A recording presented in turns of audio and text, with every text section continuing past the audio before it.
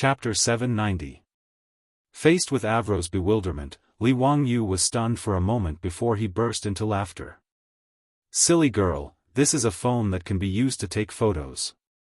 The Chongqing you see is just a photo of her. I didn't lock Chongqing up. I don't have the guts to do that. Come on, I'll take a photo for you and you'll know. With that said, he did not wait for Avro to object before he picked up the phone and took a selfie of the two of them. Immediately after, a photo of him hugging Avro appeared on the screen. The blonde girl shrieked in fright and covered her eyes with her hands, not daring to look again. Li Wangyu only found Avro's reaction amusing, but he was not surprised. After all, in history, when cameras were first introduced to China during the late Qing dynasty, people regarded them as some kind of evil magic and were terrified of them. It was even said that the camera could steal one's soul. People were still like this more than 1,000 years later, so it was not surprising that Avro, the blonde girl, was frightened by the phone's camera function. Before he showed the phone to Avro, he was already mentally prepared for this. Avro, look, I'm in the photo too. It's okay, don't be scared. The photo is just an image of us. Li Wangyu gently pulled down Avro's hands that were covering her eyes and explained with a smile. Only then did Avro carefully peek at the phone screen again. Staring at the screen, she saw her husband smiling at her and her frightened self. Li Wangyu explained for a long time before Avro, the blonde girl, finally accepted the fact that the phone was taking photos. Is this an immortal treasure, Lang Jun? Lang Jun, are you really the reincarnation of Lord Taibai Jingxing? You even have such a treasure? After Avro let go of her fear, she regained her girlish nature and kept swinging Li Wangyu's arm coquettishly as she asked questions. Li Wangyu enjoyed it very much as his arm kept rubbing against the blonde girl's chest. He did not explain whether he was the reincarnation of the so-called Lord Taibai Jingxing, nor did he explain what the phone was. For some things, it was better to continue to keep a sense of mystery. As for Aphrodite's misunderstanding, it wouldn't hurt anyone to let her continue to misunderstand. What made Li Wangyu speechless was that after he taught the blonde how to use the phone to take selfies, the girl actually held the phone tightly and began to pose for selfies in all kinds of poses. Oh my God, is it the nature of every woman to love taking selfies? Li Wangyu silently rolled his eyes, but he was too lazy to say anything, allowing the blonde beauty to take photos of him with her phone.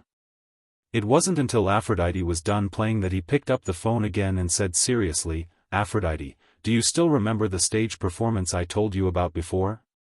Confused, Aphrodite nodded and blinked her blue eyes, looking at Li Wangyu adorably. I remember. You mentioned it before, but you didn't explain to me what a performance was. Li Wangyu nodded. That's why I asked you to come to the study today. The answer you want is right here. With that, he clicked on the video on the phone and began to play a clip of the opera Turandot. Aphrodite, the blonde beauty, widened her eyes again and looked at the video on the phone in horror. Lang Jun, what is this? Why are those people in this treasure? Are they demons that have been imprisoned by Lang Jun with immortal spells? Li Wangyu face-bombed and didn't bother to explain further. Don't ask so many questions. Just watch carefully. This is the stage performance I told you about. Those people in it are actors. They are performing an opera called Turandot. It's about a princess named Turandot who wants to avenge her ancestor who was kidnapped in the dark night. He roughly told the plot of the opera Turandot to Aphrodite so that the blonde beauty could understand the story. After Aphrodite recovered from her shock, she was soon attracted by the video that was being played on her cell phone and watched it with rapt attention. The song, Turandot, on the beautiful boss's phone was just a fragment of a famous aria, No One Can Sleep Tonight. It was sung by the Tatar Prince Caliph in the opera on the night he asked Princess Turandot to guess his identity. Although the blonde beauty couldn't understand the lyrics of the opera, she was already attracted by the melody of the song. After watching the excerpt of the opera for several minutes, Aphrodite's eyes began to sparkle. Lang Jun, is this the stage performance you were talking about before? Yes, that's right. This is just one of them. It's called an opera. After saying that, Li Wangyu clicked on the other videos of the stage performances for Aphrodite. After watching the videos, Aphrodite was deep in thought. Lang Jun, I think I understand now. So this is a stage performance. It's really interesting. Li Wangyu was overjoyed. It's good that you understand. I'm currently building a theater in Chang'an. I'm building a stage performance in Chang'an, and I plan to put the stage performance on the stage. Aphrodite, I want you to be in charge of this. Are you willing? Me? Aphrodite was in disbelief and waved her hands in fright at Li Wangyu's words. Me? No, I'll do it. Li Wangyu waved his hand heroically. Why not? You can do it if I say you can. Don't worry, it's not a big deal. Chongqing and I both have high hopes for you. This is also why Chongqing agreed to let me bring you into this study.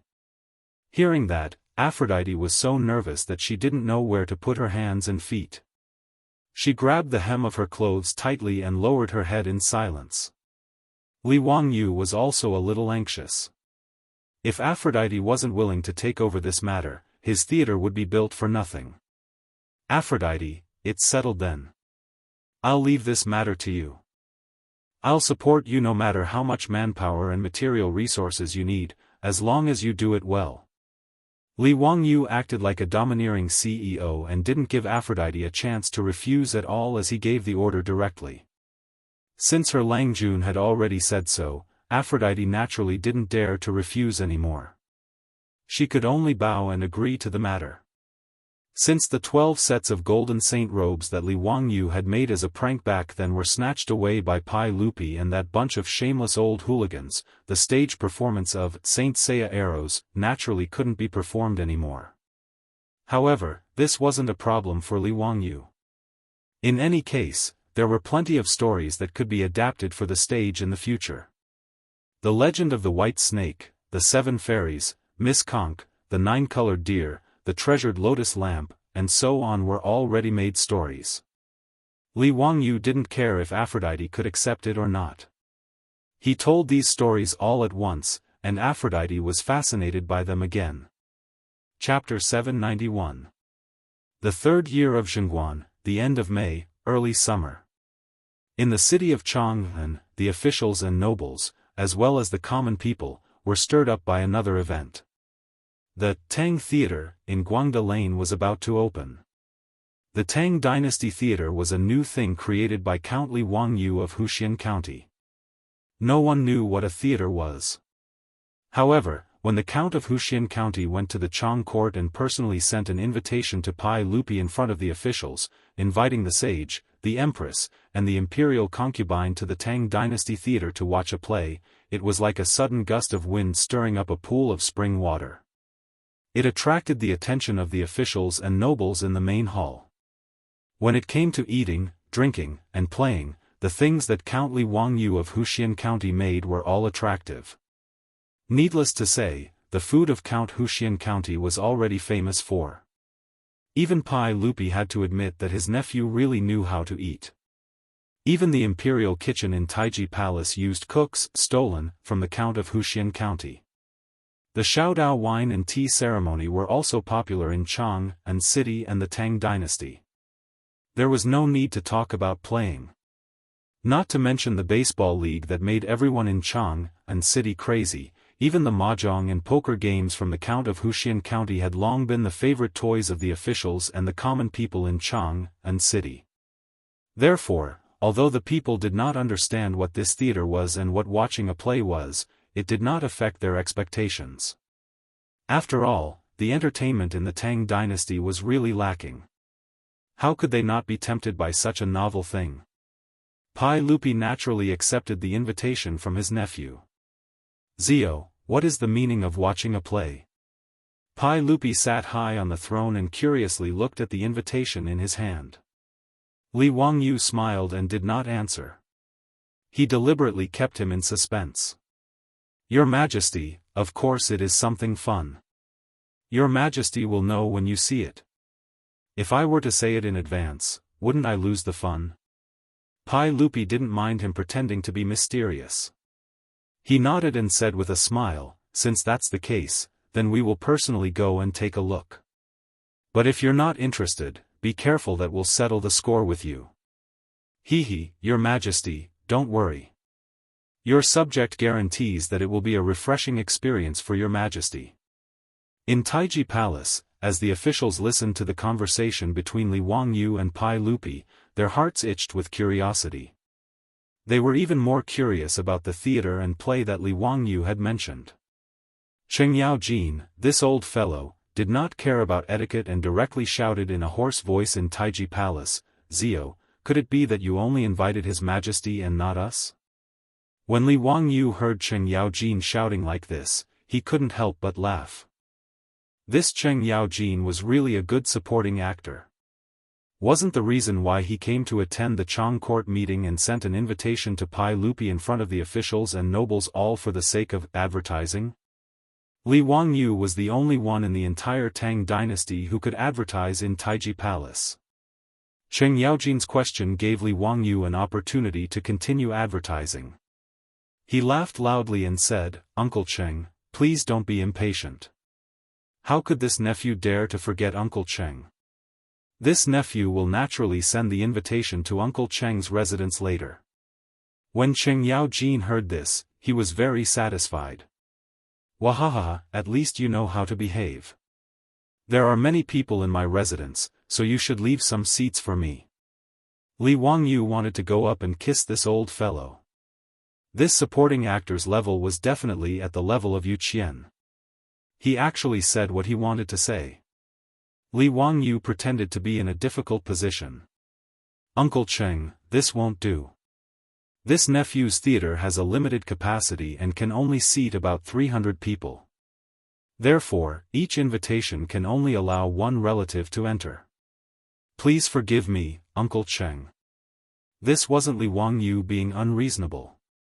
It was just that the Tang dynasty didn't have loudspeakers now.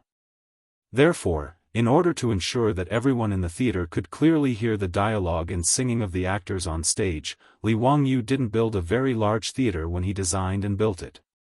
The semicircular theater, including the private rooms on both sides, could only hold about 300 people.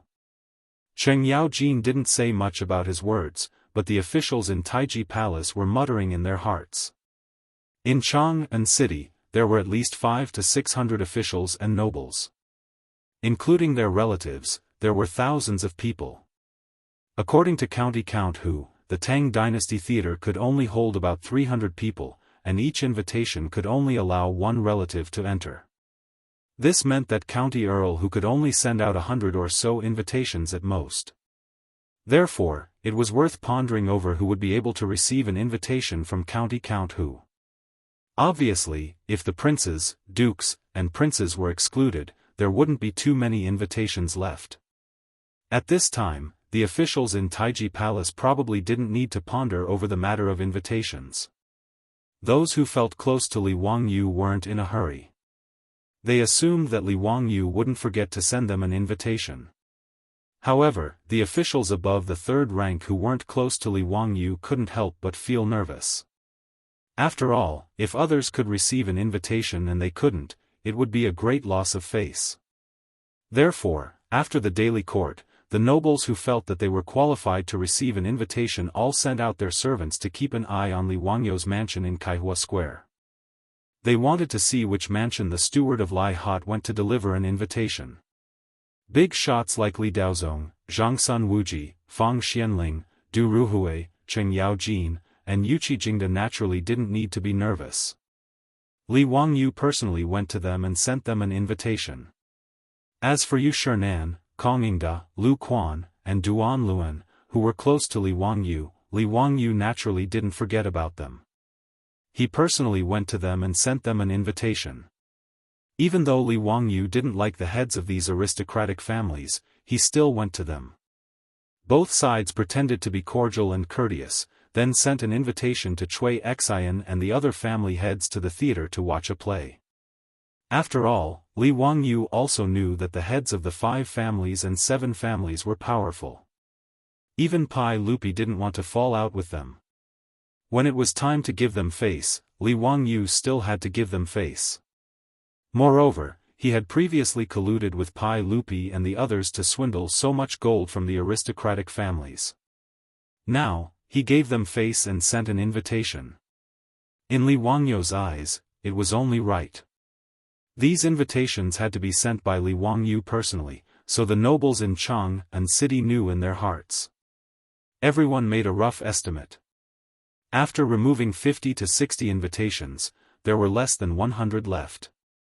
In the following days, Li Heng, the old housekeeper of the Huxian County Count's mansion, led the officials in the mansion, shuttling through Chang and city to respectfully send invitations to the various mansions. And the officials who received the invitations were all very enthusiastic, even though Li Heng's status was far below theirs. If it were in the past, these nobles wouldn't even look at the old housekeeper of the Huxian County Count. But these days, no matter which mansion Li Heng went to, the master of the house would personally welcome him at the gate.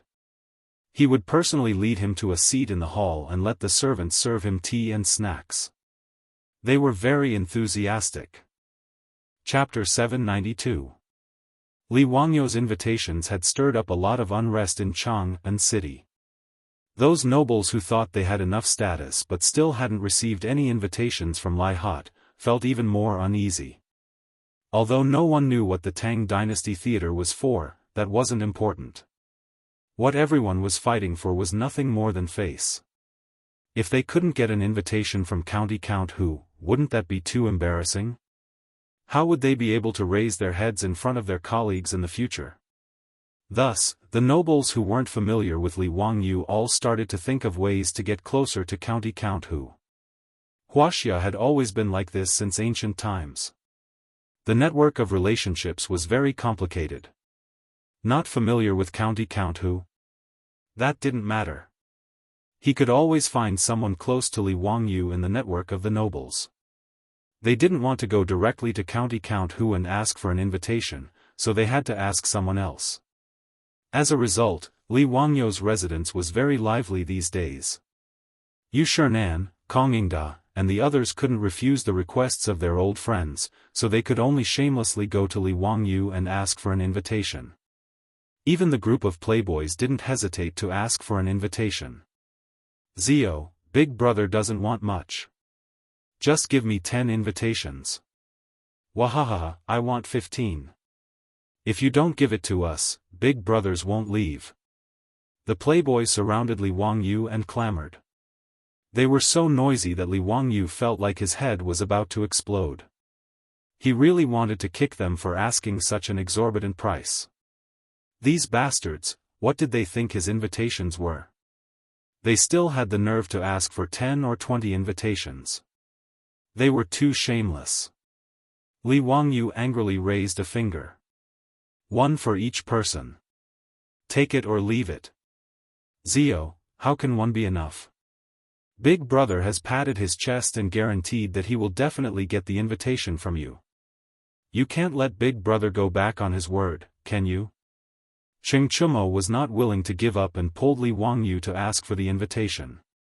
Li Wangyu rolled his eyes and remained unmoved. Anyway, I don't have any extra invitations right now. Take it or leave it. Fang Yai was furious. He reached out and grabbed Li Wangyu's collar. Zio, are you not going to give your brothers any face? Li Wangyu glanced at him. No. What do you want?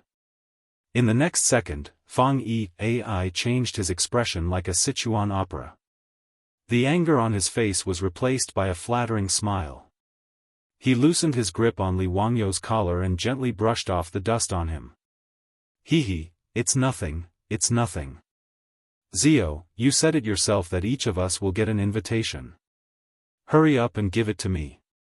This bastard. Li Wangyu speechlessly looked at the future cuckold of the Tang dynasty and raised his middle finger to show his disdain. He then asked Li Heng to send over 9 invitations to distribute to the playboys.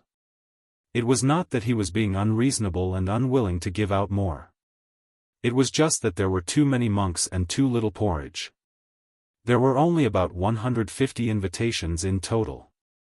It was really not enough to distribute. The playboys were also well aware of this. They had asked for an exorbitant price just to tease Li Wangyu. Because of the invitation from Count Huxian, the Tang dynasty theater became the most popular topic in Chang'an city. Even the common people, although they had nothing to do with the invitations, did not stop them from gossiping. Just which residents had received an invitation, which residents had not, and just what the Tang dynasty theater was doing were all things that the nearly 1 million residents of Chang'an could not help but gossip about.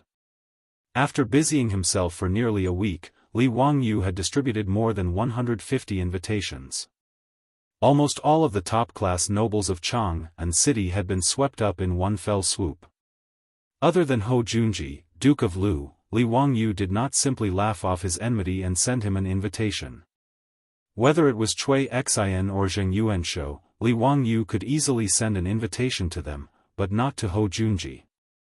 The two-faced man Li Wangyu could not forget how Hou Junji had forced Niu Yong and Niu Wu to duel with 10 of his soldiers in the Valley of the Jade Star Palace. Although Hou Junji had gone for wool and come home shorn, losing not only 10 soldiers but also his gambling house, the narrow-minded Li Wangyu was still unwilling to forgive this fellow.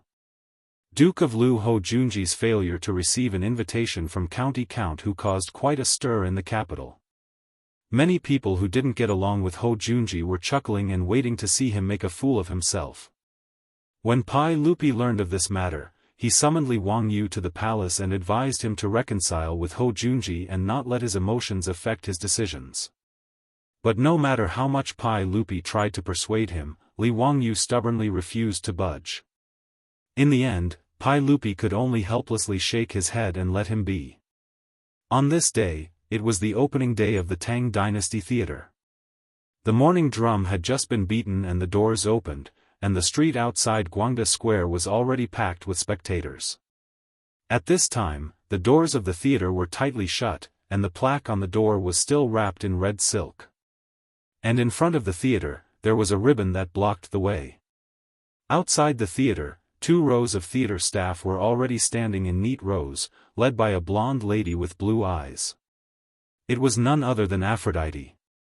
The clothes worn by these Tang Dynasty theater staff were extremely strange in the eyes of the Tang people.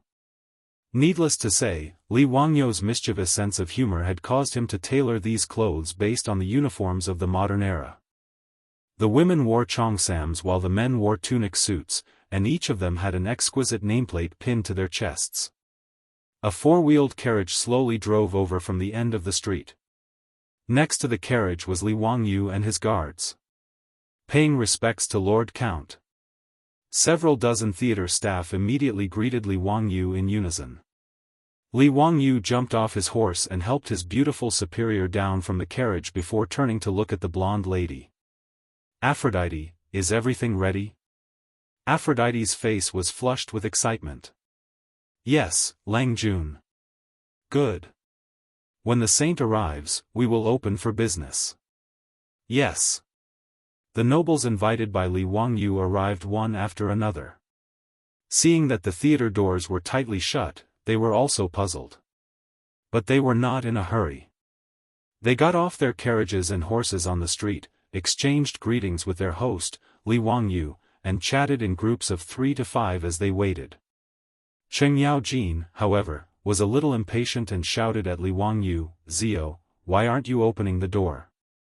As the host, how can you stop the guests outside the door when you're treating them to a meal?" Li Wangyu hurriedly explained with a smile, "Uncle Cheng, don't be anxious. I'm also waiting for the saint to cut the ribbon and open for business." Cheng Yaojin naturally didn't know what cutting the ribbon was, but when he heard that they were waiting for Pai Lupi, he could only mumble a few words and didn't say anything else. At this moment, the imperial guards in bright armor trotted into the street and drove the crowd away from the center of the road. Everyone knew that the emperor of the Tang dynasty, Pai Lupi, was about to arrive. Sure enough, not long after, Pai Lupi led Empress Zhangsun, concubine Yang, and the others to the theater under the escort of the imperial guards. Li Wangyu hurriedly went forward to greet them. Greetings, uncle and aunt. Don't stand on ceremony. Zio, why is the theater doors still closed? Am I not welcome? Pai Lupi was in a good mood today and joked with a smile. Li Wangyu hurriedly explained, Uncle, I'm waiting for you to cut the ribbon. Cut the ribbon? Pai Lupi was puzzled. Li Wangyu pointed to the ribbons in front of the theater doors and explained, Uncle, cutting the ribbons represents the opening of the theater. This nephew wants to ask Uncle to cut the ribbon for this nephew's great Tang theater to gain favor. Chapter 793. Pai Lupi naturally wouldn't refuse Li Wangyu's request. However, to Pai Lupi and the other nobles of Chang and city, the ribbon-cutting ceremony was very novel. Led by Li Wangyu, Pai Lupi walked to the ribbon in front of the gate. There was an eye-catching embroidered ball made of red silk tied to the ribbon. A maid immediately came forward with a tray on which a pair of shiny golden scissors was placed. Uncle, please use the scissors later to cut this piece of red silk, Li Wangyu explained with a smile. Zio, this is a novel idea. Pai Lupi didn't stand on ceremony and reached out to pick up the golden scissors. The musicians who had already been prepared on both sides immediately played a cheerful tune under Aphrodite's command, attracting the attention of all the guests. The ribbon-cutting ceremony, which was commonly seen in later generations, had its origins. Some said that it originated from the launching ceremony of a new ship in Europe, while others said that it originated from a shop owner in a small town in the United States. But in any case, there was a reason why the ribbon-cutting ceremony could become popular all over the world in later generations. The nobles waiting in front of the Tang dynasty theater were also curious to the nobles who were waiting here. Under Li Wangyu's guidance, Pai Lupi used the golden scissors to cut the red silk. The group of employees in front of the theater immediately began to applaud and cheer, which also led the guests to applaud as well. There was a jubilant atmosphere at the scene. Then, the door of the theater behind everyone opened with a bang and someone immediately ignited Li Wangyu's specially made firecrackers behind the door. The earth-shattering crackling sounds rang out and smoke filled the air. There was also a strong smell of gunpowder in the air. Pai Lupi and the nobles were naturally not surprised by Li Wangyu's specially made firecrackers, but it was different when the crowd outside the theater heard the commotion. The continuous explosion of firecrackers frightened the people of Chang and city who were watching the commotion. The crowd kept retreating, causing some disturbances. The sky is clear and the sun is bright. Why is there still the sound of thunder? It seems to be coming from the Tang dynasty theater of County Count Hu. What is this count up to now? Fortunately, there were some knowledgeable people in the crowd who immediately explained to the crowd that the firecrackers were made by County Count Hu. The sound was as loud as thunder and was very awe-inspiring, causing the crowd to exclaim in amazement. Li Wangyu then respectfully invited Pai Lupi to unveil the plaque of the theater, revealing the words, Tang Dynasty Theater, on the lintel of the door. Just by looking at the unique Feibai script, the guests knew that it was clearly written by a sage. They were even more envious of Li Wangyu's emperor's favor. It was hard to find a second person in the world who could invite a sage to inscribe on a business. After the ribbon-cutting ceremony, Li Wangyu hurriedly invited Pai Lupi, Empress Zhangsun, concubine Yang, and the others into the theater. The invited guests were also led by the well-trained staff of the theater and entered the theater through the door.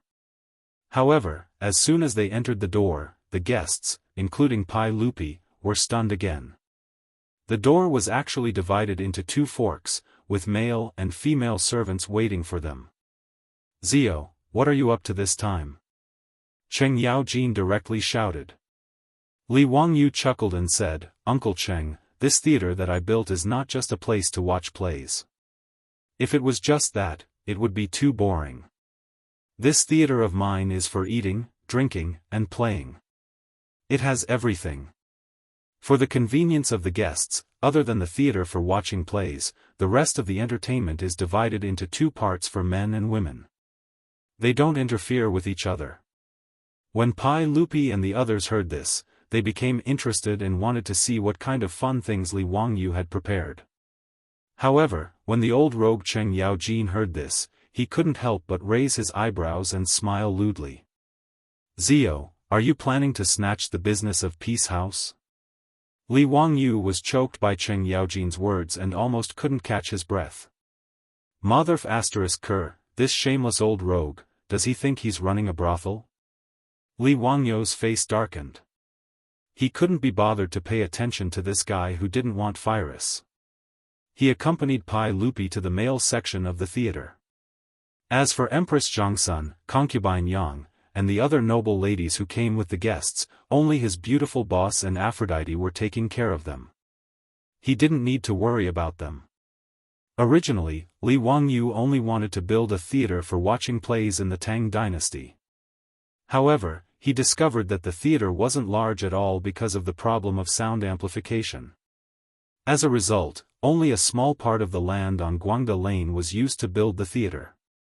Li Wangyu naturally wouldn't tolerate such waste.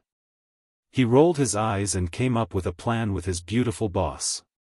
They simply turned the Tang Dynasty Theater into the world's first high-end business club that integrated eating, drinking, and entertainment. In addition to the small theater for performances, the theater also had a chess room for gambling and playing cards, a sauna for bathing and relaxation, and all kinds of delicious food and wine. As for the female guests, there were more shops selling rouge, face powder, all kinds of jewelry, as well as ready-made clothes and underwear. In short, Li Wangyu and his beautiful boss directly turned the Tang Dynasty Theater into a money-squandering establishment for the nobles of Chang'an. Today, Li Wangyu invited Pai Lupi and the other guests to a banquet. Naturally, there was no charge.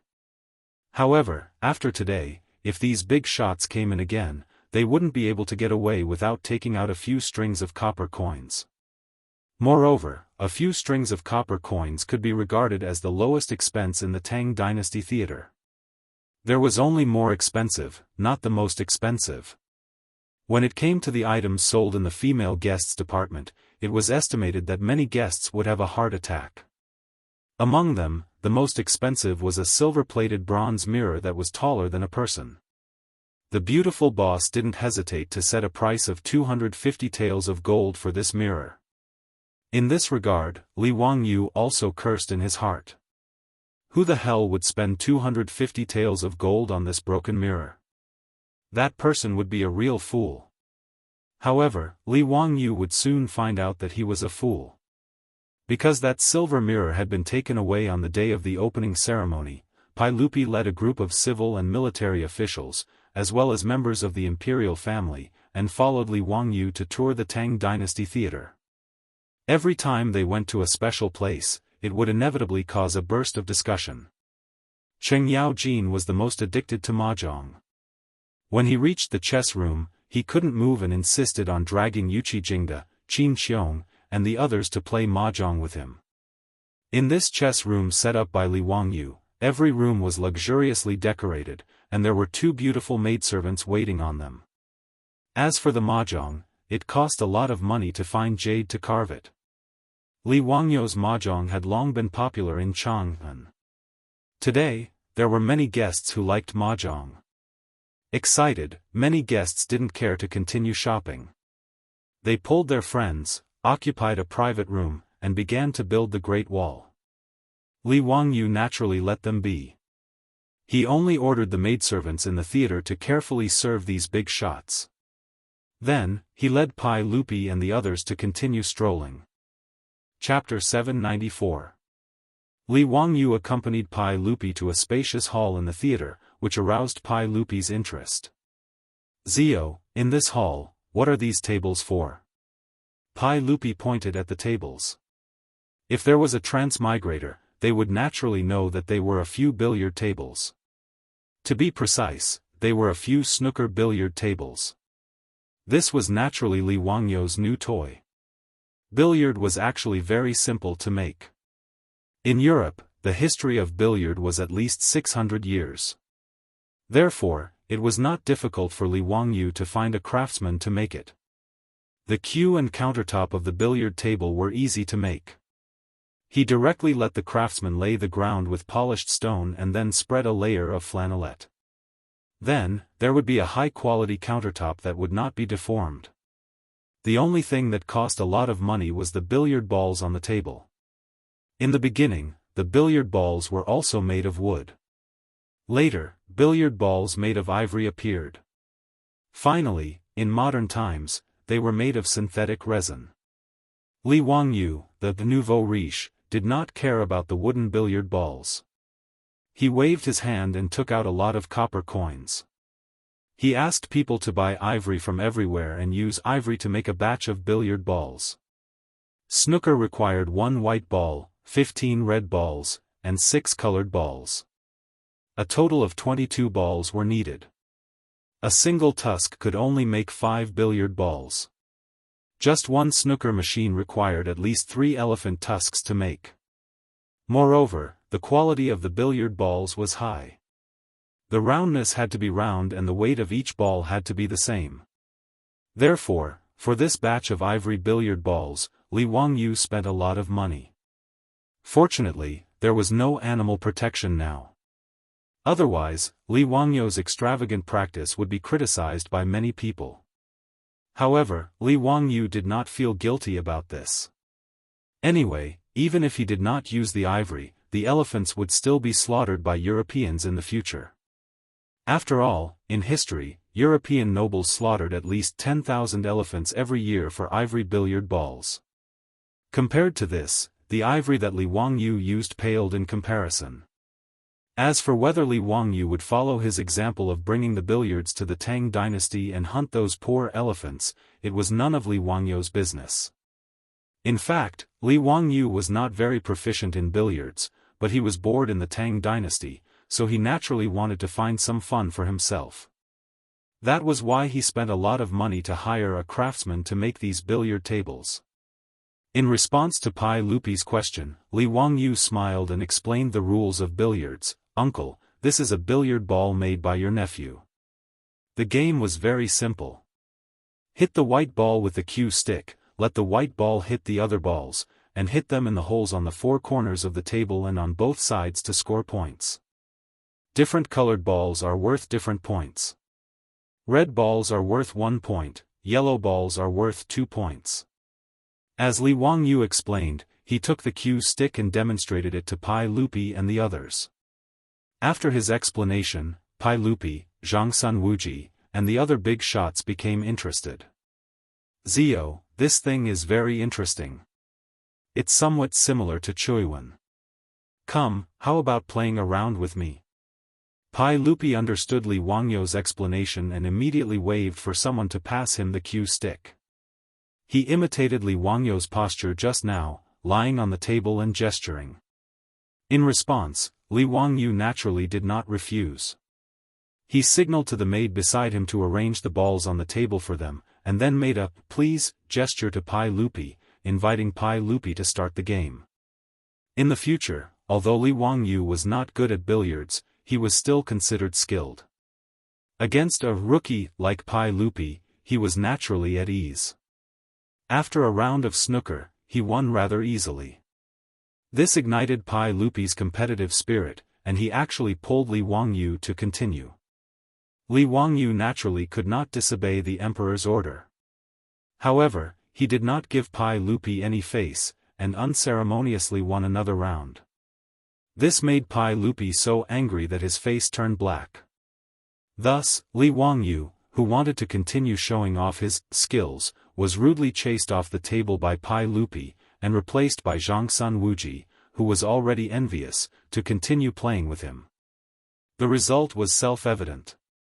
After a round of pecking between rookies, Pai Lupi, who had 2 rounds of experience, narrowly won against Zhang Wuji, and finally laughed heartily. "Not bad, this thing is very interesting. Mito, bring a billiard table back to the palace for me." Pai Lupi did not hold back at all. He did not even greet Li Wangyu, the host, and turned his head to instruct Mito, who was beside him. Li Wangyu almost choked with anger, but he had nothing to say. He could only secretly curse the shameless Pai Lupi in his heart. Was there still any law in snatching other people's property so openly? However, even if he had any opinions, he could only keep them in his heart. After all, the world was big, and Pai Lupi was the biggest. Pai Lupi had his fill of billiards, and then he toured around the Tang Dynasty Theater with Li Wangyu. He was very interested in the various entertainment and leisure facilities, and he also praised Li Wangyu. It was not until noon that Li Wangyu ordered the servants to treat the big shots who were having a great time to a meal. In the theater, there were many boxes with different decorations, which were specially built to entertain guests. Li Wangyu respectfully invited Pai Lupi and the others to a box called Dongfeng Pavilion. Pai Lupi looked at the words Dongfeng Pavilion on the box, and could not help but ask curiously, "Zio, what is Dongfeng Pavilion?" Li Wangyu was waiting for Pai Lupi to ask this question. He immediately coughed softly and said loudly, "Uncle, this is taken from a poem. You will know when you hear it." "Oh? Read it." "The sun and moon are shining in the sky, and the mountains and rivers are strong. Peace is not repaid, and I am willing to send a letter to the Dongfeng Pavilion." Li Wangyu immediately read the poem shamelessly, but Pai Lupi could not help but be a little stunned. Behind him, Zhang Wuji, Fang Xianling, Du Ruhui, and the other big shots had strange expressions. It was no wonder that they had such expressions. It was really Li Wangyu's poem that was too shameless. The poem that Li Wangyu read was written by Chen Shubao, the successor of the southern and northern dynasties. After he became a prisoner, he wrote a poem to flatter Emperor Wen of Sui. The Dongfeng Pavilion referred to the Fengshan Pavilion. Chen Shubao's poem was praising Emperor Wen of Sui, saying that Emperor Wen of Sui should go to Mount Tai to do the Fengshan Pavilion. Li Wangyu shamelessly used this poem to flatter Pai Lupi, which was why everyone's expression was so strange. "Uncle, the world is peaceful now, and it is all because of Uncle Saint Aura. At present, my great Tang is undergoing a new era and is thriving. The common people all sincerely bow to Uncle. Uncle is the son of heaven, and your achievements surpass the 3 sovereigns and 5 emperors. I think Uncle is worthy of the Dongfeng Pavilion. That is why I boldly named this pavilion Dongfeng Pavilion." In fact, Pai Lupi had never been able to do the Fengshan Pavilion in his life. However, at this time, Pai Lupi was in the prime of his life. Naturally, he yearned for the Fengshan Pavilion. Li Wangyu's blatant flattery made Pai Lupi very happy. However, he was too embarrassed to say anything. He just coughed dryly and said, "Zio is thoughtful." Zhang Wuji, Fang Xianling, Du Ruhui, and the others were not as shameless as Li Wangyu. It was not easy for them to say anything about this topic. They could only laugh dryly and follow Pai Lupi into this Dongfeng Pavilion. Chapter 795. During lunch, all the guests, including Pai Lupi, were naturally happy. Lai Hot's delicacies were well known in Jianghu. The only thing that made Li Wangyu unhappy was that the old hooligan Cheng Yaojin and Yuqi Jingda, these old fools, had drunk too much. They were almost about to go crazy drunk and tear down his theater. Even Li Wangyu was forced to drink a few cups of wine by these old bastards, making his face and ears red. If he didn't run away quickly, he reckoned that today's opening ceremony of the Tang Dynasty Theater would have been ruined by these old bastards. After lunch, Li Wangyu hurriedly told the maids to bring the guests some hangover soup. After resting for a while, he prepared to enter the main topic of today's opening ceremony, which was to go to the theater and watch the performance. Li Wangyu had put in a lot of effort to build this theater. Not to mention other things, just the huge circular ceiling was enough to give the craftsman, who had never built such a building, a headache. The theater was able to accommodate 300 people. The stage was about 2 meters high and was completely made of wood and stone. The bottom of the stage was empty, which could hide all kinds of mechanisms, props, and actors. The curtains behind the stage could move and change according to different plots. What gave Li Wangyu the most headache were the 2 problems of sound amplification and lighting. After several discussions with his beautiful boss, in addition to using the semicircular theater to amplify sound, he also ordered the craftsmen to make many sound amplifiers with copper sheets. The principle of this kind of copper sound amplifiers was actually the same as Chinese clocks. Using the hollow metal material to produce resonance, it played the role of amplifying the sound. After experimenting, Li Wangyu confirmed that even if he was sitting in the last row of the theater, he could still clearly hear the music and dialogue on the stage. Only then was he satisfied. However, this was also the reason why the theater could only accommodate 300 people. No matter how big the theater was, the sound amplification effect couldn't be guaranteed. As for the stage lighting, because there were no light bulbs, Li Wangyu could only make do with what was available.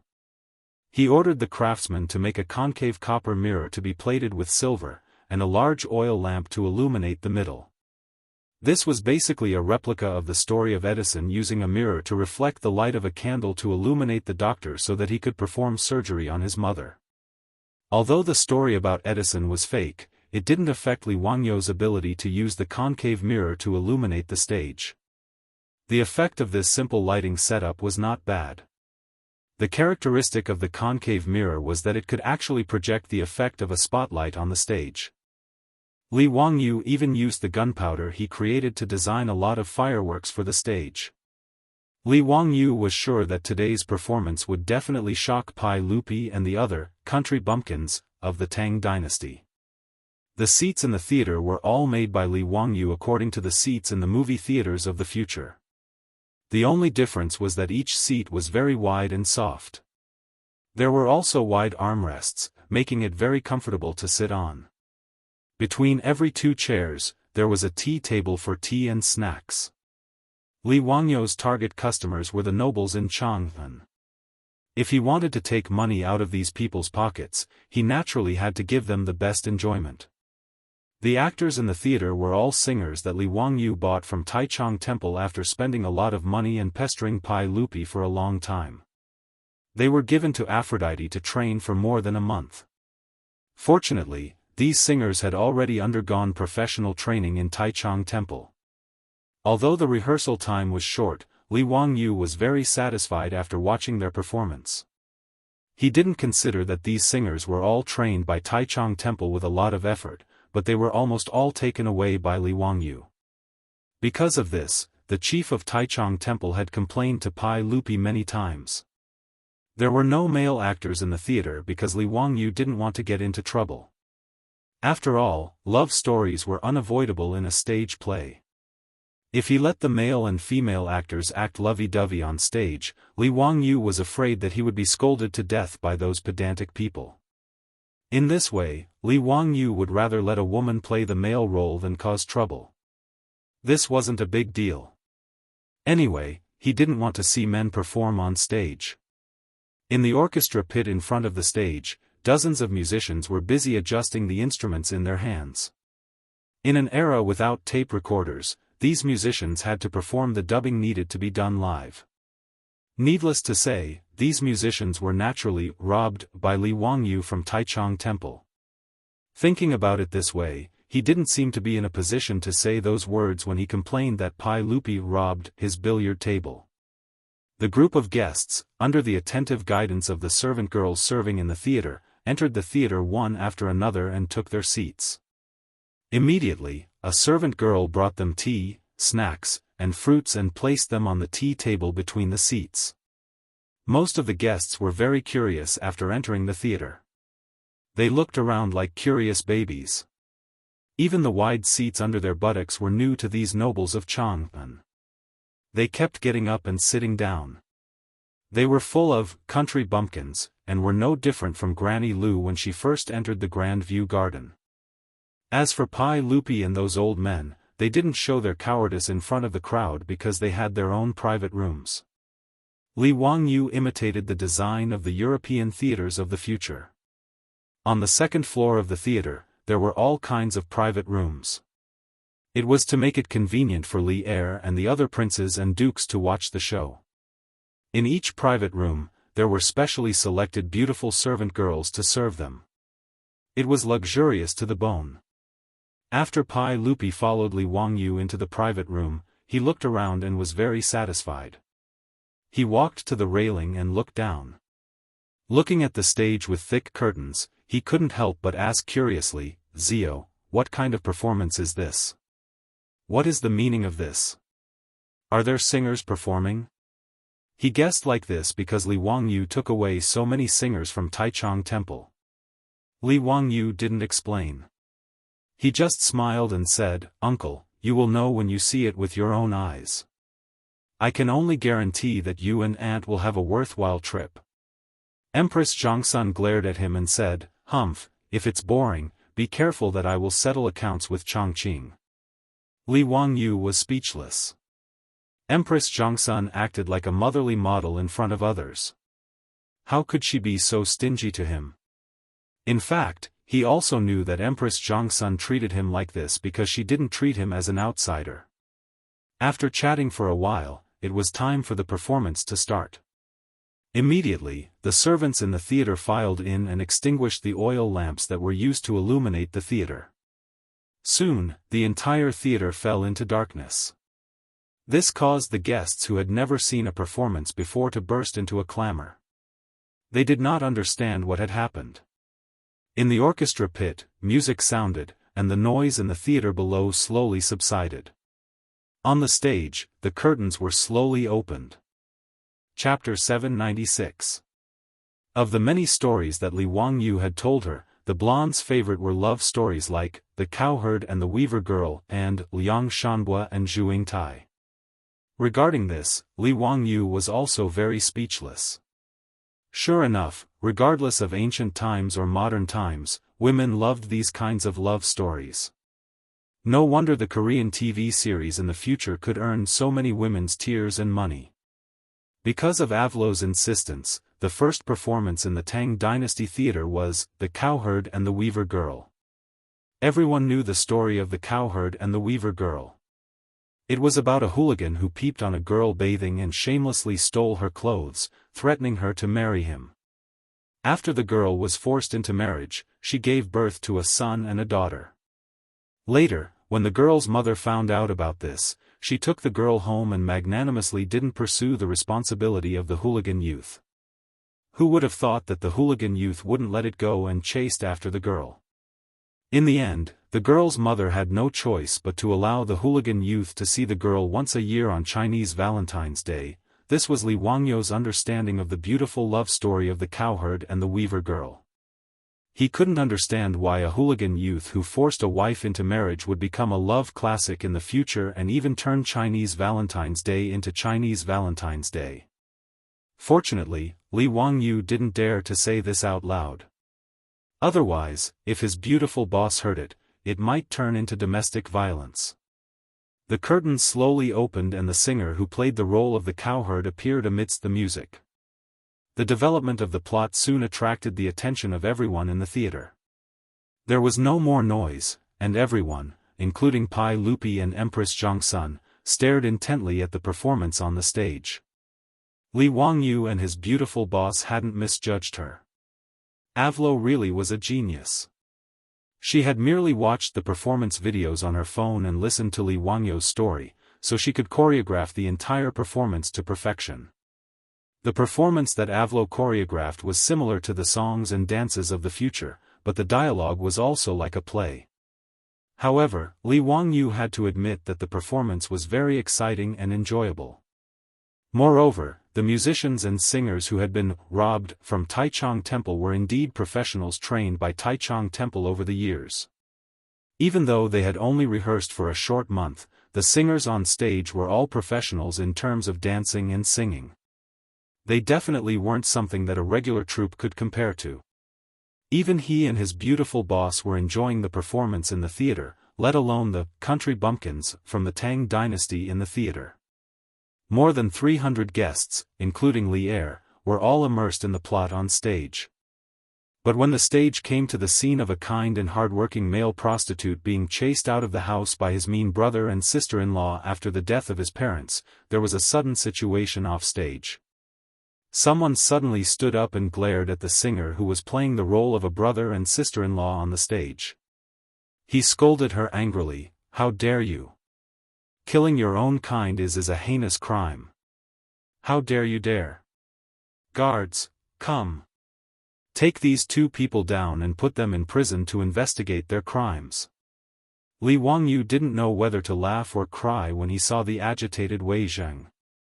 Was this old man crazy? Did he actually take the performance seriously? Before he could say anything, Empress Zhongsun also stood up angrily. "I think Wei Zheng is right. Erlang, although this concubine shouldn't interfere in politics, this concubine really can't stand this kind of reckless person. Erlang, please issue an edict to give justice to the Cowets and punish the Cowets." The 300 or so guests below also started to clamor, looking like they wouldn't give up until the Cowets and Wei Zheng were arrested. Cheng Yaojin, Yuqi Jingda, and the other old fogies even rolled up their sleeves and wanted to rush up to the stage to beat them up. On the other hand, the two singers who were playing the Cowets and Wei Zheng were so scared that their faces turned pale and they almost collapsed on the stage and burst into tears. This farce made Li Wangyu really speechless. *CK, he knew that this group of country bumpkins was going to do something. Li Wangyu hurriedly bowed to Empress Zhongsun. "Auntie, calm down, calm down. This is a play, a performance, fake, all fake. It's just a play. The Cowets and Wei Zheng are only singers. How can Auntie bear to throw them into prison?" With Li Wangyu's reminder, Pai Lupi and Empress Zhongsun, who were still immersed in the plot and unable to extricate themselves, suddenly came to their senses. They looked at each other and couldn't help but feel a bit awkward. Pai Lupi coughed dryly. "Cough, cough," Maid Guanin's meaning is, those singers who acted well will be rewarded. He turned his head and waved at Mitua, pointing at Cheng Yaojin and the others who were cursing non-stop. "Go, tell these bastards not to cause trouble and not to disturb me from watching the performance.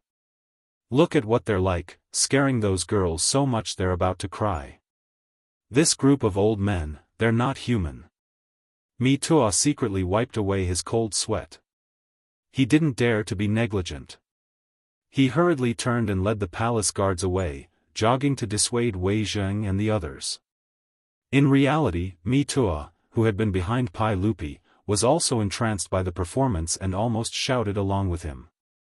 He even felt the same way because, when Mitua was young, he had entered the palace with nothing and became a eunuch because, after his parents passed away, he was bullied by his Cowets and Wei Zheng. They even sold him to the palace. Thus, if Li Wangyu hadn't spoken, Mitua would have almost lost his composure. He muttered in his heart, what kind of performance did the Huxian Count put on? It was really bewitching, but Mitua couldn't help but admit that it was beautiful, really beautiful. In addition to Pai Lupi's orders, he had jogged all the way because he wanted to quell the commotion as soon as possible and let the performance continue. He couldn't wait to find out what happened next. Wei Zheng and the others, who had been stomping their feet and cursing, came back to their senses after Mitua led the palace guards over. After an explanation, they couldn't help but blush. If it weren't for the fact that he was concerned about the development of the plot, Wei Zheng would have covered his face and left. Embarrassing, it was really too embarrassing. However, there were many guests present like Wei Zheng, so no one laughed at each other. After a long while, the theater quieted down again. Li Wangyu hurriedly signaled Aphrodite to let the performance continue. However, affected by this farce, the Cowets acting as the Cowets were trembling with fear, making Li Wangyu feel very uncomfortable.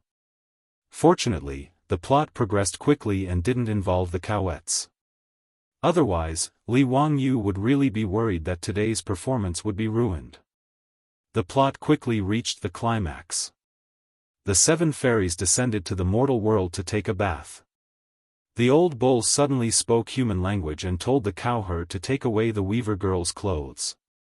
When the 7 fairies acting as the 7 fairies hid behind props and pretended to take a bath and threw out the clothes one by one, the scene became noisy again. Chapter 797. What a disgrace! What a disgrace! How dare you put on such a filthy show in broad daylight? An old man with white hair and beard stood up angrily, pointing at the performance on the stage and scolding loudly. Li Wangyu was speechless again and put his hand to his forehead. *CK, what he was afraid of really happened. This kind of pedantic old man really gave him a headache. In fact, Li Wangyu also thought about whether to simplify the scene of the 7 fairies bathing.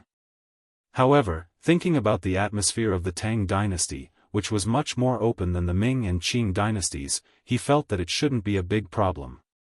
In fact, after the scene of the 7 fairies bathing began, Li Wangyu stole a glance at the expressions of Pai Lupi, Empress Zhongsun, Concubine Yang, and the others, but he didn't see anything unusual. Even Pai Lupi was a little excited in his seat, twisting his body and leaning forward. Obviously, he was looking forward to the following plot. This pervert despised him. Therefore, it was obvious that only a few pedantic old men would be dissatisfied with this scene. Seeing this clearly, Li Wangyu was relieved and didn't want to pay attention to it. This kind of pedantic old man, when he wanted to build the women's restroom, had already been disgusted. He really didn't want to continue dealing with them. Anyway, Li Wangyu didn't believe that the more than 300 guests present would let this kind of person continue to make a fuss and not want to watch the performance. Sure enough, as he expected, before the pedantic old man could yell a few words, Cheng Yaojin, Yuqi Jingda, and the other old men jumped up and cursed angrily. Bah! Where did an old fart like you pop out from? Don't make a fuss over there. If you don't shut your bird mouth, do you believe that I won't crush your balls? Old thing, get out if you don't want to watch. Don't disturb your grandfather's mood. Shut up. Who do you think you are? How dare you talk nonsense? The pedantic old man was a little dumbfounded after being scolded by Cheng Yaojin and the others. Before he could say anything, the hundreds of guests in the theater started to make a ruckus because of Cheng Yaojin and the other big shots. Get out, you pedantic teacher. If you don't want to watch, then don't make a fuss and disturb us from watching the show. That's right, you're so insensible. County Count who kindly invited you to watch a show, but you're so disrespectful. You're not worthy of being a minister of the Guanglu Temple. Tomorrow at the regular court, this old man will definitely impeach you. The old master, who originally thought that he had the upper hand, was even more at a loss now. He looked around and realized that no one supported him. Even his wife, who came with him, covered her face with her sleeves, looking as if she did not want to know him. The old master was so angry that his whole body was trembling, but he did not dare to say anything. He was too ashamed to stay any longer. He could only fling his robe fiercely and turn to leave. This pedantic old man was the minister of Guanglu Temple, a third-rank official in the imperial court. He was usually in charge of offering sacrifices, court meetings, and banquets. But he had never expected that on the second day of court, several people would step forward and impeach Pai Lupi. Even more unexpected was that Pai Lupi would actually use his lack of manners as an excuse to reprimand him, causing the old man to lose a great deal of face. These are all stories for later, so let's not talk about them for now. After the old man was driven out of the theater, the crowd once again turned their attention to the stage, all of them entranced. Time passed, and the plot reached the point where the heavenly Queen Mother discovered that the hoodlum young man had taken her daughter for himself. She sent out heavenly soldiers and heavenly generals to rescue the kidnapped woman. The curtains rolled back, and the stage scenery and props changed again and again. Amidst the beautiful musical accompaniment and singing, there was a boom. In the center of the stage, a ball of fire exploded, and blue smoke billowed into the air. Several musicians playing the roles of heavenly soldiers and heavenly generals appeared on stage, wearing dazzling golden armor. However, this sound gave the guests quite a fright. The ladies among the guests were all scared out of their wits and screamed. The timid ladies were so scared that they fell to the ground and covered their heads with their sleeves, crying for help. Li Er, Cheng Yaojin, and the other big shots laughed out loud when they saw this. They didn't feel any sympathy at all. Li Wangyu couldn't be bothered to pay any attention to this continuous farce, and he let this group of country bumpkins do as they please. After nearly 4 hours of performance, it was finally coming to an end. The cowherd and the weaver girl were separated by the Milky Way, and could only meet on the Magpie Bridge every year on the Qixi festival. The ladies of Chang'an were all teary-eyed, and the handkerchiefs they used to wipe their tears were wet. In fact, the story of the cowherd and the weaver girl was not a rare story. There were records of the cowherd and the weaver girl in the Book of Songs, and there were legends of the cowherd and the weaver girl in the northern and southern dynasties. But reading the stiff words in the books was not as touching as watching the story performed by the musicians on the stage. The musicians playing the roles of the cowherd and the weaver girl sang the lyrics on the stage. Hand in hand, line up in groups, build the Magpie Bridge across the Milky Way, and let the cowherd and the weaver girl meet on the Qixi festival. What match, the shackles from millions of years ago, still can't be broken today. No matter who comes to oppose it, we'll never regret it. Empress Zhangsun, concubine Yang, and the others in the box started to wipe their tears at this sad scene. Li Wangyu noticed Empress Zhangsun's tears, and couldn't help but shudder. Damn it, wasn't this the best time for him to convince Empress Zhangsun to marry his beautiful superior? It was said that women were emotional, and he and his beautiful superior were so in love, so what match was there for them? Was Empress Zhangsun going to be that hateful queen mother who could bear to break him and his beautiful superior apart? At this thought, Li Wangyu couldn't help but give Aphrodite 32 likes in his heart. This performance of the cowherd and the weaver girl was well arranged. The curtains on the stage slowly lowered and the performance came to an end, but the over 300 guests were still immersed in the story and couldn't extricate themselves. Maids and servants entered the theater and lit up the oil lamps used to light up the theater. Li Wangyu coughed lightly, startling Empress Zhangsun, who was still thinking about the story, out of her reverie, and he revealed a flattering smile. "Aunt, I wonder if you're satisfied with today's performance?" "Of course, I'm satisfied. I've never seen such a wonderful song and dance before. It can be said to be exquisite beyond compare. It's been hard on you, Zio." In Empress Zhangsun's view, this performance, which was completely different from the songs and dances of the Tang dynasty, could only be rehearsed by a powerful Daoist like Li Wangyu or a reincarnated celestial lord. Hee, it's good that Aunt likes it. But what do you think of the Queen Mother? As a descendant of the Heavenly Palace, that Queen Mother is narrow-minded and doesn't have the heart of a mother model at all. I don't like her very much. Empress Zhangsun was full of anger at the mention of the Queen Mother. Beside her, Yang Fei also nodded in agreement. Everyone didn't have a good impression of the Queen Mother who cruelly broke up the cowherd and the weaver girl in the play. "Aunt, do you think that the cowherd and the weaver girl can be considered an immortal couple?" Empress Zhangsun continued nodding. Ancient poetry is profound. The faraway Altair star, the bright and clear river of Han women, slender and white hands, reading books and writing tools. They don't form a chapter all day long, their tears falling like rain. The river is clear and shallow, but different from each other. It's filled with water, and words cannot be spoken. Zio, the cowherd and the weaver girl can naturally be considered an immortal couple. Although they only meet once every year on the Qixi festival, their love is stronger than gold and makes people envious. Hearing Empress Zhangsun's words, Li Wangyu laughed even more happily. Chapter 798.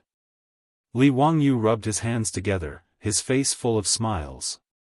He asked carefully and expectantly, "Auntie, if I take a fancy to a girl from an ordinary family, would you allow me to marry her?" "No. Absolutely not." Empress Zhangsun actually gave the answer without hesitation. Her phoenix eyes stared at Li Wangyu. "Ziyu, don't let your imagination run wild." Li Wangyu only felt that thunder was rolling above his head. His whole person instantly became Spartan. Isn't this double standard too serious? Just now, she was rebuking the Queen Mother with a face full of righteousness. How come her face changed faster than flipping a book? Aunt, there's really no need for this prejudice. Li Wangyu still wanted to argue, but he was mercilessly interrupted by Empress Zhongsun. Okay, don't talk about this anymore. Ziyu, don't worry. I'll definitely choose a good marriage for you. No, Aunt, okay, I've said it. I'll make a decision for you on this matter. At this time, in Li Wangyu's eyes, Empress Zhongsun no longer had the luxury of being a mother of the world. She had almost become Snow White's evil stepmother. Li Wangyu wanted to cry but had no tears. He couldn't understand why Empress Zhongsun was so stubborn and why she was so concerned about his marriage. Pai Lupi didn't say anything on the side. He only looked meaningfully at Li Wangyu, then led Empress Zhongsun, concubine Yang, and the others back to the palace. The conversation between Li Wangyu and Empress Zhongsun was naturally heard by the beautiful superior. This inevitably made her expression dim, and she lowered her head in silence. Li Wangyu hurriedly reached out and grasped the beautiful superior, Rui.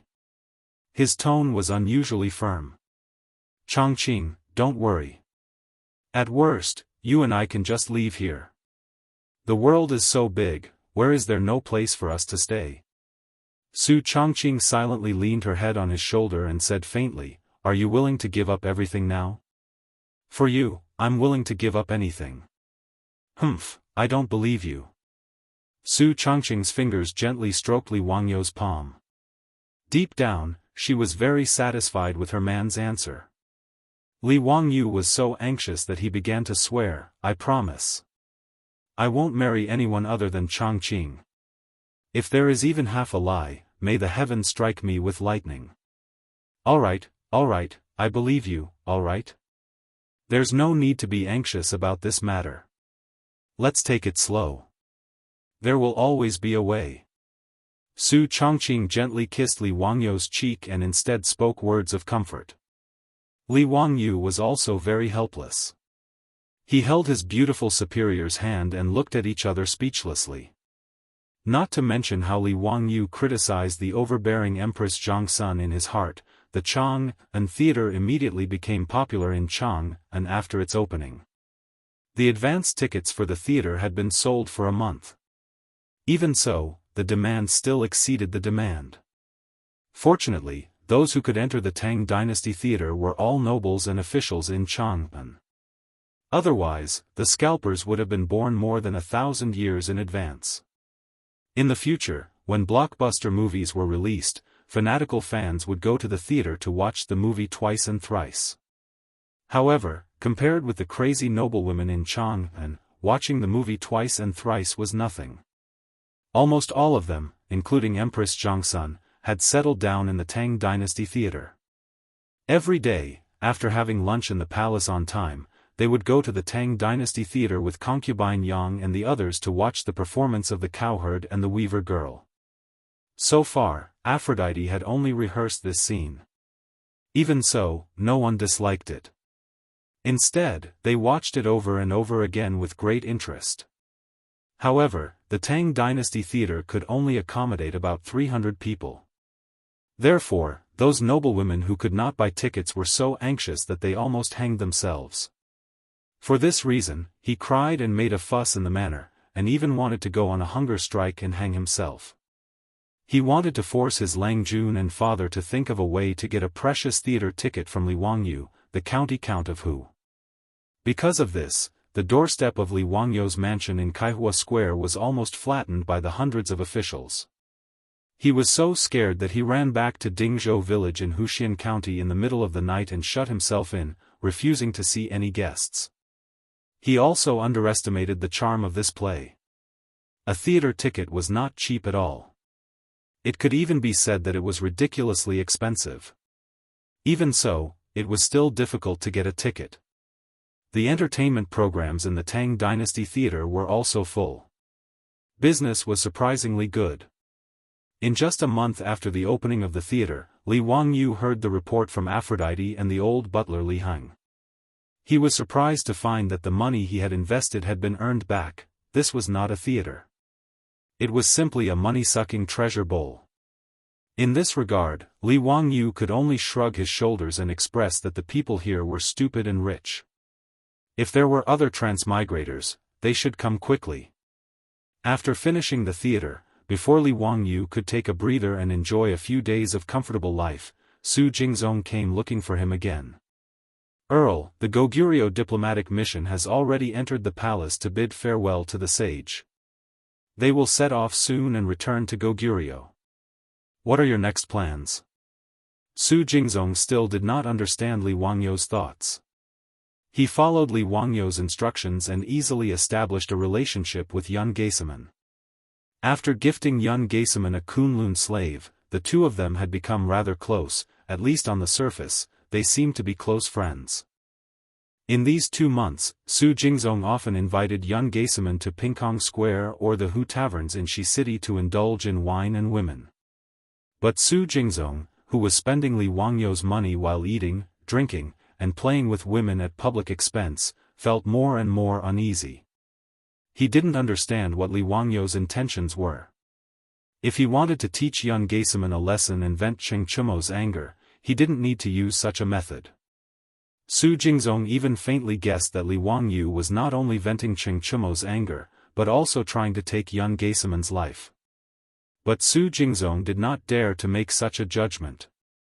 After all, he also knew that if Yun Geiseman died in the Tang dynasty, not even Li Wangyu, as the county earl who founded the dynasty, would be able to bear the consequences.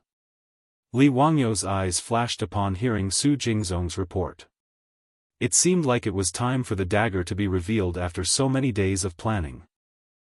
That's good. General Su, invite the Goguryeo diplomatic mission to a banquet one day before it departs. I only have one request. You must get Yun Geiseman drunk. Can General Su accomplish this? That's naturally not a problem, but what does Lord Count intend to do? Is there anything you need my cooperation with? Su Jingzong still wanted to get to the bottom of this. Li Wangyu, however, did not reveal anything. It's nothing. As long as General Su can do what I ordered, it's fine. Remember, you must get Yun Geiseman drunk. Yes, this lowly official understands. Su Jingzong knew that Li Wangyu wouldn't tell him the truth, so he didn't ask any more questions and nodded.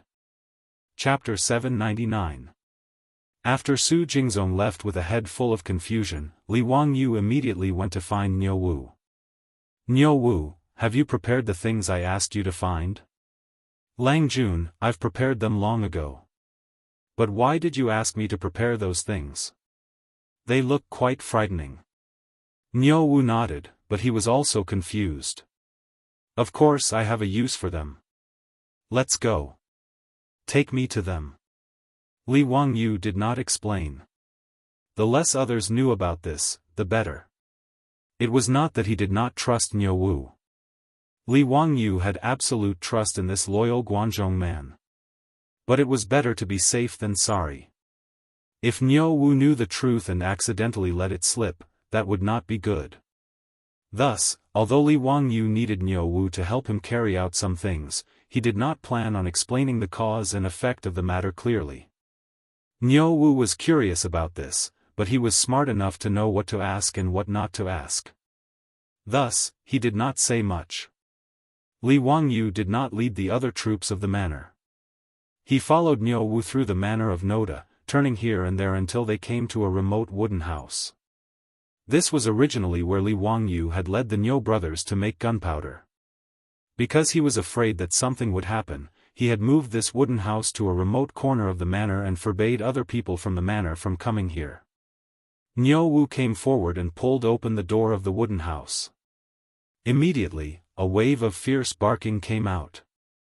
There were several large metal cages placed in the wooden house, each containing a crazed dog. The eyes of these dogs were completely red, and disgusting saliva dripped from the corners of their mouths.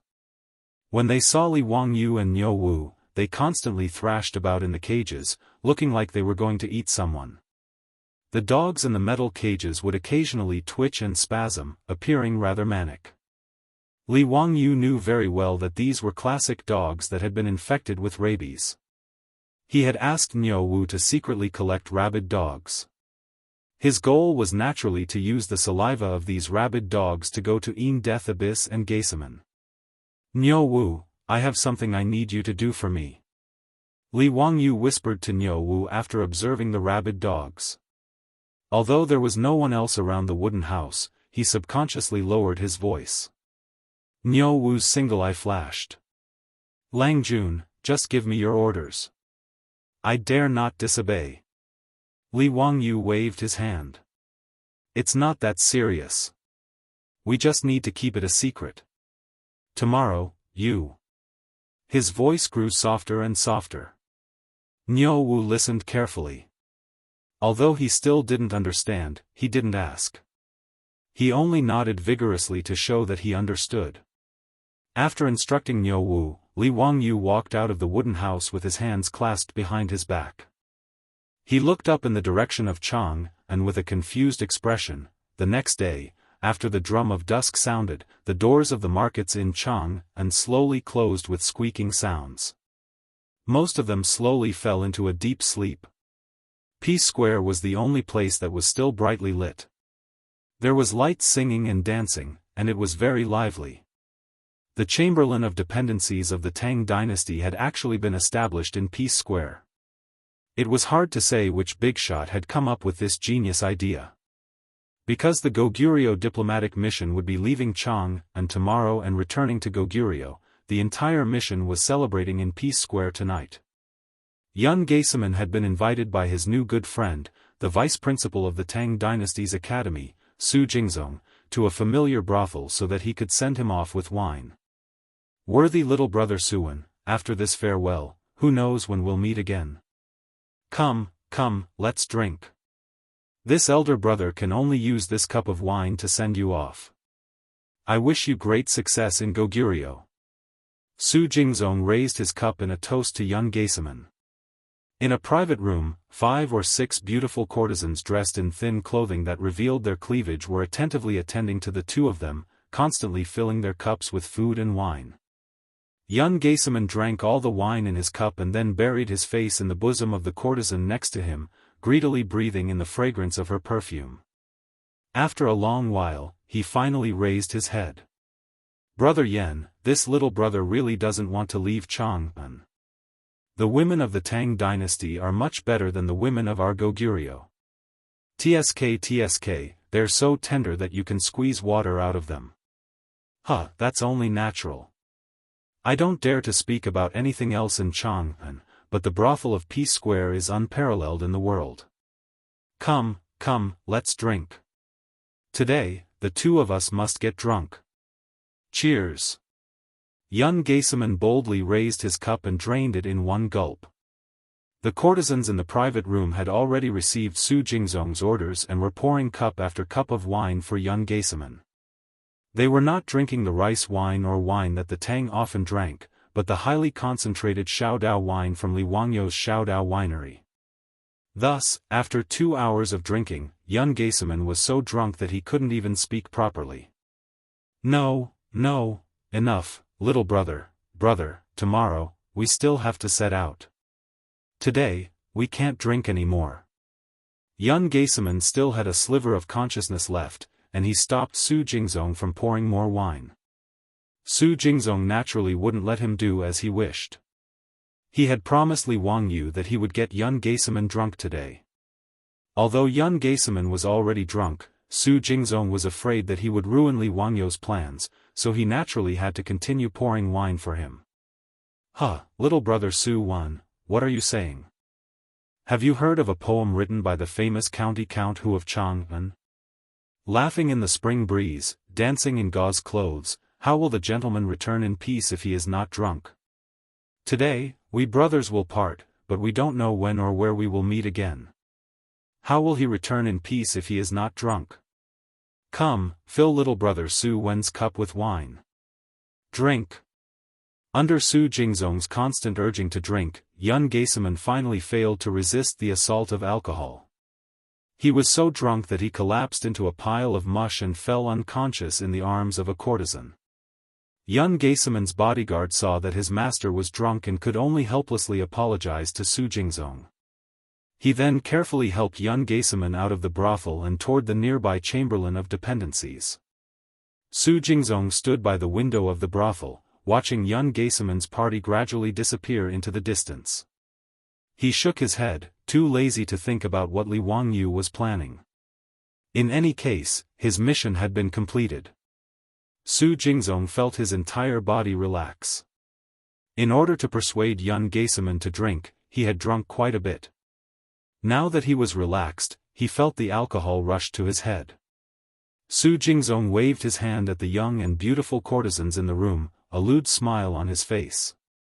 "Young ladies, it's getting late. Help this one to rest. Today, this one is going to sleep under the same blanket and enjoy the happiness of having multiple partners." After saying this, he pounced on the courtesans, causing them to burst into laughter. Putting aside how Su Jingzong was indulging in wine and pleasure in the brothel, Yun Geiseman was being supported by 2 bodyguards, one on the left and one on the right, toward the chamberlain of dependencies. In an alley not far away from the chamberlain of dependencies, a figure flashed out and directly bumped into them. Chapter 800. Yun Geiseman's 2 guards saw that this silhouette seemed to be drunk and wanted to get out of the way. But the 2 of them were struggling to support the drunk Yun Geiseman and couldn't move, so how could they get out of the way? As the silhouette stumbled over, it crashed into the 3 of them. The silhouette was a brawny man, and he reeked of alcohol. His strength was not small, and he knocked Yun Geiseman's group to the ground. The man himself also fell, and the 4 of them rolled around on the ground. Yun Geiseman seemed to be in pain from the collision, and in his drunken state, he groaned. The 2 guards hurriedly got up and prepared to teach this reckless drunkard a lesson. However, the drunkard's reaction was not very good. He crawled up from the ground and mumbled something incoherently. Then, he turned around and slipped into a dark alley, disappearing from sight. Yun Geiseman's 2 guards had not even been able to see the drunkard's appearance. Seeing the drunkard run off, they did not dare to pursue out of concern for Yun Geiseman, who was still lying on the ground. All they could do was carefully help Yun Geiseman up. After a rough inspection and confirming that there was nothing wrong with Yun Geiseman's body, the 2 of them relaxed. They patted off the dust on Yun Geiseman's clothes and continued to help him back to the chamberlain of dependencies. The 2 guards were worried that they would be punished for their lack of protection in causing Yun Geiseman to fall. Thus, the 2 of them pretended that nothing had happened and naturally did not mention it to anyone else. The next day, Yun Geiseman got up from his bed with a headache from his hangover, but it was already late in the morning. The Goguryeo envoy had already packed their luggage, and they were just waiting for the arrival of the vice envoy. There was a fixed time for the diplomatic mission to leave Chang'an. If they were late, it would be troublesome. The officials from the Chamberlain of Dependencies who had come to send them off were already waiting in front of the Chamberlain of Dependencies. If not for the fact that they feared Yun Geiseman's father's status, the Goguryeo envoy would have already cursed. Seeing that Yun Geiseman was awake, the Goguryeo envoy sighed in relief and hurriedly urged the servants to help Yun Geiseman clean up and change his clothes. Hurrying, they did not miss the time for the diplomatic mission to set off. By the Ba Bridge outside Chang'an City, the officials of the Chamberlain of Dependencies had sent off the Goguryeo diplomatic mission. After which, they chatted and joked with one another as they rode back to Chang'an City. On the other hand, the Goguryeo envoy slowly headed northeast, preparing to report back to Goguryeo. No one noticed that outside the pavilion of Ba Qiao, a burly man wearing a bamboo hat was resting on the side of the road, watching the diplomatic mission leave. If the 2 guards of Yun Geiseman were here, they might have been able to recognize that this was the reckless drunkard from last night. Seeing the diplomatic mission gradually disappear into the distance, the muscular man with the bamboo hat also stood up and took off his bamboo hat. If it wasn't Niu Wu, who else could it be? Niu Wu casually patted the dust off his body and jumped onto the horse's back. He bypassed Chang'an City and galloped towards the south, in Dingzhou village, Li Wangyu seemed particularly anxious today. Since yesterday, he had been restless.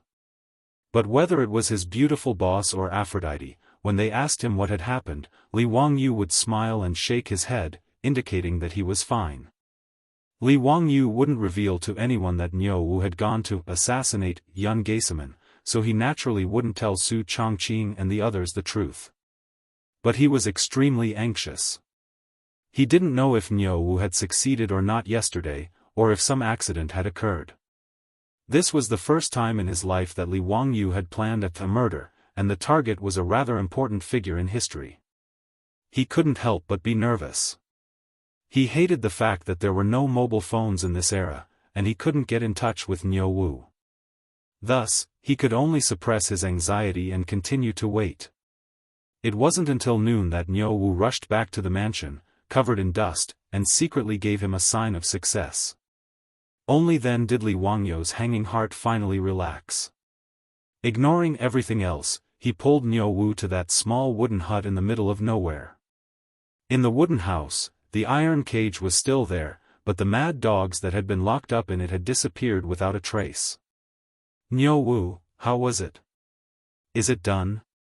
Li Wangyu impatiently asked as he closed the door to the hut. Niu Wu nodded and gruffly replied, Lang Jun, it's all done. No one suspected anything? No.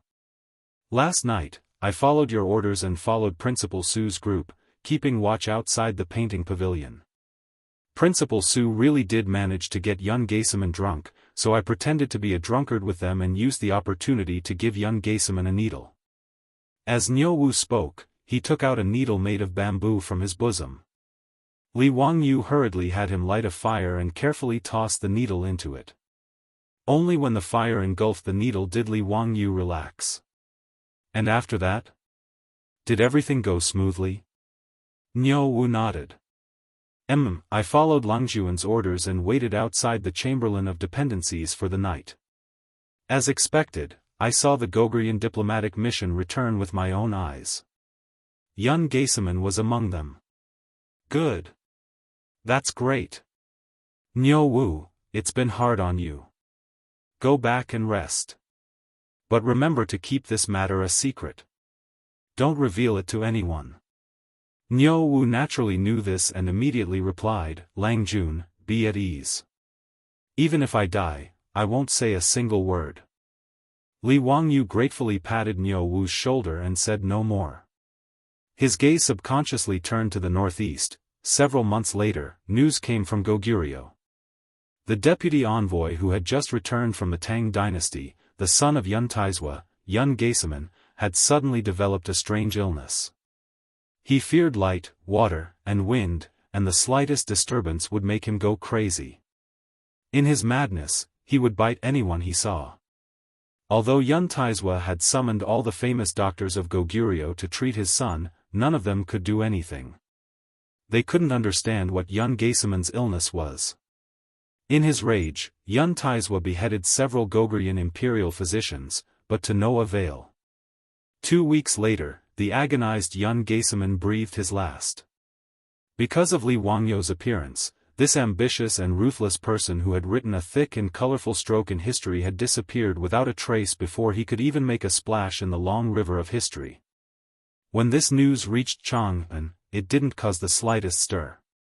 It merely served as a topic of conversation for the officials who had received the Gogurian envoy. But when Su Jingzong learned of this matter, he felt a lingering fear.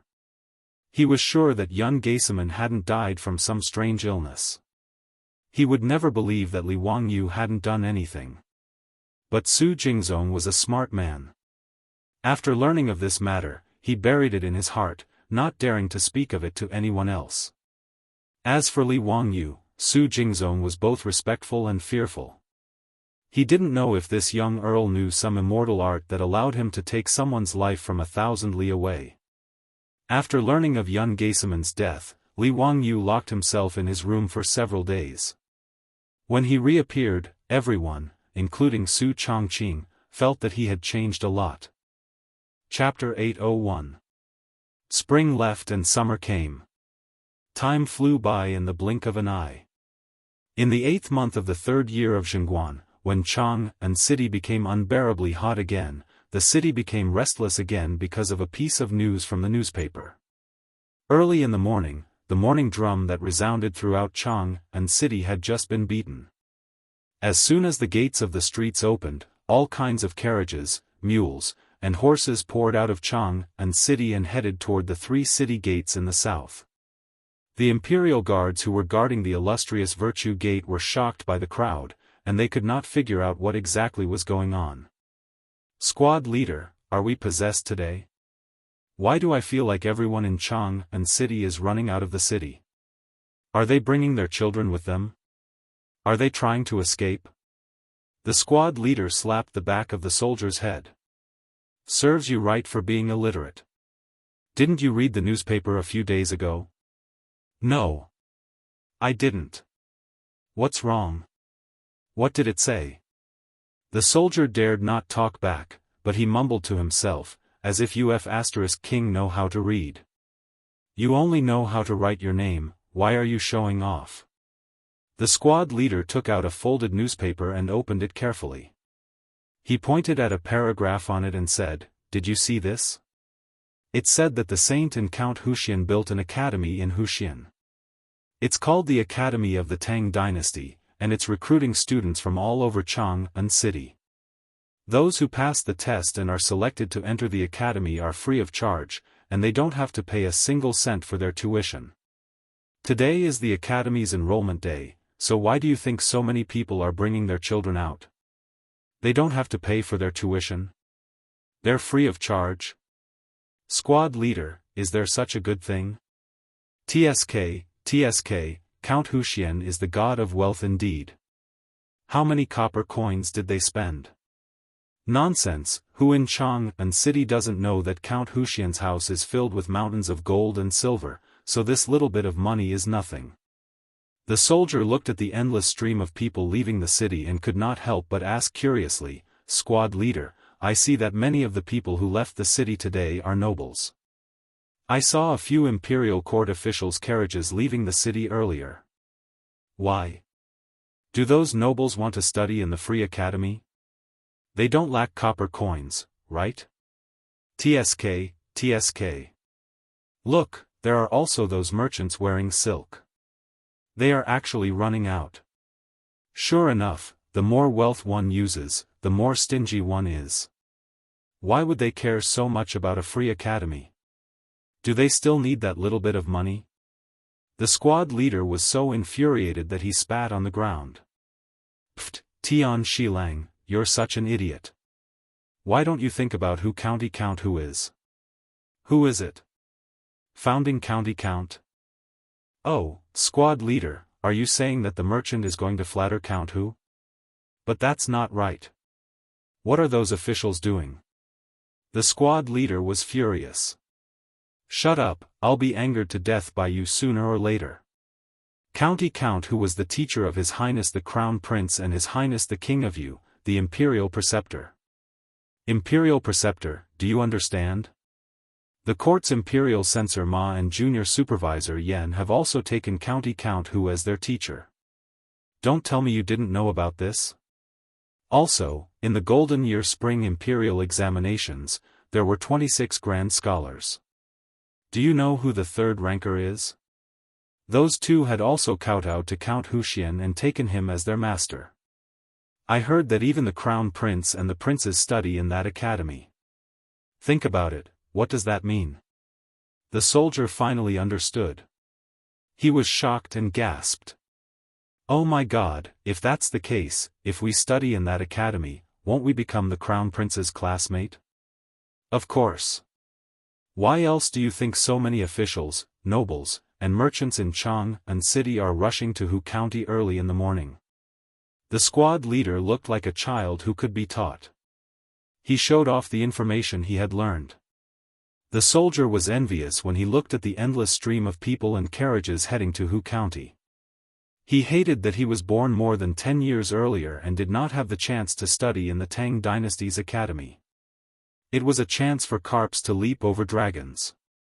At that moment, outside Dingzhou village in Hu County, a rainbow bridge had been built over the Gan River to connect the two banks. The land on the other side of the river that was originally barren had a brand new look, and many buildings had been built. Among them, there was even a 20-meter-tall brick tower. It was a magnificent sight. Li Wangyu had a calm smile on his face as he accompanied Pai Lupi, Zhang Sun Wuji, Fang Xianling, Du Ruhui, Kong Yingda, and the other big shots on campus. Behind them were Su Jingzong, Sheng Guanyi, Lu Rengui, and the others. Ever since he learned about Yun Geiseman's death, Li Wangyu's state of mind had changed. He was very indifferent to many things and seemed to have matured a lot. He was no longer as impulsive as before. Li Wangyu could not help but feel proud that he had secretly removed a stumbling block for the Tang dynasty when they conquered Goguryeo. In fact, he even felt a little nervous. He and his beautiful superior had transmigrated from the future more than 1300 years ago. What would happen if he changed history like this? Li Wangyu did not know, nor did he dare to think too deeply about it. But Li Wangyu realized that his actions might leave a deep mark in history, so he could not help but become more cautious. He did not even care about the academy that he had single-handedly created. He had left everything to Su Jingzong and the others to manage. Today was the academy's enrollment day. If not for Pai Lupi's personal visit, he would probably still be hiding in his own manner, unwilling to show his face. Pai Lupi walked around the academy and was very satisfied. The academy had only been built into the primary school that Li Wangyu had mentioned, but its scale had already surpassed the directorate in the Wuban Square. Especially with the help of cement, most of the buildings in the academy were made of a mixture of bricks and wood. Many of them were 2 or 3 stories high. Li Wangyu had also thrown out a lot of copper coins and ordered people to dig out many towering trees from the Qinling Mountains. They spent a lot of manpower and resources to transport them to the academy for planting. The newly built academy was filled with towering ancient trees and was full of vitality. Zio, I am very satisfied with this academy of the Tang dynasty. I've troubled you. Li Wangyu unhurriedly bowed and said, Uncle, you flatter me. Actually, I did not do much. It was mainly Principal Su and the others who took care of this matter. Hearing this, Su Jingzong hurriedly stepped out in fear and trepidation. He bowed to Pai Lupi and Li Wangyu and said, I don't dare to accept your praise. Pai Lupi laughed and said, that's enough. I will naturally remember your contributions. Don't push it around. Let's go. It's getting late. Take me to see how you choose the students of the academy. His sons, Li Qingxian and Li Tai, were all going to study at the academy. As a parent, Pai Lupi was more concerned about how the academy would choose the children who signed up to study at the academy. Li Wangyu smiled and said, Uncle, the academy chooses students based on their intelligence. They will not let you down. Chapter 802.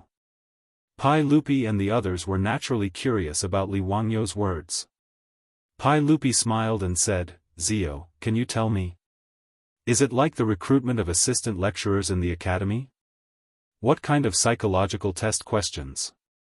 Pai Lupi and the others still remembered the strange questions that Li Wangyu came up with in the Imperial College. Although they did not know why, Pai Lupi had asked Su Jingzong about it and learned that the students who were selected to teach in the academy were all kind and gentle people who were very suitable for teaching. Regarding this, Li Er naturally shook his head in confusion, but he could only admire his nephew's unfathomable ability. Li Wangyu smiled and shook his head, Uncle, it's hard to explain in a few words. Why don't you and I go and have a look together? Although Li Wangyu did not want to take care of things now, he and his beautiful boss had discussed many ways to select students for the first enrollment of the academy. Oh. Then we should go and have a look. Everyone, let's go and see what Zio has come up with. Pai Lupi naturally would not refuse. He called a group of big shots and prepared to watch the admission test.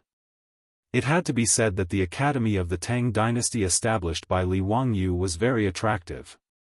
After all, Pai Lupi was the dean himself, and the crown prince Li Qingxian, princely Tai, and the others were studying in the academy. How could it not attract the attention of the officials, the rich and the common people in Chang'an City?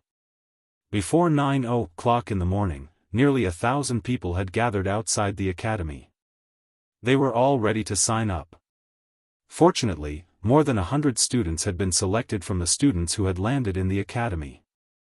They had been trained by their beautiful boss for several months, and now these students were good enough. Today's enrollment test was mainly for the new students who came to sign up, and it was these hundreds of assistant lecturers. Li Wangyu led Pai Lupi and the others to the gate of the academy. When he saw the bustling crowd, he could not help but feel a little absent-minded. This scene was so King familiar. Wasn't this the same scene when those famous schools in the future opened? Li Wangyu, on the other hand, could not help but sigh a little. However, no matter how much the academy expanded its enrollment, it could only take in a few hundred children. Moreover, it had to leave enough places for those who had connections. In this way, the number of students that could be recruited was only a small portion of the total number of people who came to register.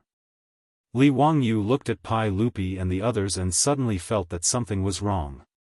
Many of those who came to register were civil and military officials of the imperial court. If he led Pai Lupi out like this, wouldn't he be recognized immediately? No matter what, Pai Lupi was the emperor of the Tang dynasty. His safety could not be ignored. Moreover, when those officials bowed, the surrounding crowd would definitely know that the emperor had come in person. When that time came, the scene would be chaotic. It would not be good if something troublesome happened. Moreover, Li Wangyu did not want those officials to discover him. If their descendants could not pass the academy's test and could not enter, he would definitely be dragged by a group of people to get in through the back door. That kind of thing gave him a headache.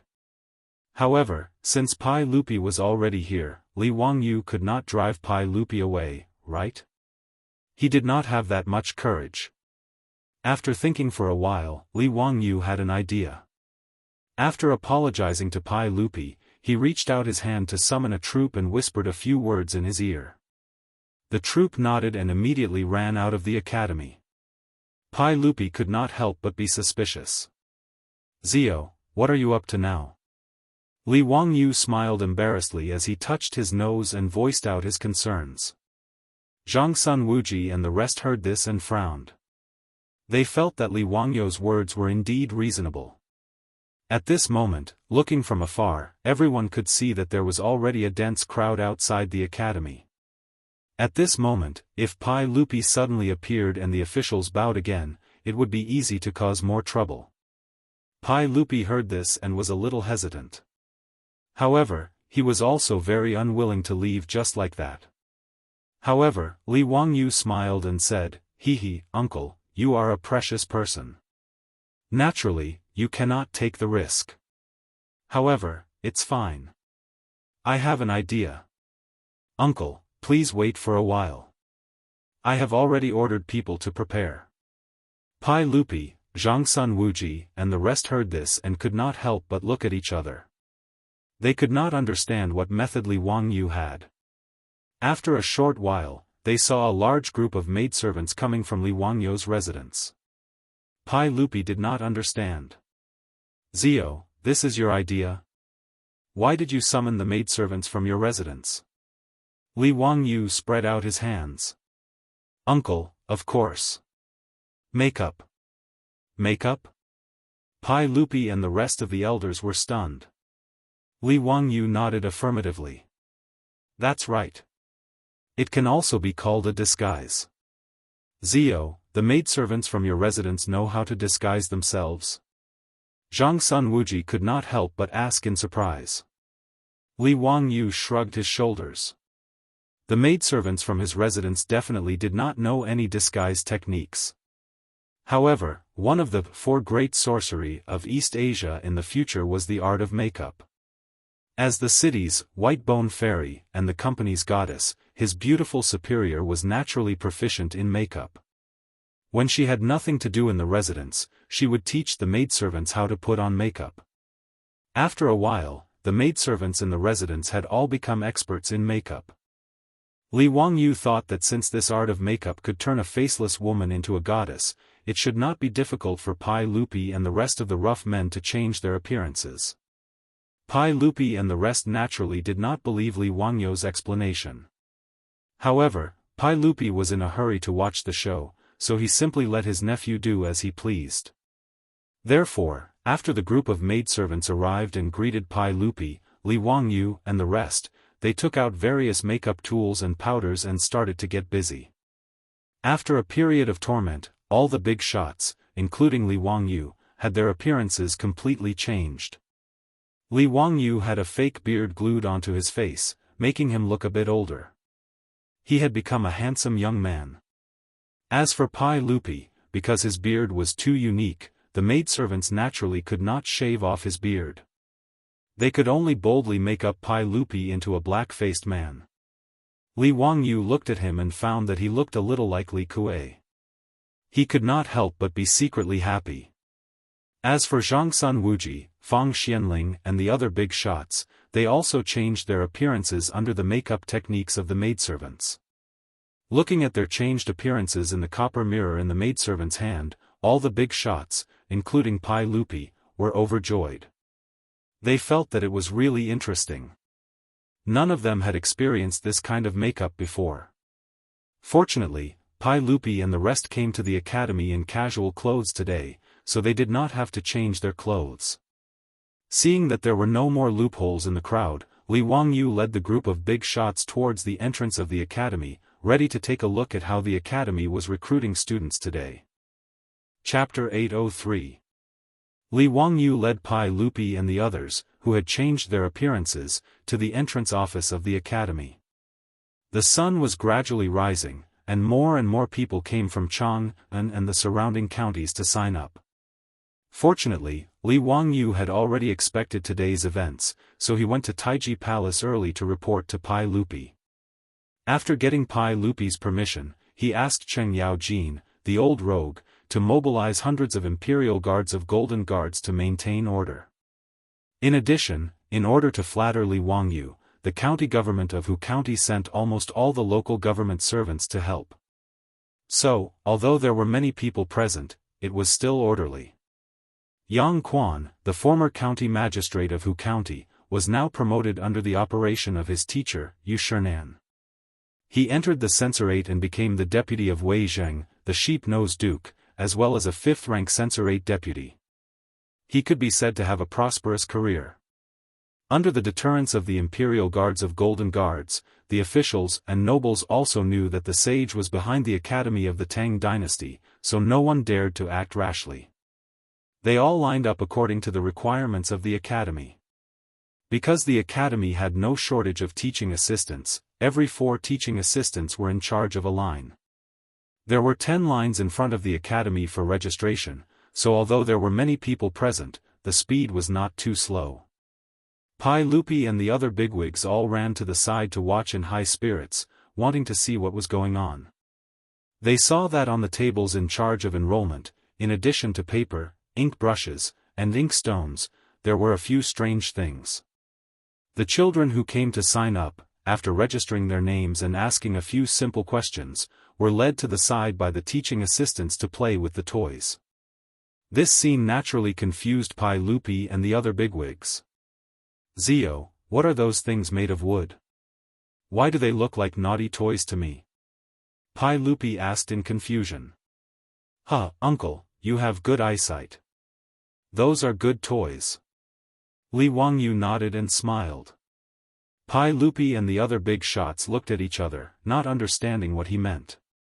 Shouldn't new students be tested on their literacy and how many books they could memorize? What's the meaning of playing with toys? Pai Lupi frowned slightly. Before he could ask, he heard a commotion at the registration counter. A man dressed like a gentleman angrily pointed at several teaching assistants of the academy and cursed at them. "You've gone too far. If you don't give me an explanation today, I won't leave. Why is it that my son can write, calculate, and recite scriptures, but you say that he is not qualified? On the other hand, this Tian Shilang kid, other than writing his own name, his handwriting is no different from a dog's. Yet, you say that he passed the preliminary test. As the gentleman spoke, he shouted at the crowd who were queuing up to register, "Everyone, please be the judge. Are these teaching assistants of the academy unreasonable? Wasn't this deliberately making things difficult for him? Or is there something fishy going on? Or are they cheating for personal gain?" Hearing what he said, many people in the queue began to talk about it.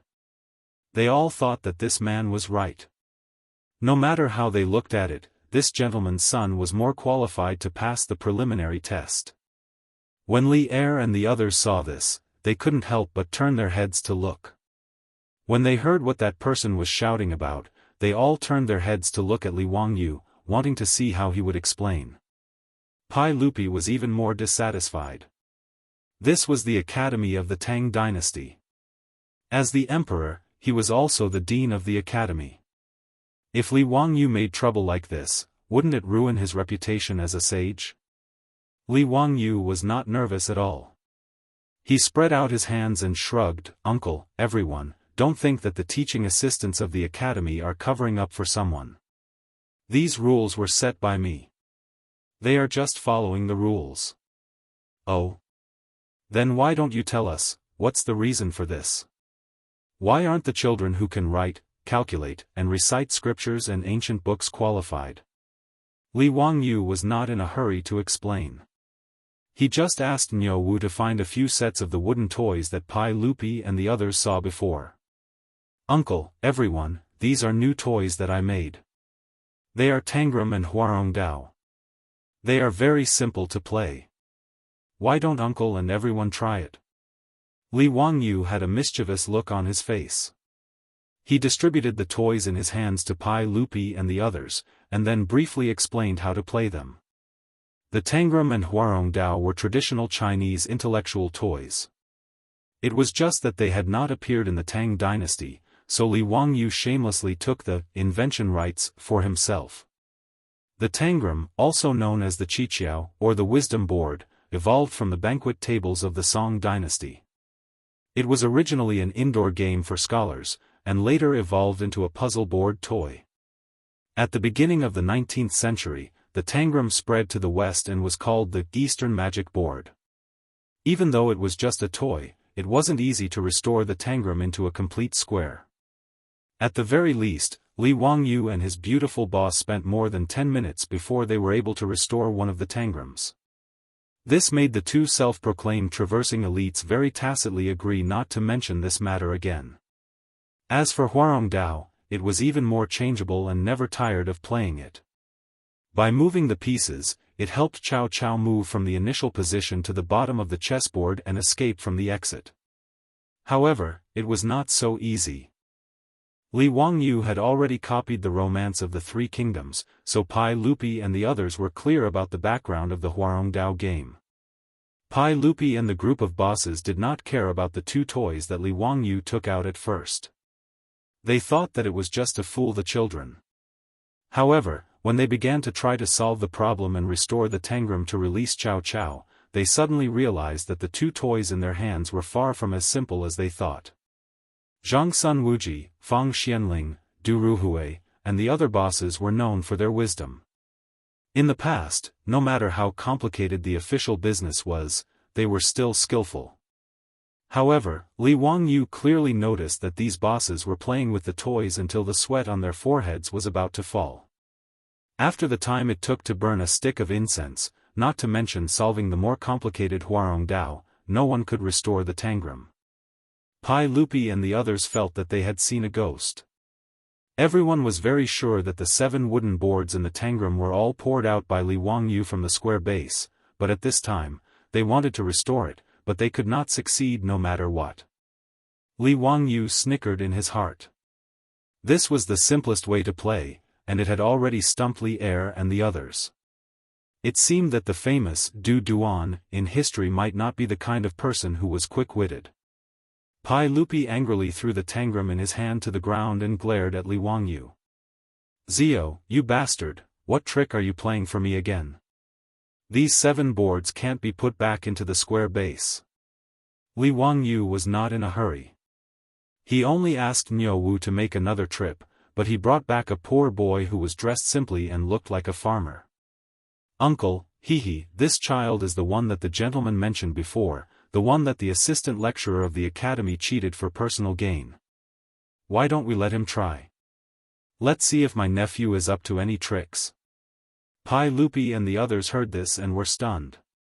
They all looked up at the farmer child. Chapter 804. Being stared at by a group of weird uncles, the naive peasant boy was so scared that he almost cried out loud. Li Wangyu quickly comforted him, Xiao Lang, don't be afraid. Come, let these uncles play with the tangram and see if you can restore it.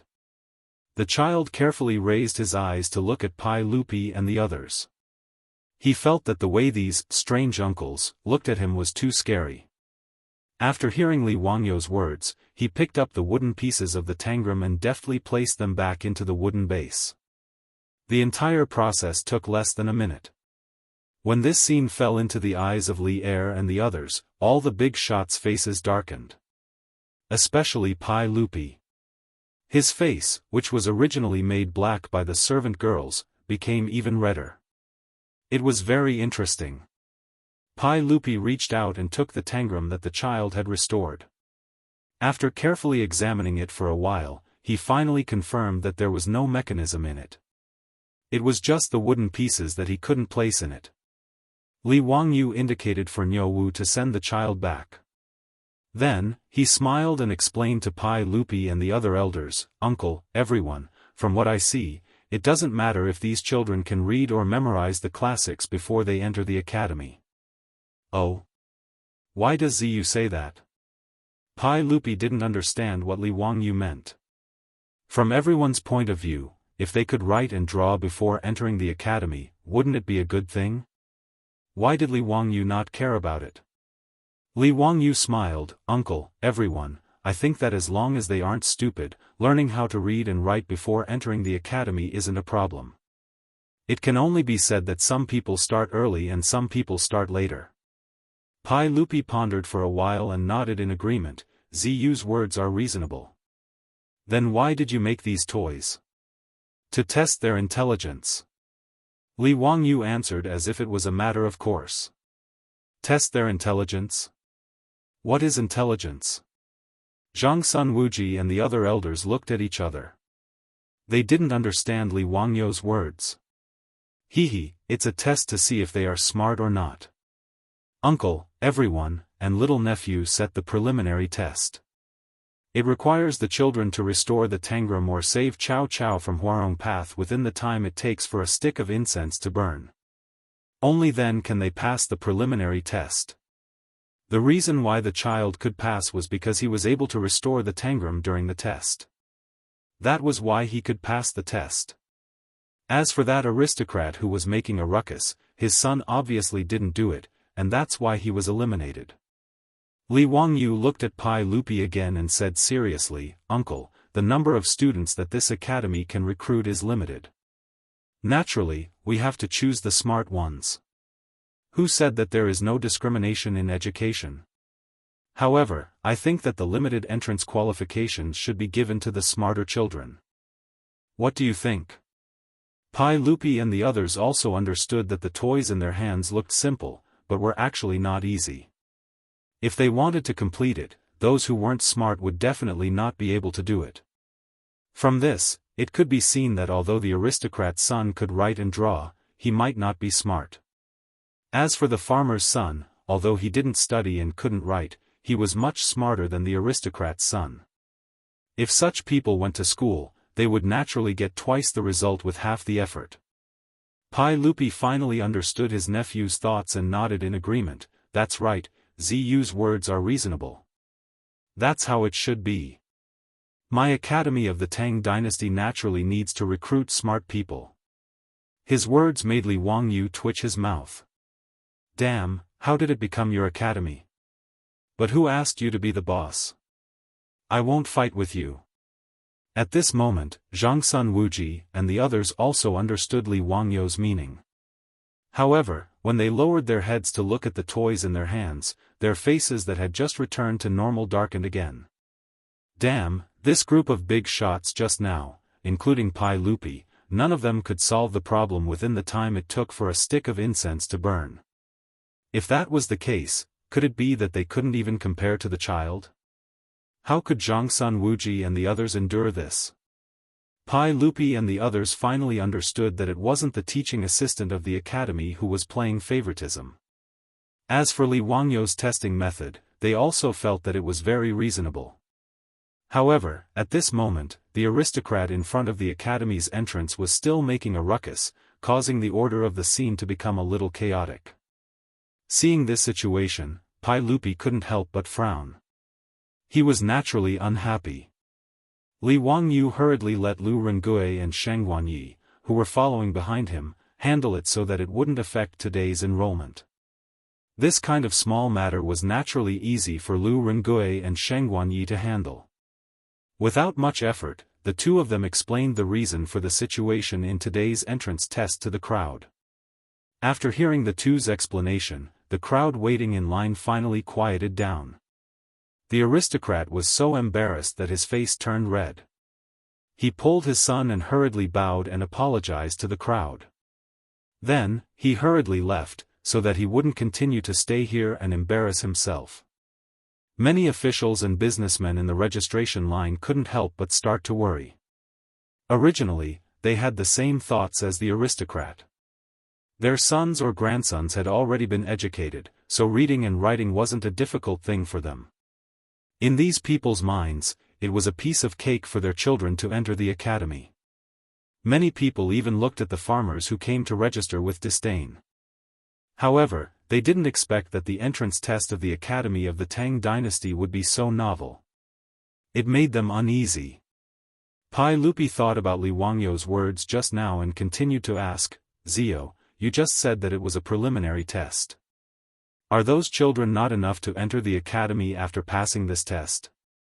In Li Er's opinion, a child who was able to solve the Tangram and Huarong Dao within the time it took for an incense stick to burn was already considered to be extremely intelligent, but he did not expect that his nephew was still not satisfied and actually still wanted to test. Li Wangyu nodded. "Yes, this is only the preliminary test. The children who pass will have another test. Uncle, would you like to take a look?" Pai Lupi and the others were naturally interested. They repeatedly urged Li Wangyu to lead the way. They wanted to see what was going on. Li Wangyu didn't refuse. He led the crowd to a room in the academy and motioned them not to make any noise so as not to disturb the children who were taking the test inside. Pai Lupi and the others nodded. The group of bigwigs tiptoed to the front of the room like thieves and secretly peeked inside. With this look, everyone was even more confused. There was only one child sitting in the room. No teaching assistant of the academy appeared. In front of the child was a table with a small plate on it. On the plate was a piece of candy with an attractive color. Chapter 805. The strange scene in the room made Pai Lupi very puzzled. He lowered his voice and asked, "Zio, is this the second test that you came up with?" "That's right. Uncle, don't be impatient. We will know the results of this test very soon." Li Wangyu did not explain and continued to keep him in suspense. Pai Lupi and the other big shots looked at each other. They were all confused, but they could only continue to observe patiently. The child in the room stared at the candy on the table without blinking. It was obvious that he wanted to eat it. However, the child seemed to have some scruples. He held back and picked up the candy in front of him several times, looked at it, and then put it down. However, the child could not resist the temptation of the candy. After he picked it up and licked it, he could not hold back anymore and started to eat the candy happily. Li Wangyu saw this and could not help but shake his head. He said to Pai Lupi and the others, "What a pity." The child persisted for half the time but still failed in the end. He did not pass the second test. Pai Lupi glared at him with dissatisfaction. "Zio, explain to me clearly. Why did this child fail?" But after eating that piece of candy, you did not allow him to enter the academy to study? What kind of logic is this? Zhang Sun Wuji, Fang Xianling, Du Ruhui, and the other big shots all nodded. They obviously agreed with Pai Lupi's words. They also could not understand the scene in front of them. Li Wangyu smiled, "Uncle, everyone, don't be anxious. Let me explain slowly. These children are naturally very intelligent. Otherwise, they would not be able to pass the first test." Pai Lupi nodded. He naturally agreed with this point. Pai Lupi could not help but sigh when he thought about how he, an emperor, was instantly defeated by a child and playing with toys. He thought to himself, what kind of monsters did Li Wangyu select? Pai Lupi was already very satisfied that the academy of the Tang dynasty could recruit these intelligent children. He even began to imagine that 10 years later, when this group of intelligent children left the academy to participate in the spring imperial examination, would they shock the entire court? However, in Pai Lupi's eyes, this extremely intelligent child was actually eliminated by Li Wangyu in such a ridiculous way and was not allowed to enter the academy to study. This made Pai Lupi a little angry. Since Ziyu is also aware of this point, why did you say that this child is unqualified? Tell me clearly. Li Wangyu smiled and rubbed his nose. Uncle, the reason is actually very simple. This kind of child lacks perseverance and will not be able to achieve great things. Does uncle know that Quang Heng chiseled the wall to steal the light, Sun Jing hung the beam to pierce the stock, and Zhu Ti danced when he heard the rooster? Without perseverance, it would be difficult to achieve anything just by relying on intelligence. That's why I've designed the second round tests questions to pick out those children with perseverance. Pai Lupi was stunned when he heard this. He carefully pondered over Li Wangyu's words and had to admit that what he said made a lot of sense. Whether it was chiseling the wall to steal light, hanging the beam to pierce the buttocks, or dancing at the sound of the rooster, all of these examples showed the necessity of studying hard. He just didn't understand how to tell whether a child had perseverance or not by letting them sit indoors with a piece of candy in front of them. Li Wangyu saw that everyone was puzzled and continued to explain, "Uncle, everyone, before this test began, the academy's teaching assistant told these children that the candy in front of them could be eaten. However, if they didn't eat it before the teaching assistant returned, they would be rewarded with an extra piece of candy." And then? Pai Lupi still didn't understand. Li Wangyu shrugged. Naturally, when the teaching assistant returned, the children who didn't eat the candy would be qualified. Those who ate it would be unqualified. What kind of logic is this? Li Wangyu scratched his head and didn't know how to explain it. The tests he did were actually from later generations. In the 1960s, a professor in the United States designed this experiment. The experiment of eating the candy after the test was one of the simplest and most successful experiments in the world. Through observation, the professor found that 1/3 of the children immediately ate the candy after he left, 1/3 persisted halfway and couldn't bear it anymore and gave up waiting, only 1/3 persisted until the end and received a reward. The professor had been tracking these children and found out that 14 years later, these children graduated from high school and entered universities or started to work. The professor continued to conduct further research on these children and found that the children who ate the candy immediately tended to lack self-confidence and didn't get along well with their peers. The children who ate the candy after receiving the reward had excellent communication skills, were opinionated, and outstanding. Even the test scores of the children who waited were much higher than those who didn't wait. Li Wangyu's Tang Dynasty Academy wanted to select the elites to enter. Naturally, he wanted to select the children who were willing to wait and had self-control. However, Li Wangyu couldn't explain these things to Pai Lupi and the other big shots. Faced with Pai Lupi's question, he could only give a vague answer. The children who ate the candy after the test had more self-control and would be able to study harder. That's why I made this choice. His explanation naturally didn't satisfy Pai Lupi and the others. Zhang Sun Wuji said, "Zio, this method of yours seems to be a little whimsical. How can you be sure that the children who ate the candy after the test are people with perseverance? The logic is simple. The temptation of the candy to the children is no less than the temptation of high positions and high salaries to adults. If these children know how to give and take at such a young age, wouldn't they be able to control themselves better when they grow up? Pai Lupi frowned and thought for a while. Finally, he nodded slowly. Zio's words make sense. Seeing that Pai Lupi had spoken, the others didn't say anything else. They just continued to watch the entrance test of the academy. Li Wangyu had advertised in the international newspaper in advance for the enrollment of the academy today. Therefore, not only was there a sensation in Chang'an City, but there was also an endless stream of people coming to sign up for the academy today. However, the number of people coming to sign up didn't decrease. Instead, it was increasing. In just half a day, the teaching assistants of the academy had tested close to 5,000 to 6,000 children. However, the number of people who passed the 2 tests was only a little more than 100. Even Pai Lupi and the others were shocked by such an exaggerated enrollment ratio. Zio, how can I enter the academy to study? In my opinion, it's even harder than the spring imperial examination. Kong Yingda, the chancellor of the Imperial College, was also shocked by the enrollment situation of the academy. Li Wangyu spread out his hands. The academy can only enroll about 500 children. It can't be helped. Although he said so, his arrogance made Kong Yingda, the old man, want to beat him up. Kong Yingda was also secretly shocked when he saw the enrollment of the academy. If the group of children recruited by Li Wangyu participated in the spring imperial examination in 10 years, the students of the Imperial College would have nothing to do with it. However, Kong Yingda was open-minded. Thinking that it would happen 10 years later, he didn't worry anymore.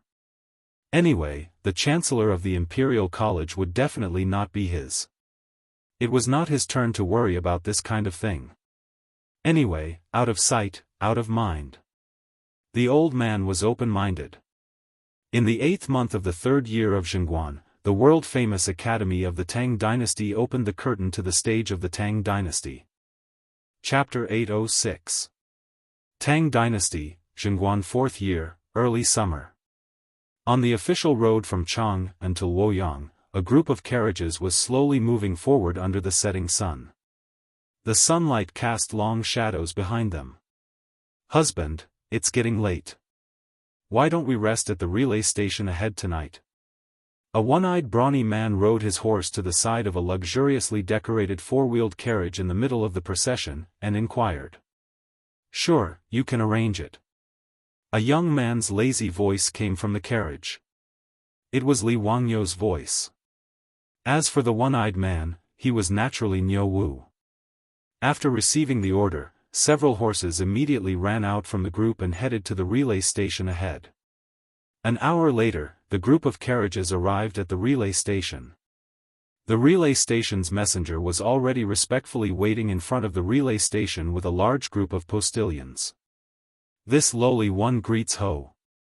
Oh, no, this lowly one greets County Magistrately. When the messenger saw the group of carriages arrive, he quickly bowed to the carriages in the group. All right, there's no need to be so polite. This official is going to take up a post in Huayin County and will be staying at your relay station for the night. Niu Wu, give this messenger the official document from the Ministry of Personnel. Li Wangyu's voice came from the carriage. The messenger was so scared that he broke out in cold sweat and almost knelt down. He quickly waved his hand and said, No need, no need. This lowly one doesn't dare. County Magistrately, this lowly one has already ordered people to clean the room and prepare food. This relay station is crude and simple, so I hope County Magistrately won't mind. Li Wangyu's lazy voice came from the carriage again. There's no need, I'll be resting in the carriage tonight. There's no need to prepare food, we'll bring our own. We'll just borrow the inn's kitchen. As for the accommodation, we'll just stay in the carriage. There's no need to trouble you. Yes, yes. The messenger didn't dare to ask any more questions. He quickly called for the postilions to help lead Li Wangyou's group to the open space where the carriages were parked.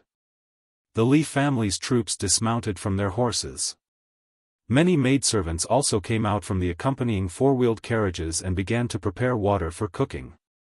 The messenger hurriedly called for the post-house men to prepare the provisions to feed the horses. He was very busy with his work. The postilions at the post-house did not understand why their post-house ambassador would be so respectful to a county magistrate.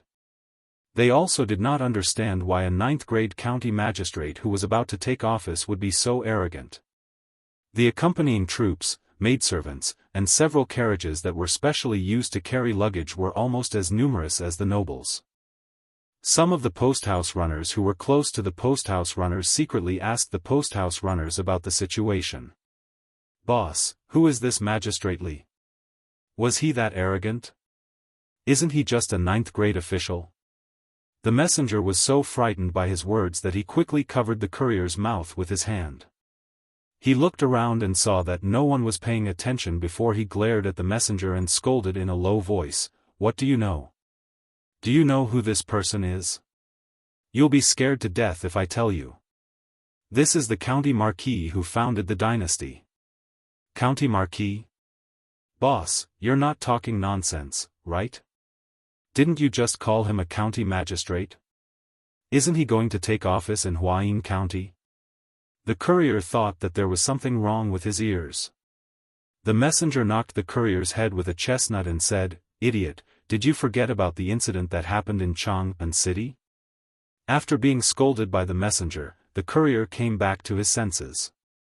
He could not help but open his mouth wide and could not speak clearly. This is the county marquis? The imperial tutor of the crown prince? Then why did you call him magistrate Li? Isn't that disrespectful?" The messenger glared at him and said, "What do you know? This is something that the Marquis of Huxian's troops specially ordered when they came to inform us that we are not allowed to call this person by his title. We are only allowed to call him by his official position." TSK, what's wrong with him?" The courier shook his head with a puzzled expression. "Lower your voice, Tian Shaolang, what are you saying? Do you want to die?" Yes, hee. "Boss, you don't have to be so nervous. The nobles don't care about lowly people like us." TSK, boss, look at this marquis. He's really impressive. He actually brought such a large group of maidservants with him when he went out. He even brought along his own cooking maids and ingredients. He really is a noble. Isn't that nonsense? Don't you know who the Marquis of Huxian is? He's the famous god of wealth in Jianghu City. In the entire Tang dynasty, the only person richer than this noble is the emperor." While the messenger and courier were whispering, Afro was massaging Li Wangyou's shoulders in the carriage. She smiled coquettishly and said, "Lang Jun, why do you insist on others calling you by your official position? Is the ninth-rank county magistrate very nice? What's wrong with calling me by my official position?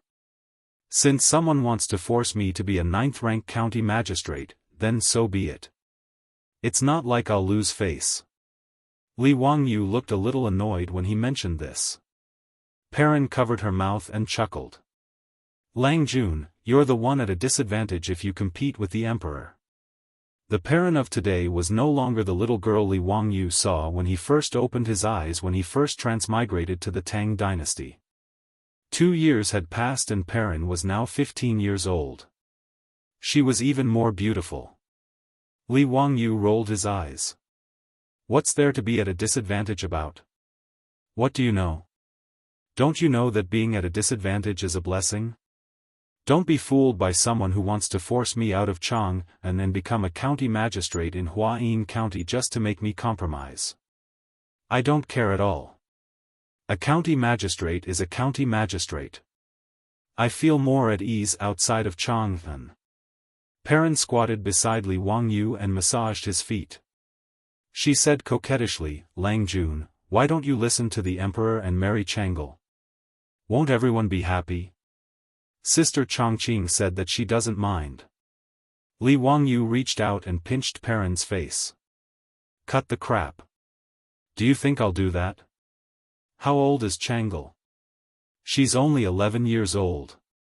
Do you think I'm crazy to marry such a lowly? What's more, Changle is my disciple.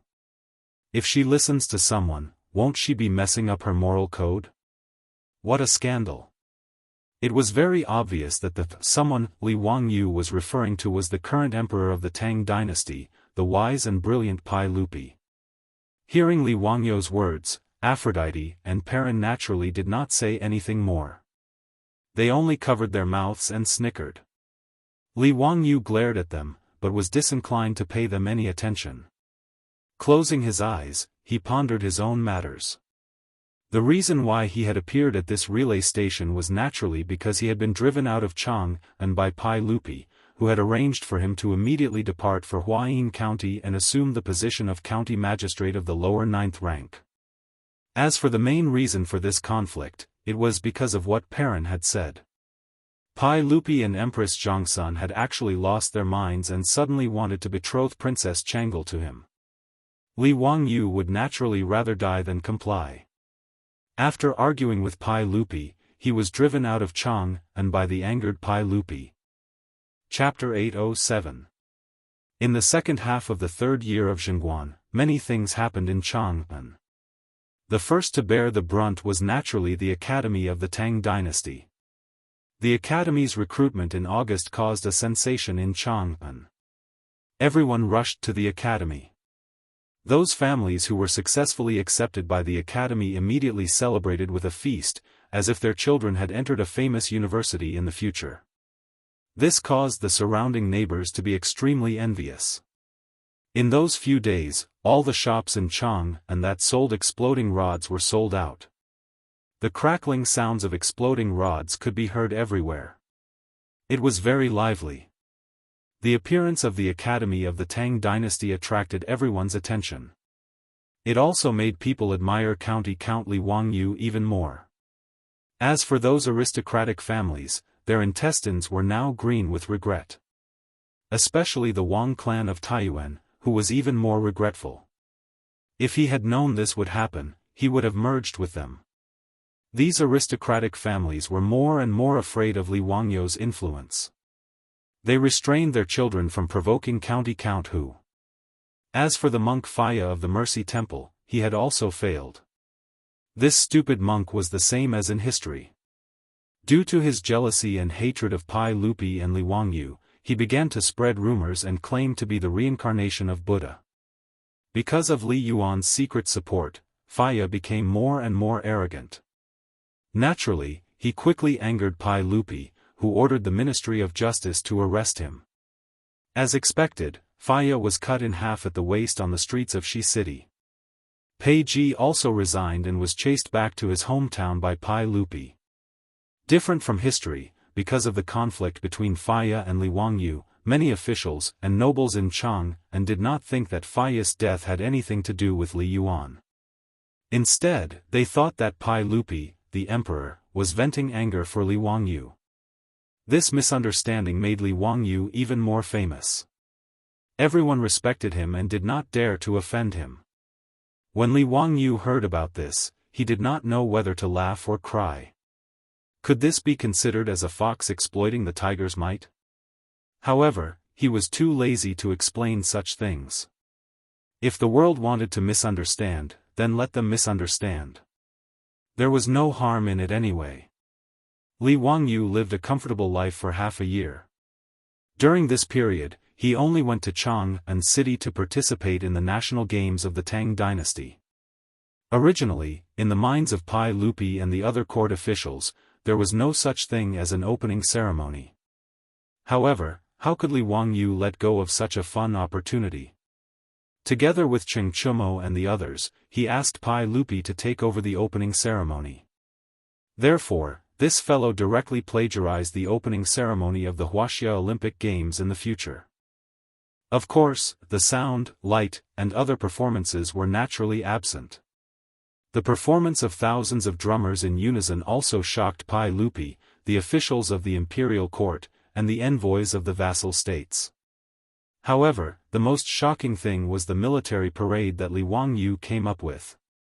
Anyway, the purpose of Pai Lupi agreeing to hold this sports event was not to strengthen the body, but to awe the world and spread the name of the Tang dynasty.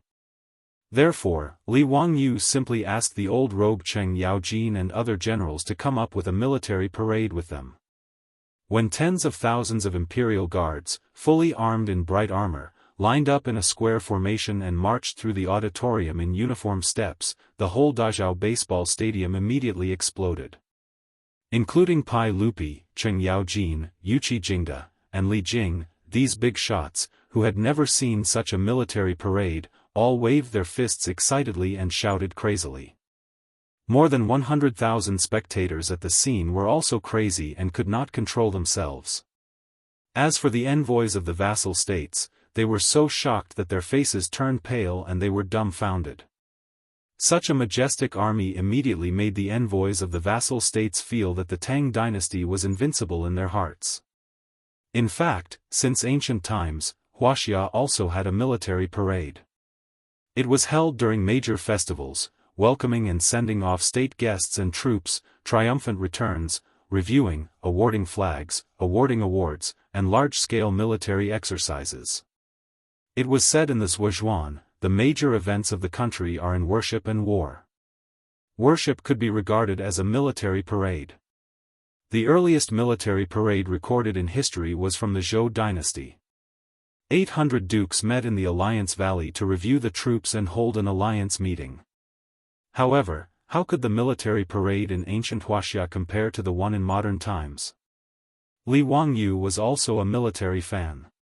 He had participated in the military training in school and watched the military parade live on TV several times.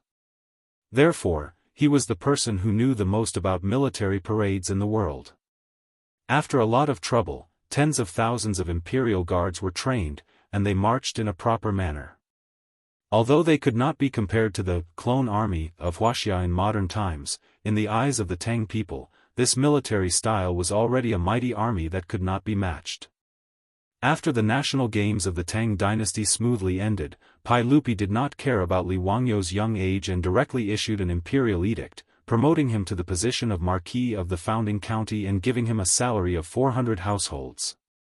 This matter once again shocked the entire court, but no one dared to gossip about it. After all, although Li Wangyu had not yet become an official, his influence was increasing day by day. Most of the big shots in the imperial court were close to him. Under such circumstances, who would be so stupid as to criticize Li Wangyu in front of Pai Lupi and say that he was too young?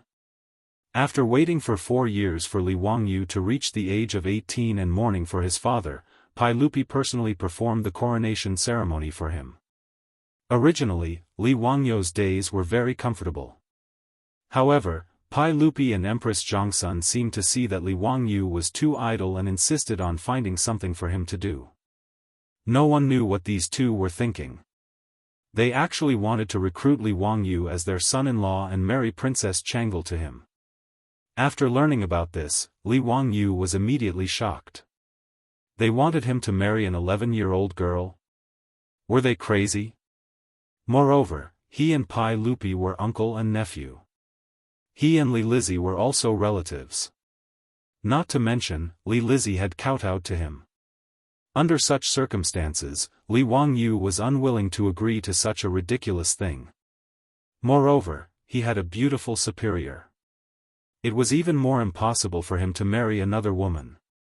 Therefore, Li Wangyu and Pai Lupi, uncle and nephew, began to quarrel over this matter. Li Wangyu refused to give in and nodded. Pai Lupi was even more determined to make Li Wangyu his son-in-law. This matter was quarreled over and over again, from Pai Lupi's family matters to the imperial court. Therefore, the imperial court was divided into two factions. Some agreed with it and some firmly opposed it. For a time, Chang'an city was in an uproar over this matter. After Li Wangyu and Pai Lupi argued, Pai Lupi was driven out of Taiji Palace in anger. The next day, Mi Tuo ran to Dingzhou County Marquis Manor with a strange expression. Pai Lupi issued an imperial edict to appoint Li Wangyu as the county magistrate of Huayin County. He was to set off immediately without delay. Therefore, Chang'an City's popular fried chicken, Li Wangyu, Marquis Huxian, was driven to Huayin County by Pai Lupi to be a 9th-rank county magistrate. Chapter 808. Huayin County was about 200 miles away from Chang'an City. It was neither too far nor too close. With the speed of a four-wheeled carriage, it would only take a day to arrive. If one were to speed up the horses, they would be able to arrive in 6 to 8 hours by constantly changing horses at the relay station. Even under normal circumstances, it would be easy to arrive in a day. Pai Lupi was so angry that he forcefully ordered Li Wangyu to become an official, but he only made him a 9th-ranked county magistrate in a fit of pique. What was even more strange was that Li Wangyu's title was not removed. Thus, in the history of the Tang Empire, the first secondary Class 3 marquis who founded the country, became a Class 9 sesame official after entering the Tang Empire. After Li Wangyu was chased out of Chang'an by Li Er, he was also very depressed. Thus, he did not rush to take up his post. Instead, he dawdled along the way and enjoyed the scenery. The journey that should have taken him one day took him 4 or 5 days on the official road. Because his beautiful superior had to take care of many properties in the mansion, she had no choice but to stay in Chang'an City temporarily. She arranged for Afro and Perrin to accompany her, while Niu Wu led a large group of troops to protect her. Now that Lai Hot did not want to collect copper coins, Li Wangyu's family head was appointed as an official, so it was naturally a big matter in the mansion. Thus, groups of maidservants and all kinds of daily necessities were loaded into 7 to 8 large carriages. It was a large group of people and horses. Those who knew would say that Li Wangyu was going to take up the position in another city, but those who did not know would probably think that some prince was going on an inspection tour. The inn that they stayed in today was actually only 40 to 50 miles away from Huayin County, but Li Wangyu still found a place to stay and was not in a hurry to take up the position in Huayin County. A county magistrate was equivalent to the director of the Public Security Bureau in the future. He was in charge of the security of the county and arresting thieves. It was a very small official. Li Wangyu was also angry with Pai Lupi, so he did not allow people to call him by his title, and only allowed people to call him by his official position, which was why the previous incident happened. After Niu Wu finished arranging the accommodations, he went to Li Wangyu's carriage and reported, "Lang Jun, everything is ready." In addition, the Imperial Army soldiers of the Chamberlain of Jin are also camping outside the relay station. Should I send someone to deliver some food to them? The Golden Guards that Niu Wu spoke of were sent out by Pai Lupi under Cheng Yaojin's orders to protect Li Wangyu. Although Pai Lupi and Li Wangyu, uncle and nephew, had quarreled over the issue of whether or not to marry Princess Chang'e, Pai Lupi was very concerned about Li Wangyu's safety. Therefore, after chasing Li Wangyu out of Chang'an, he immediately ordered the old hooligan Cheng Yaojin to send 100 imperial guards to protect him. Along the way, the 100 Imperial Army cavalrymen followed Li Wangyu's convoy from afar to protect them from any disturbances. Let's follow the old rules and have someone deliver the food. Li Wangyu naturally would not neglect these Imperial Army soldiers. Although it seemed that there was no need for these Imperial Army soldiers to protect him, the public security on the road from Chang'an to Luoyang was excellent. There would not be any bandits or robbers. Even if there were, it would be impossible for them to be so blind. After all, his convoy had dozens of elite and valiant guards. Rather than saying that these 100 Imperial Army soldiers were here to protect Li Wangyu, it would be better to say that they were here to accompany him on a sightseeing tour. The night passed uneventfully. The next day, the courier at the relay station trembled in fear as he led the courier to send off the 9th-ranked official, Li Wangyu. After delaying on the road for 4 or 5 days, Li Wangyu was finally unable to delay any longer. No matter how long the journey was, there would still be a day when they arrived, not to mention such a short distance. When Li Wangyu and his convoy arrived at the gate of Huayin County, they were shocked by the scene in front of them. At the gate, the county magistrate of Huayin County led the county premier and other officials, as well as 3 groups of bailiffs, to respectfully welcome them. Behind the group of officials and bailiffs, there was also a large group of Huayin County citizens. Seeing this scene, Li Wangyu speechlessly rolled his eyes. Damn, do you want a yellow dirt road and clean water street?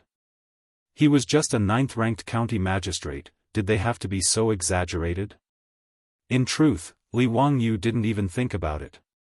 Even though he was a rank 9 magistrate of Huayin County in name, he was also a rank 3 marquis of the founding county of Great Tang. Furthermore, Huayin County was so close to Chang'an, so everyone knew what was going on in Chang'an City. As for why this marquis came to their county to be a county magistrate, they were very clear about it. This was simply a fight between gods. Who would dare to treat Li Wangyu as a 9th-ranked county magistrate? That would be a real idiot. Moreover, if one day Li Wangyu relented and married Princess Chang'e, tying the knot with the emperor, what kind of status would he have? As a result, everyone in Huayin County, from the county magistrate to the bailiffs, treated Li Wangyu as a big shot of the court, not daring to be the slightest bit careless. Seeing Li Wangyu disembark from the carriage, the county magistrate of Huayin immediately stepped forward, respectfully bowing to Li Wangyu. This lowly county magistrate of Huayin, Shang Zimo, pays respects to the county marquis. Li Wangyu did not put on airs, hurriedly helping the county magistrate up. The Ming house is too courteous. I am now a subordinate of the Ming house. How can I accept such a great courtesy from the Ming house? The Ming house should still address me by my official position. How can this be? As a county magistrate of the 7th rank, how could Shang Zimo dare to be so impudent to a county marquis? Hearing Li Wangyu speak in such a manner, even his tongue was about to curl. Li Wangyu waved his hand. There is no need for the Ming house to speak too much. Just address me as county magistrate Li. Yes, this lowly official understands. This lowly official greets the prefect of the imperial household. Shang Zimo secretly wiped away the sweat on his forehead, inwardly thinking that this marquis was truly difficult to serve. The prefect of the imperial household was the title given to the county magistrate in the Tang dynasty. However, he did not dare to reveal this. Although he addressed Li Wangyu as county magistrate, his attitude became increasingly respectful. He carefully introduced Li Wangyu to the group of county officials and local gentry behind him. The attitude of those officials and gentry was even more respectful. No one would be foolish enough to treat Li Wangyu as a county magistrate. Although everyone followed Li Wangyu's request and changed their greetings, the prefect of the imperial household, their careful attitude made them seem like lackeys.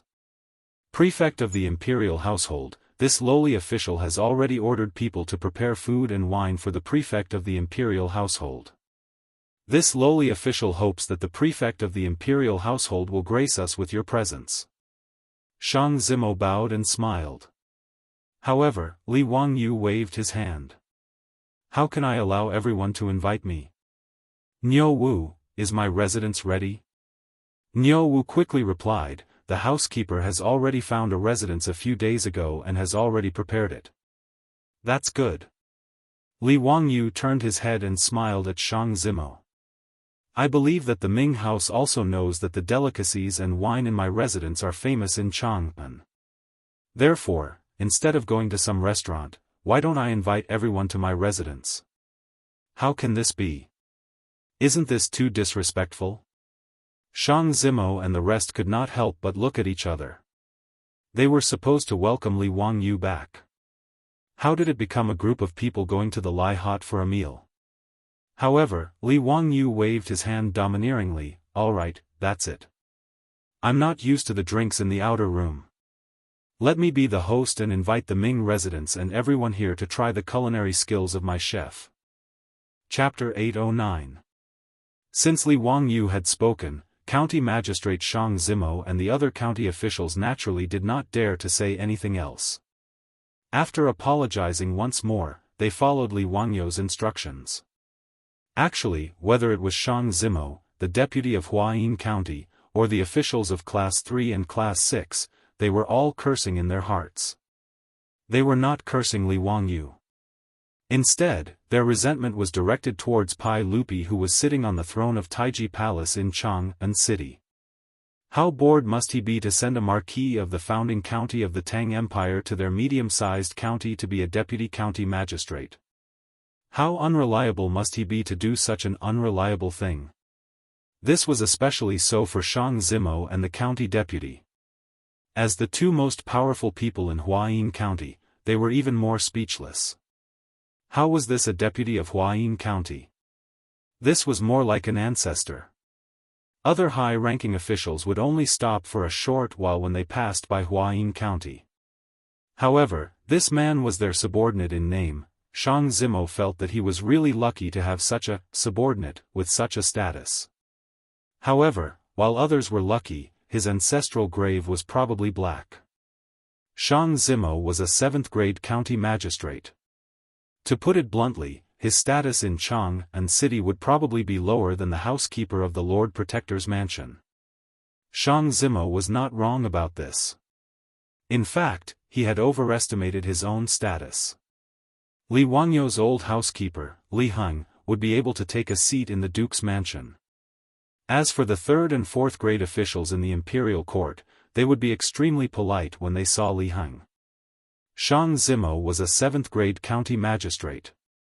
If he were to go to Chang'an City, he might not even be able to enter the mansions of the 3rd and 4th-grade officials. Shang Zimo and the deputy of Huayin County wanted to hug each other and cry when they saw the dozens of troops following Li Wangyu and the group of imperial guards of Golden Guards. This was too much of a bully. However, both Shang Zimo and the deputy of Huayin County maintained their positions and attitudes. They would serve the man in front of them wholeheartedly. A group of people crowded around Li Wangyu's car and went straight into Huayin County. As for the 100 imperial guards, they also entered the city and headed straight for Huayin County's Zhizong Manor. The decree they had received was to protect the Marquis of Huxian while he was in Huayin County. Without a decree, they would have to stay in Huayin County until Li Wangyu returned to Chang'an. Huayin County was a middle-class county with a population of less than 2,000 households. Therefore, the scale of the county was not large. However, Huayin County was the birthplace of the Yang clan under the heavens. There was a saying, the Yang clan under the heavens originates from Huayin, and the Yang clan of Huayin belongs to the East Palace. The former Sui Emperor Yang Jian, was from Huayin. As such, the small Huayin County was quite lively. Li Wangyu dawdled on the road for a few days, but the steward of the Marquis' estate had already prepared a residence for his Langjun. After the steward of the Marquis' estate took a liking to a wealthy merchant's house, he immediately moved out and sold the house to the Marquis' estate of Huxian. Of course, the steward of the Marquis' estate was not one to bully others. As Li Wangyu did not lack copper coins, he increased the price by 30% according to the market price and gave the wealthy merchant enough copper coins. In the next few days, the four-wheeled carriages of Shun Feng Carriage Company traveled back and forth between Huayin County and Dingzhou Village. Like ants moving to a house, they transported all kinds of decorations and tools to the Marquis' estate in Huayin County. His beautiful superior even threw out a large amount of copper coins and recruited hundreds of craftsmen from Chang'an City. She directly sent them to Huayin County to renovate the house. After working day and night, Li Wangyu finally reached Huayin County after he was done dawdling on the official road. Within a few days, the Marquis' estate in the county had already been refurbished and everything was ready. While Li Wangyu was exchanging greetings with Shang Zimo and the rest, the accompanying maidservants and most of the troops had already entered the city to make preparations. By the time Li Wangyu and the rest arrived at his estate in Huayin County, everything was already prepared. Shang Zimo, the district deputy and the rest looked at the refurbished estate in front of them and were secretly shocked. They had been invited by the wealthy merchant to a banquet and had been guests at this estate before. Who would have thought that Noda's estate would completely change in just a few days? The newly painted red door had a plaque above it with the words Marquis Estate of Huxian written on it in gold. On both sides of the door, there were guards of the Marquis' estate who were dressed in martial attire and holding weapons in their hands. They looked like they were keeping strangers away. However, Li Wangyu was not satisfied and instructed Niu Wu, "Get someone to change this plaque. I am now the county lieutenant of Huayin County. Why does it say, Marquis' estate? Aren't you afraid of being laughed at?" Niu Wu held back his laughter and nodded his head in agreement. However, Shang Zimo and the rest had a weird look on their faces as they thought to themselves, "Who is so blind to dare to laugh at this master?" Li Wangyu invited everyone into the estate. However, they heard the sound of hurried horse hooves coming from the streets. Everyone stopped and looked over. It was a few people wearing dark red official robes riding on horses. They were panting as they rushed over. Li Wangyu did not recognize them, but Shang Zimo and the rest did. Their expressions turned even weirder. There was no other reason other than the fact that the group of officials that came were the provincial governor and officials of Huazhou. Huayin County was under the jurisdiction of Huazhou. Huazhou was the central province of the Tang dynasty, and the provincial governor was a fourth-grade official position. Needless to say, the arrival of the Marquis of Huxian had even caught the news of the Huazhou provincial governor's arrival. He hurriedly brought all the officials of Huazhou over to greet Li Wangyu, the county lieutenant of Huayin County. Shang Zimo and the deputy beside him looked at each other. They could see the helplessness in each other's eyes. The provincial governor of Huazhou led all the officials of Huazhou to the front. He quickly got off his horse and respectfully greeted Li Wangyu. Everyone exchanged greetings and pleasantries. Li Wangyu naturally knew the purpose of these officials' visit and did not mind. He only smiled and invited everyone into the estate to take a seat in the main hall. With their superior around, Shang Zimo and the deputy district magistrate were squeezed to the back of the queue. As for the exiled officials from the 6th branch of the county yamen, they could only shrink to a corner and did not even dare to breathe loudly. In the main hall, the servants of the Marquis residence continuously brought in all sorts of delicacies and wine. The atmosphere gradually became lively. "Ming House, why did you move so far away? Come, sit over here." Li Wangyu saw Shang Zimo kneeling in a corner of the main hall and hurriedly called out to him. Shang Zimo squeezed out a smile that was uglier than crying. No need. You are too polite. This place is pretty good. He still had a discerning eye. The people sitting beside Li Wangyu were the provincial governor of Huazhou and the senior officials. Why should he, a mere county magistrate, go and join in the fun? Shang Zimo did not dare to sit beside Li Wangyu in consideration of his superiors, the provincial governor of Huazhou. However, Li Wangyu did not care so much. He stood up and walked to Shang Zimo's side and pulled him over. "He, Ming House, you are my superior. How can you sit over there? If this were to spread, wouldn't others say that I do not know etiquette?" Li Wangyu pulled Shang Zimo to his side. The moment he said this, Shang Zimo did not dare to say anything. He looked at the provincial governor of Huazhou and the senior officials who were sitting beside him. He was about to break out in cold sweat. "Marquis, can you not be like this?" Shang Zimo was still mourning for himself in his heart when he saw a servant of the Marquis residence rushing in to report. "Lang Jun, the Crown Prince and King Yu are here to visit." The moment he said this, the originally lively main hall suddenly became silent. Chapter 8:10. When Li Wangyu heard this, he was also a bit confused.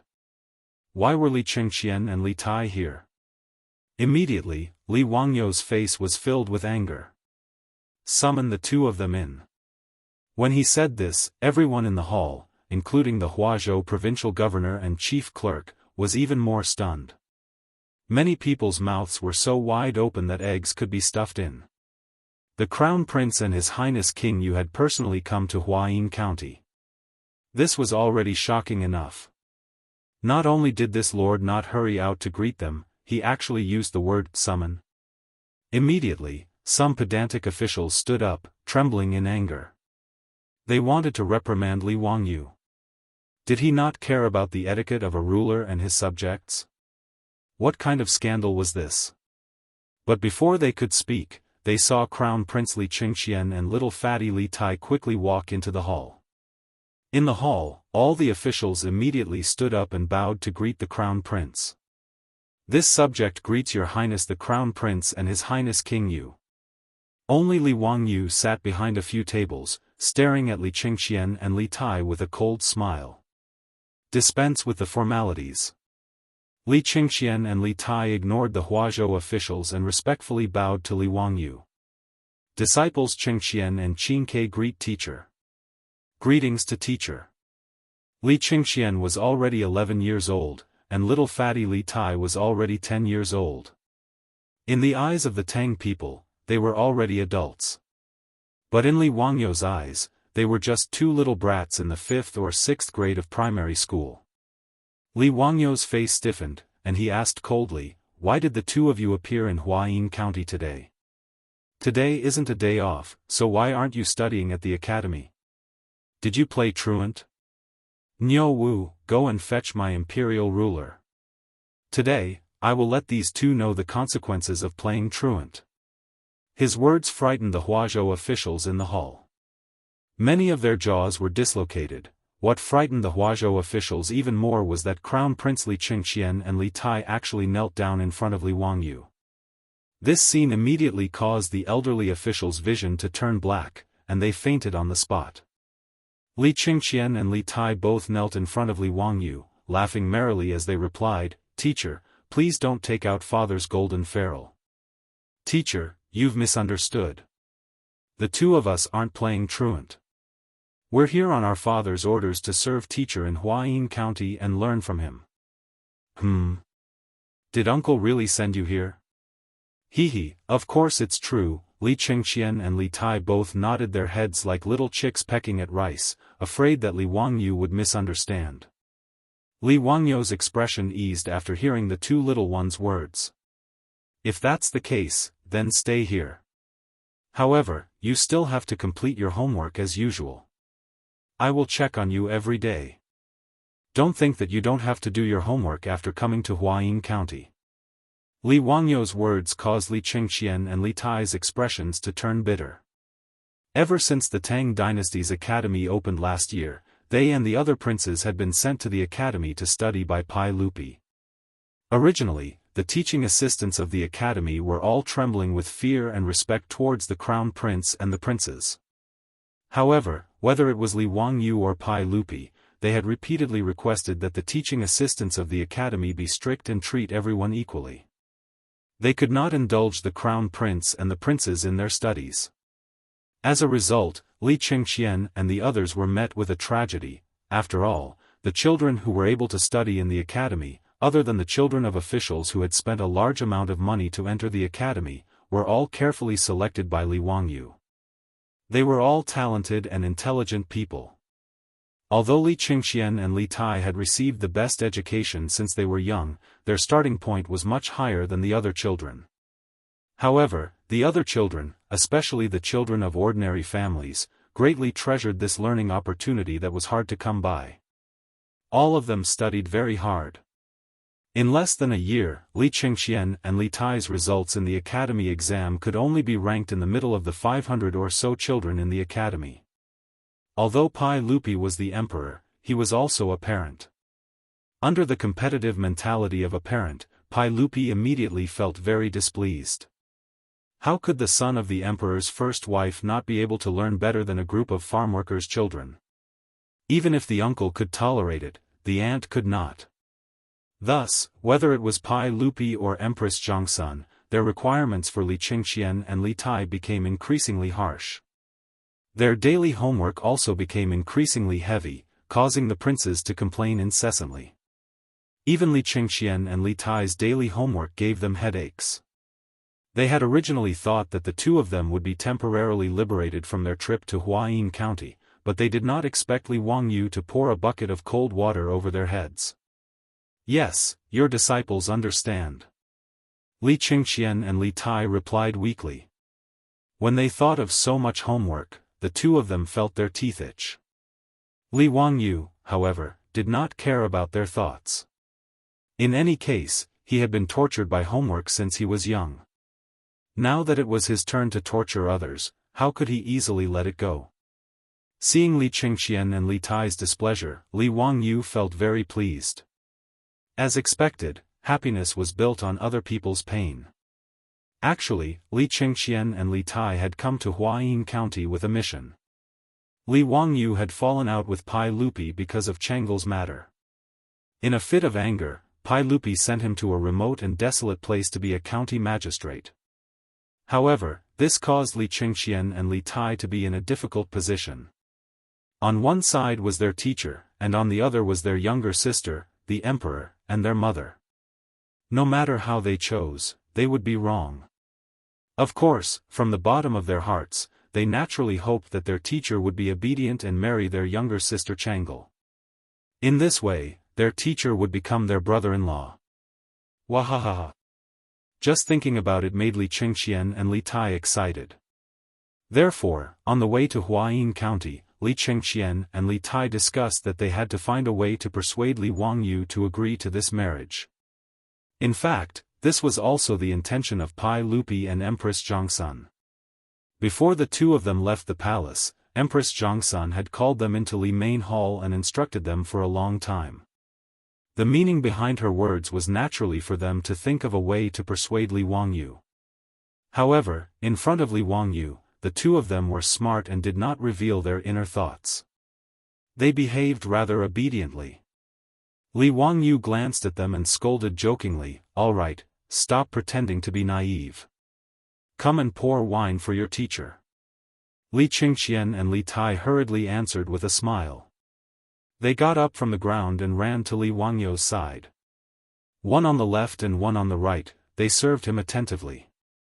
Those old officials who had fainted were pinched and splashed with cold water by the people around them. When they finally woke up, they looked up and saw the crown prince and the king of Yu serving Li Wangyu. They could not help but cough again. Their vision turned black and they fainted again. In the hall, all the officials of Huazhou did not dare to make a sound. They all did not know what to do. The county magistrate of Huayin County and the provincial governor of Huazhou, who were sitting on the left and right of Li Wangyu, felt as if they were sitting on pins and needles. They were in incomparable pain. Chapter 8:11. Shang Zimo only felt his heartbeat quicken. He felt as if he was about to faint. He was merely a 7th-ranked county magistrate. Being below the founding county marquis was already difficult for him.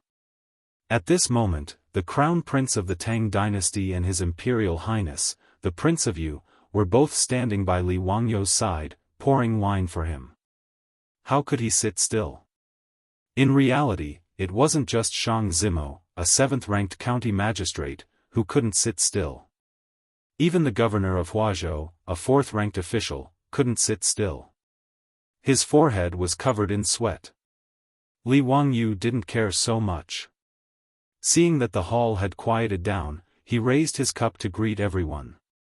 "Gentlemen, why are you all not speaking? For all of you to welcome me today, I am endlessly grateful. Come, come. Gentlemen, let's drink this cup. Don't waste the wine in this cup." Hearing Li Wangyu's words, the Huazhou officials in the hall hurriedly raised their cups, trembling with fear. However, they still didn't dare to be impudent. With regards to Li Wangyu, the Marquis of Huxian, only today did everyone truly understand the status of this marquis in the sage's heart. Originally, Li Wangyu, with his status as the founding county marquis, had been demoted by Pai Lupi to Huayin as a 9th-ranked county magistrate. Many people were still muttering in their hearts, wondering if this founding county marquis had offended the sage and would never be able to recover from this setback. Although they had misgivings about Li Wangyu's status as a marquis, the Huazhou officials didn't treat Li Wangyu with much respect. As a result, before Li Qingxian and Li Tai arrived, the Lai Hot's main hall was so lively. Everyone dared to speak with Li Wangyu without holding back. However, Li Qingxian and Li Tai's actions caused the Huazhou officials to suddenly wake up. How was this marquis demoted? It was simply the sage acting in a fit of pique with this marquis. An 18-year-old founding county marquis, nephew of the sage, relative of the imperial clan, and tutor of the crown prince. Which of these identities wasn't extraordinary? If this marquis were to nod his head in the future and marry Princess Chang'e, joining the sage in marriage, how illustrious would he be? Perhaps even the princes, dukes, and dukes in the imperial court would have to be courteous to this master, right? Those pedantic officials had originally wanted to stand up in front of the crown prince because of Li Wangyou's disrespect towards the crown prince. But now, they were all terrified. Fortunately, he didn't have time to make a sound. Otherwise, he wouldn't even know how he died. In the Lai hut, Li Wangyou's welcome banquet made the Huazhou officials feel as if they were walking on thin ice. When the banquet finally came to an end, the Huazhou provincial governor and the chief of staff hurriedly got up and left. Shang Zimo stood up and wanted to leave, but Li Wangyou grabbed his arm. "Where are you going to Ming House?" "Huh, why don't you stay in my residence today, and we can continue to drink and chat merrily. I'm a county magistrate, but I don't know how to perform my duties.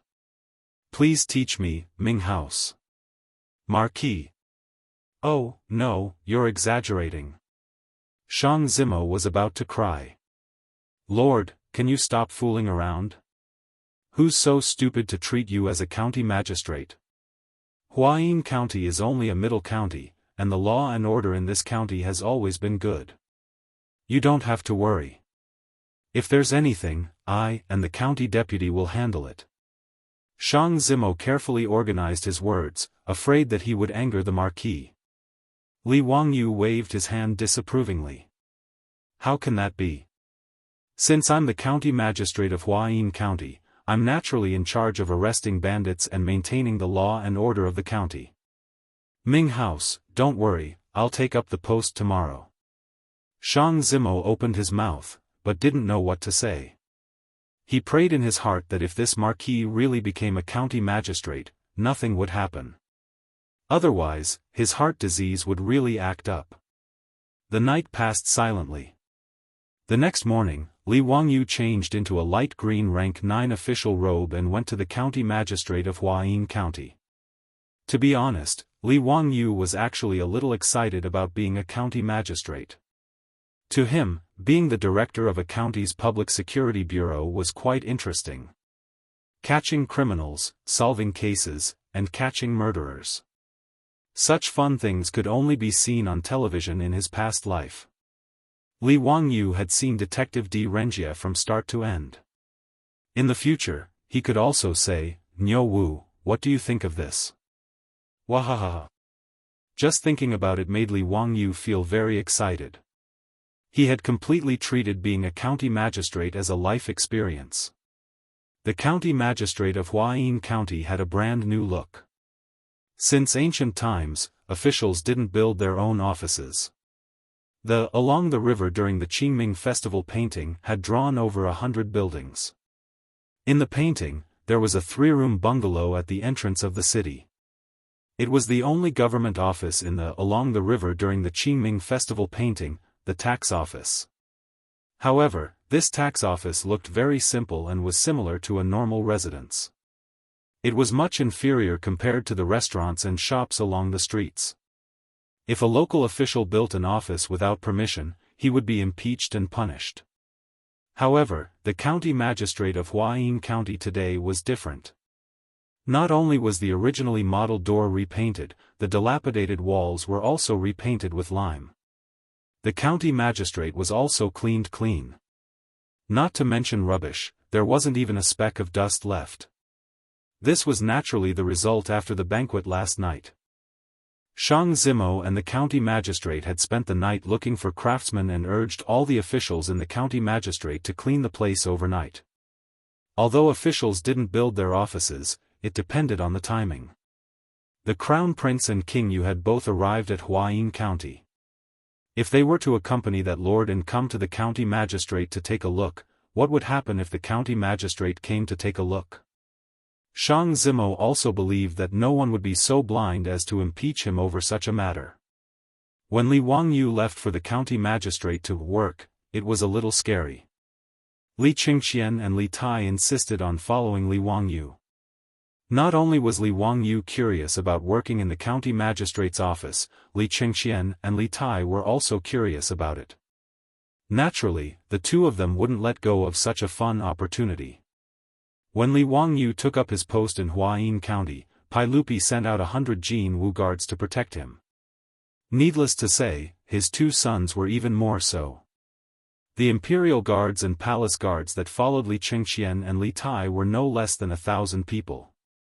The small Huayin County naturally couldn't accommodate so many imperial guards. Hence, most of the imperial guards were stationed outside the county. Even so, there were still 100 imperial guards that followed Li Qingxian and Li Tai. Beside Li Wangyu, there were naturally more than 10 guards led by Niu Wu. It wasn't that Li Wangyu was arrogant. It was just that as the county magistrate who founded the country, he should have his own guards. Therefore, when Li Wangyu and his entourage arrived at the gate of Huayin County under the protection of over 100 troops and imperial guards, the bailiffs of Huayin County were terrified. Was this lord really here to take up his post? Huayin County was only a middle county. There were only 30 to 40 guards in the county magistrate's office. Looking at the tall and sturdy troops and imperial guards behind Li Wangyu, the calves of many yamen runners began to tremble. Chapter 8:12. The county magistrate, Shang Zimo, led all the officials in the county office to welcome Li Wangyu and his entourage into the county hall. Everyone exchanged greetings for a while. Huayin County may not be big, but the county magistrate, deputy, and county lieutenant all had their own office. Li Wangyu was led into a spacious office by Shang Zimo. He looked around and nodded his head in satisfaction. Thank you for your hard work in the Ming house. What should I do next? Shang Zimo secretly wiped the sweat off his forehead. This office was the most spacious in the county office. It used to be his office, but it was cleared out last night. As the county magistrate, he had to work in the office of the county lieutenant. Shang Zimo did not feel wronged, but he was afraid that Li Wangyu would not be satisfied. Hearing Li Wangyu's question, he quickly explained in detail. In the county office, there were 3 classes and 6 offices. The military and disciplinary offices, as well as the strong and quick offices, were all under the jurisdiction of Li Wangyu, the county lieutenant. Although the county office was small, the 6 offices corresponded to the 6 departments of the imperial court. The military office was in charge of military affairs, while the disciplinary office was in charge of law enforcement and prison litigation. There were 3 classes of yamen runners.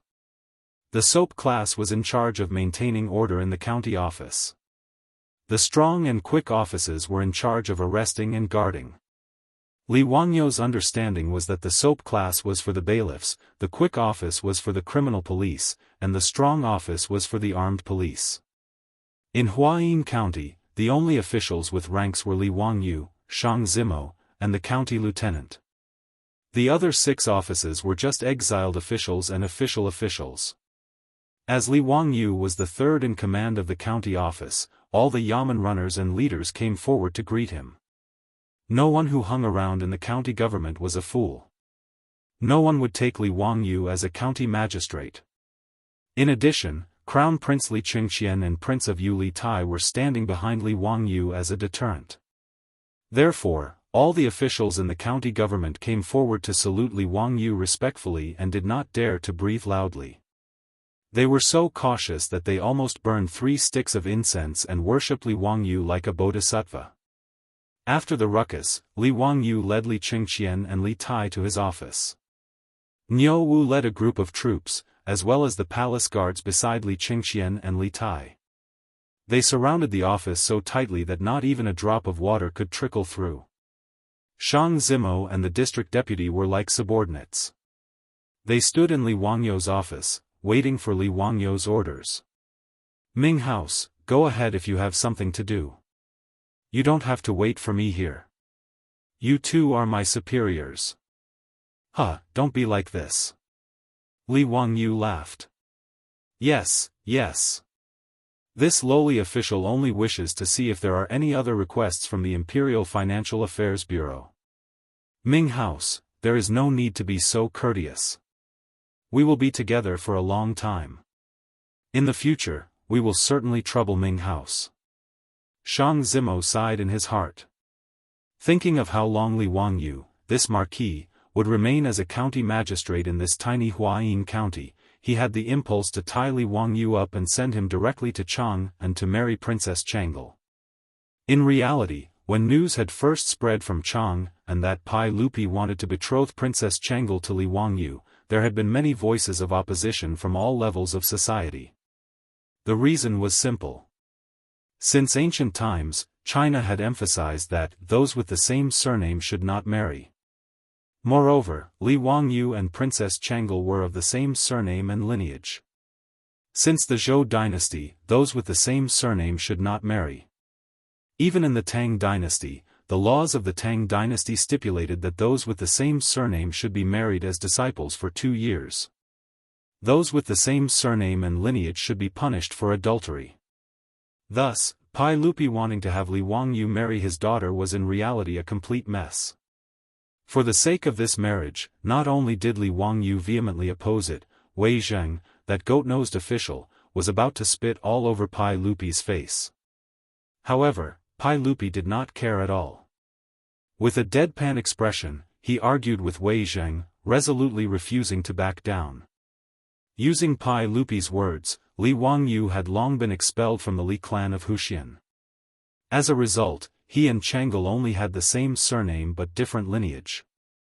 According to the laws of the Tang dynasty, after marriage, they would be imprisoned for 2 years. However, as Li Wangyu was the founding marquis of Huxian, he could be punished with copper coins. Pai Lupi's argument angered Wei Zheng to the point that he was speechless. Indeed, as Pai Lupi had said, Li Wangyu had still not been returned to the Li clan by the imperial ancestral temple. Indeed, he and Changle only had the same surname but different lineage. If they were truly married, the punishment of being a disciple for 2 years would only be a few dozen caddies of copper coins. However, despite Pai Lupi's unyielding stance, the voices of opposition in the imperial court were still endless. If the imperial court was like this, then there was even more controversy among the common people. Even Shang Zimo, the county magistrate of Huayin, was originally opposed to Li Wangyu marrying Princess Changle. Naturally, his reason was that people with the same surname should not marry. As a result, Li Wangyu, the Marquis of Huxian, was resolutely opposed. In Shang Zimo's view, this was absolutely correct. However, Shang Zimo did not expect that because Li Wangyu had refused to agree to the sage's bestowment of marriage, he would be sent to his own county to be some bullshit county magistrate. An ancestor had suddenly appeared out of nowhere. Oh, that's not right. Looking at the crown prince and the prince of Yu behind Li Wangyu, those were 3 ancestors. 3 ancestors had suddenly appeared above Shang Zimo's head. No matter who it was, no one would be able to accept this. As a result, how could Shang Zimo care about such bullshit reasons as people with the same surname should not marry? He could only silently pray that the man before him would quickly return to Chang'an and marry Princess Changle. Shang Zimo's way of thinking was a classic example of how one's position determined one's head. Originally, whether Li Wangyu married Changle or not had nothing to do with him. Naturally, he could stand on the moral high ground and criticize as he pleased. However, when this matter affected him, Shang Zimo did not hesitate to change his stance and attitude. How could Li Wangyu know that the county magistrate by his side had so many inner thoughts? At this moment, Shang Zimo only felt a sense of novelty. He wished that some strange and unresolved cases would immediately appear, allowing him, the county magistrate, to display his abilities and solve the cases and arrest the suspects. After exchanging a few words with Shang Zimo and the deputy county magistrate, Li Wangyu planned to take a stroll around the county yamen and take a look at the barracks and torture chambers. However, a yamen runner submissively walked up to his office and bowed to Niu Wu and company. Langjuns, there is someone outside the county yamen who claims to be a good friend of the imperial chamberlain and wishes to meet with the imperial chamberlain.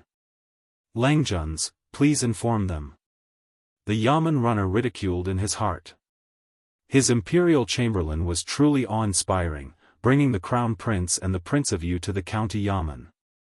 There were nearly 100 troops and imperial guards standing outside the office.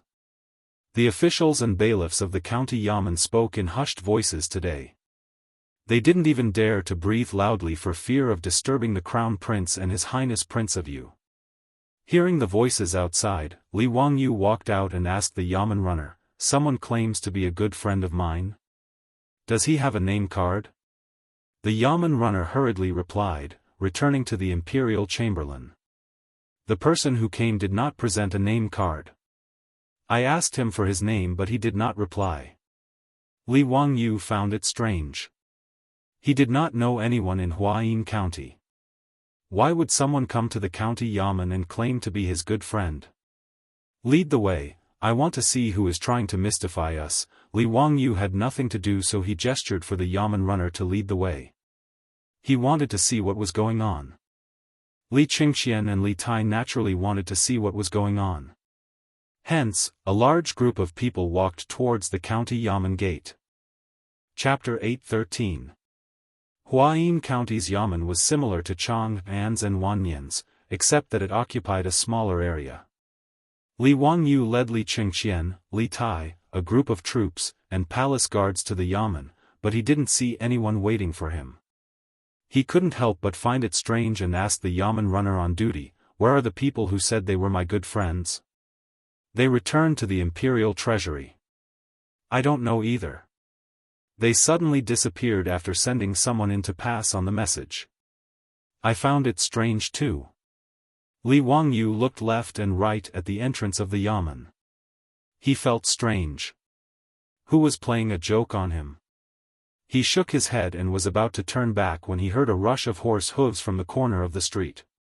He looked up and saw more than 10 masked men with weapons in their hands. They were rushing toward the yamen along the street. These masked men waved the weapons in their hands and shouted in a strange voice, "Kill! Capture the county marquis alive!" This scene immediately caused chaos in front of the yamen. Niu Wu, Lai Hot's troops, and the palace guards beside Li Qingxian and Li Tai all drew their sabers and blocked in front of Li Wangyu and the others. Niu Wu shouted at Li Wangyu, "Go quickly, Lang Jun. I'll lead my brothers to stop these thieves." The palace guards were even more nervous. They surrounded Li Qingxian and Li Tai and slowly retreated into the yamen. The yamen runners were so scared that their faces turned ashen. They scrambled into the yamen and prepared to call for help. However, Li Wangyu pressed down on Niu Wu's arm that was holding the knife. He smiled calmly and said, "Niu Wu, don't panic. Get the people to put away the knives. Be careful not to hurt anyone." Lang Jun. Niu Wu was stunned. He didn't understand Li Wangyu's meaning. The surrounding troops also looked at each other. They didn't know what was going on. These thieves of unknown origin were about to kill them, but their Lang Jun was telling them to put away their sabers. Li Wangyu separated the troops in front of him and strode out. Niu Wu quickly went forward and wanted to pull him back. Niu Wu, don't panic. Watch how I deal with them." Li Wangyu laughed and waved at Niu Wu. He turned his head and shouted at the masked men, "Brother Chumo, have you played enough?" "What?" This group of masked men were Cheng Chumo and his group. Niu Wu and the group of extremely nervous troops were all dumbfounded. They looked stupidly at the slow horses that were trotting over. Following Li Wangyu's shout, the masked men on horseback were also stunned. They pulled on the reins and looked at each other. Then, one of the masked men tore off the black cloth covering his face, revealing a rough face that resembled Cheng Yaojin. "Is Chumo's face." "You bastard, how did you know it was us?" "Motherf***, I said this guy is as smart as a monkey." I can't scare him at all. Cheng Chumo dismounted and muttered loudly. The other masked men on the horses also pulled off the black cloth on their faces. They were Fang Yai, Chai Lingwu, Yuchi Baolin, and the others. That's right. How did you know it was us at a glance? It must be Brother Chumo's broken voice. I told you not to make a sound. Bullshit, I just pinched my throat and shouted. I don't believe Zio can recognize it. Cheng Chumo was very dissatisfied with the pig teammate's behavior of shifting the blame. Obviously, this group of foppish men had nothing better to do. They wanted to pretend to be villains and attack the county government to scare Li Wangyu. Li Wangyu laughed and said, "You bastards, do you think I can't recognize you just because you cover your faces with a black cloth? Please, if you want to pretend to be villains, can't you be more professional?" He pointed at the foppish men's clothes and scolded jokingly, "How can there be villains wearing brocade clothes to assassinate people? Are they that flashy? And the few of you, can't you be more attentive and take off the jade sachets from your waists? Even if I'm blind, there's no way I can't recognize those jade pendants on you, right?" The foppish men looked at each other and couldn't help but laugh. Of course, more importantly. Li Wangyu looked at the foppish men and wondered if he would lower his IQ if he knew this group of idiots. More importantly, can you not wear sunglasses when you pretend to be villains? Damn it, you took them from me. Do you really think I'm blind? After Li Wangyu said this, the foppish men looked at each other. Everyone was wearing a pair of extremely flashy crystal sunglasses on the bridge of their noses. The foppish men were crying because of their own stupidity. This was really embarrassing. Cheng Chumo didn't care at all. He walked up casually and gave Li Wangyu a bear hug. "Wahahaha, Zio, your brothers are here to see you. Are you touched?" "Hee, I was just joking with you just now." Li Wangyu naturally knew that this group of bastards wanted to scare him. He rolled his eyes and suddenly shouted at the group of palace guards who had just put away their she-blades and his own troops, "Come, arrest all these villains." The palace guards and troops were stunned. Arrest a group of dukes? What kind of game was he playing? However, they didn't dare to disobey Li Wangyu's orders. They pulled out their she-blades again and swarmed forward. They pressed down the arms of the foppish men who hadn't recovered from their shock and put the she-blades to their necks. Fang Yai and the others were dumbfounded. They didn't understand what Li Wangyu was playing at. Li Wangyu was neither fast nor slow. He pointed at Li Qingqian and Li Tai behind him and said, "Cheng Chumo, Fang Jun, Chai Lingwu, the Crown Prince and His Highness King, you are here. You dare to use your weapons without permission. Do you have the intention to assassinate the Crown Prince and His Highness King you? Humph, you clearly want to rebel and assassinate the king. Although I am familiar with you, I can't bend the law for personal gain."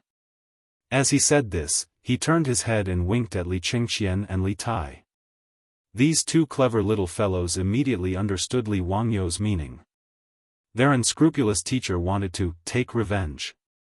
Li Qingqian coughed lightly and stood out. He said with a stern face, "The Marquis of Huxian is right. You are court officials, descendants of dukes and prefectures. Instead of serving the court, you actually want to assassinate me." Li Tai, the little fatty, also jumped out. That's right, that's right. Not only do you want to kill Brother Crown Prince, you don't even want to let me go. Your conduct is truly vile. Brother Crown Prince, order people to quickly escort them back to Chang and then hand them over to Father to deal with. The three of them echoed each other, causing Cheng Chumo and the other foppish men to be dumbfounded. Although they just wanted to joke with Li Wangyu, how could they have expected that the Crown Prince and His Highness King Yu would also be here? If the Crown Prince and His Highness King Yu ordered people to arrest them and escort them back to Chang, and because of this matter, not to mention whether they would receive any punishment, they would definitely lose all face. Zio, we were just joking with you. Fang Yai really wanted to cry this time. Why was this scene completely different from what they had expected?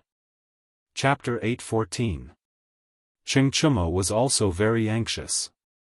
He hurriedly begged Li Qingxian and Li Tai for mercy. "Your Highness the Crown Prince, Your Highness the King of you, we were only joking with the Marquis of Huxian. Please don't listen to his nonsense. How could we attempt to assassinate Your Highness the Crown Prince and Your Highness the King of you?" The wastrels also began to explain to Li Wangyu that they didn't know the Crown Prince and the King of you were here. Otherwise, they wouldn't have joked with Li Wangyu like this. They saw Li Wangyu, Li Qingxian, and Li Tai look at each other. Then, they couldn't help but laugh. Only then did the wastrels realize that they had been F***king played by this guy. "Qingxian, how do you think we should deal with these bad people?" Li Wangyu looked at Li Qingxian. Li Qingxian smiled. "Punishment, they must be punished. And, punish them to stay by my side and be my guards for a while. What do you think, teacher?" "Excellent." Li Wangyu clapped his hands and applauded. He was very satisfied with Li Qingxian's attitude. He turned his head to look at the wastrels. "Huh, brothers, this little brother was only joking with you. Are you surprised? Are you surprised?" Li Wangyu waved his hand at the imperial guards, indicating for them to release the wastrels. Chengchumo and the others knew that they had been tricked by Li Wangyu, but there was nothing they could do. Who told the Crown Prince and the King of you to appear here? This was beyond the wastrels' expectations. They had come from Chang and to Huayin County. They really didn't know that Li Qingxian had also come. Otherwise, they wouldn't have dared to joke like this. Even if their fathers were all founding dukes and prefectural dukes, this kind of joke still couldn't be made casually. Today's matter wasn't big, but it wasn't small either. If someone with ulterior motives came to the imperial court to impeach them, it would be a big problem. Although they only wanted to joke with Li Wangyu, it was true. They had used their weapons in front of the Crown Prince and the King of you. If they were really accused of trying to assassinate the king, Pai Lupi wouldn't let them off easily. At the very least, they would be demoted and their salaries would be cut. Li Wangyu's joke just now was actually to help the Silk Pants out of their predicament. With Li Qingxian's declaration, it could be said that this group of Silk Pants had been punished. In the future, there would be no need to worry about people causing trouble in the imperial court. Naturally, there were also smart people like Wei Shuyu and Chai Lingwu among the Silk Pants. They understood Li Wangyu's intentions and cupped their hands towards him to express their gratitude. After receiving the report from the bailiff, the county magistrate, Shang Zimo, rushed out in a panic with dozens of bailiffs. When he saw this scene, he shook his head and smiled bitterly. Well, it was not enough that 3 ancestors had come. Now, 10 ancestors had come. How could he, a 7th-grade county magistrate, provoke a group of young dukes? Shang Zimo looked at the sky at a 45-degree angle and tried his best to hold back the tears in his eyes. It was truly a shame for a county magistrate to be reduced to such a state. After another round of commotion, they finally returned to Li Wangyu's office in the county yamen and sat down. Luckily, this office originally belonged to the county magistrate, Shang Zimo. It was spacious enough for more than 10 people to sit down. "Brothers, why did you come all the way from Chang and to Huayin County?" Li Wangyu asked someone to serve tea and started chatting with the Silk Pants. Chengchumo laughed loudly and said, "Wahahaha, we were afraid that you would be wronged in Huayin County, so we came to accompany you. How is it? Brothers are loyal, right?" Li Wangyu glanced at him from the corner of his eyes. When this fellow was lying, the corners of his mouth would twitch. "Did the saint send you here?" Li Wangyu suddenly asked. Chengchumo was stunned and subconsciously replied, "How did you know?" Before he could finish his sentence, Fang Yai, Wei Shuyu and the rest covered his mouth. "Hee, how could that be?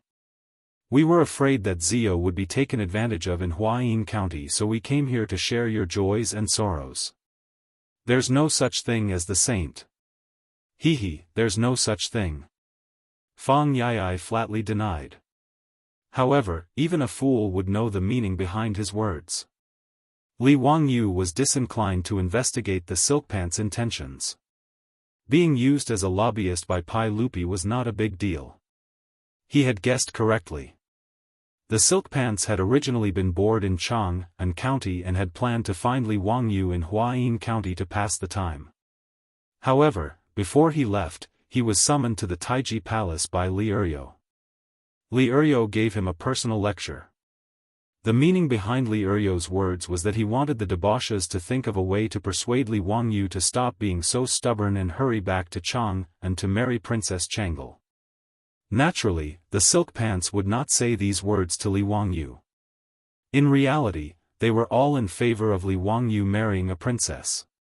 After all, many of these Silkpants had married princesses in the future.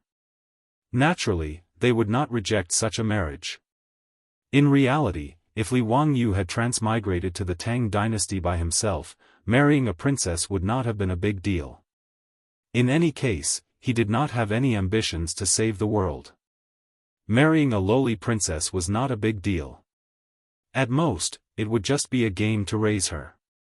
However, his beautiful superior had transmigrated to the Tang dynasty with him. No matter what, Li Wangyu would not give up on Su Chongqing. Although marrying his beautiful superior was only a formality, the Tang dynasty would not give him a marriage certificate. However, in his heart, Li Wangyu could not accept the fact that he could not even give his beautiful superior a proper status. The so-called 3 wives and 4 concubines did not exist. Since ancient times, China had a system of 1 wife and many concubines.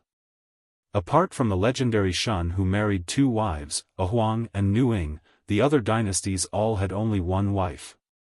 Zhuangzi recorded that Lord Ling has 3 wives, and they all bathe together. The so-called 3 wives, the little wife, the secondary wife, the young wife, and the concubine's wife, were just the titles of concubines. If Pai Lupi's daughter, the Grand Princess Changle, were to marry Li Wangyu, it would naturally be impossible for her to be a concubine. Li Wangyu would never agree to having his beautiful superior be his concubine. If Pai Lupi insisted on forcing him to drink, Li Wangyu could only take his beautiful superior and flee far away from the Central Plains. He could go to the western regions or go out to sea, no longer caring about the matters of the Tang dynasty. From then on, he and Su Chongqing would fly side by side, living their own immortal lives. Of course, this was only a choice that could be made as a last resort. At present, things had not reached that point. Li Wangyu cast a glance at the debauches, as well as Li Qingxian and Li Tai, inevitably feeling a headache. This entire room was filled with King Pai Lupi's lobbyists. He straightforwardly stated his thoughts. Actually, this little brother naturally understands the purpose of everyone's visit. It's not impossible for me to agree to Uncle's request to marry Changle, but... But what? Li Wangyu's words caused everyone in the room to perk up their ears. Li Qingxian and Li Tai excitedly stood up. Teacher, if you have any requests, please do not hesitate to state them. Li Wangyu unhurriedly extended 2 fingers, waving them in front of everyone's eyes, a Huang and Nuing. With these words, apart from the 3 Cheng brothers, the Yuqi twins, and Niu Zhengping, everyone else was dumbfounded. Chapter 8:15. Li Qingxian and Li Tai looked at each other, not knowing what to say about their teacher. In reality, the 2 of them were ridiculing their teacher in their hearts. His skin was too thick. He actually wanted to learn from Shun and marry 2 wives. Teacher, were you not afraid that these words would reach Father's ears? In a fit of rage, Father would carry a 40-meter-long saber and hunt you down in Huayin County, chopping you into mincemeat? The debauches were even more silent. Each and every one of them looked at Li Wangyu with eyes full of worship. You really dared to think and speak too much. Seeing that no one was speaking, Cheng Chumo and the others could not help but become anxious. Pushing Wei Shuyu, he asked, what is the meaning of this? Why aren't you speaking? Wei Shuyu glared at him unhappily. It's just that Zio wants the sage to agree. He wants to be like Shun, marrying 2 wives at the same time. Marrying 2 wives is good. Cheng Chumo had not yet reacted.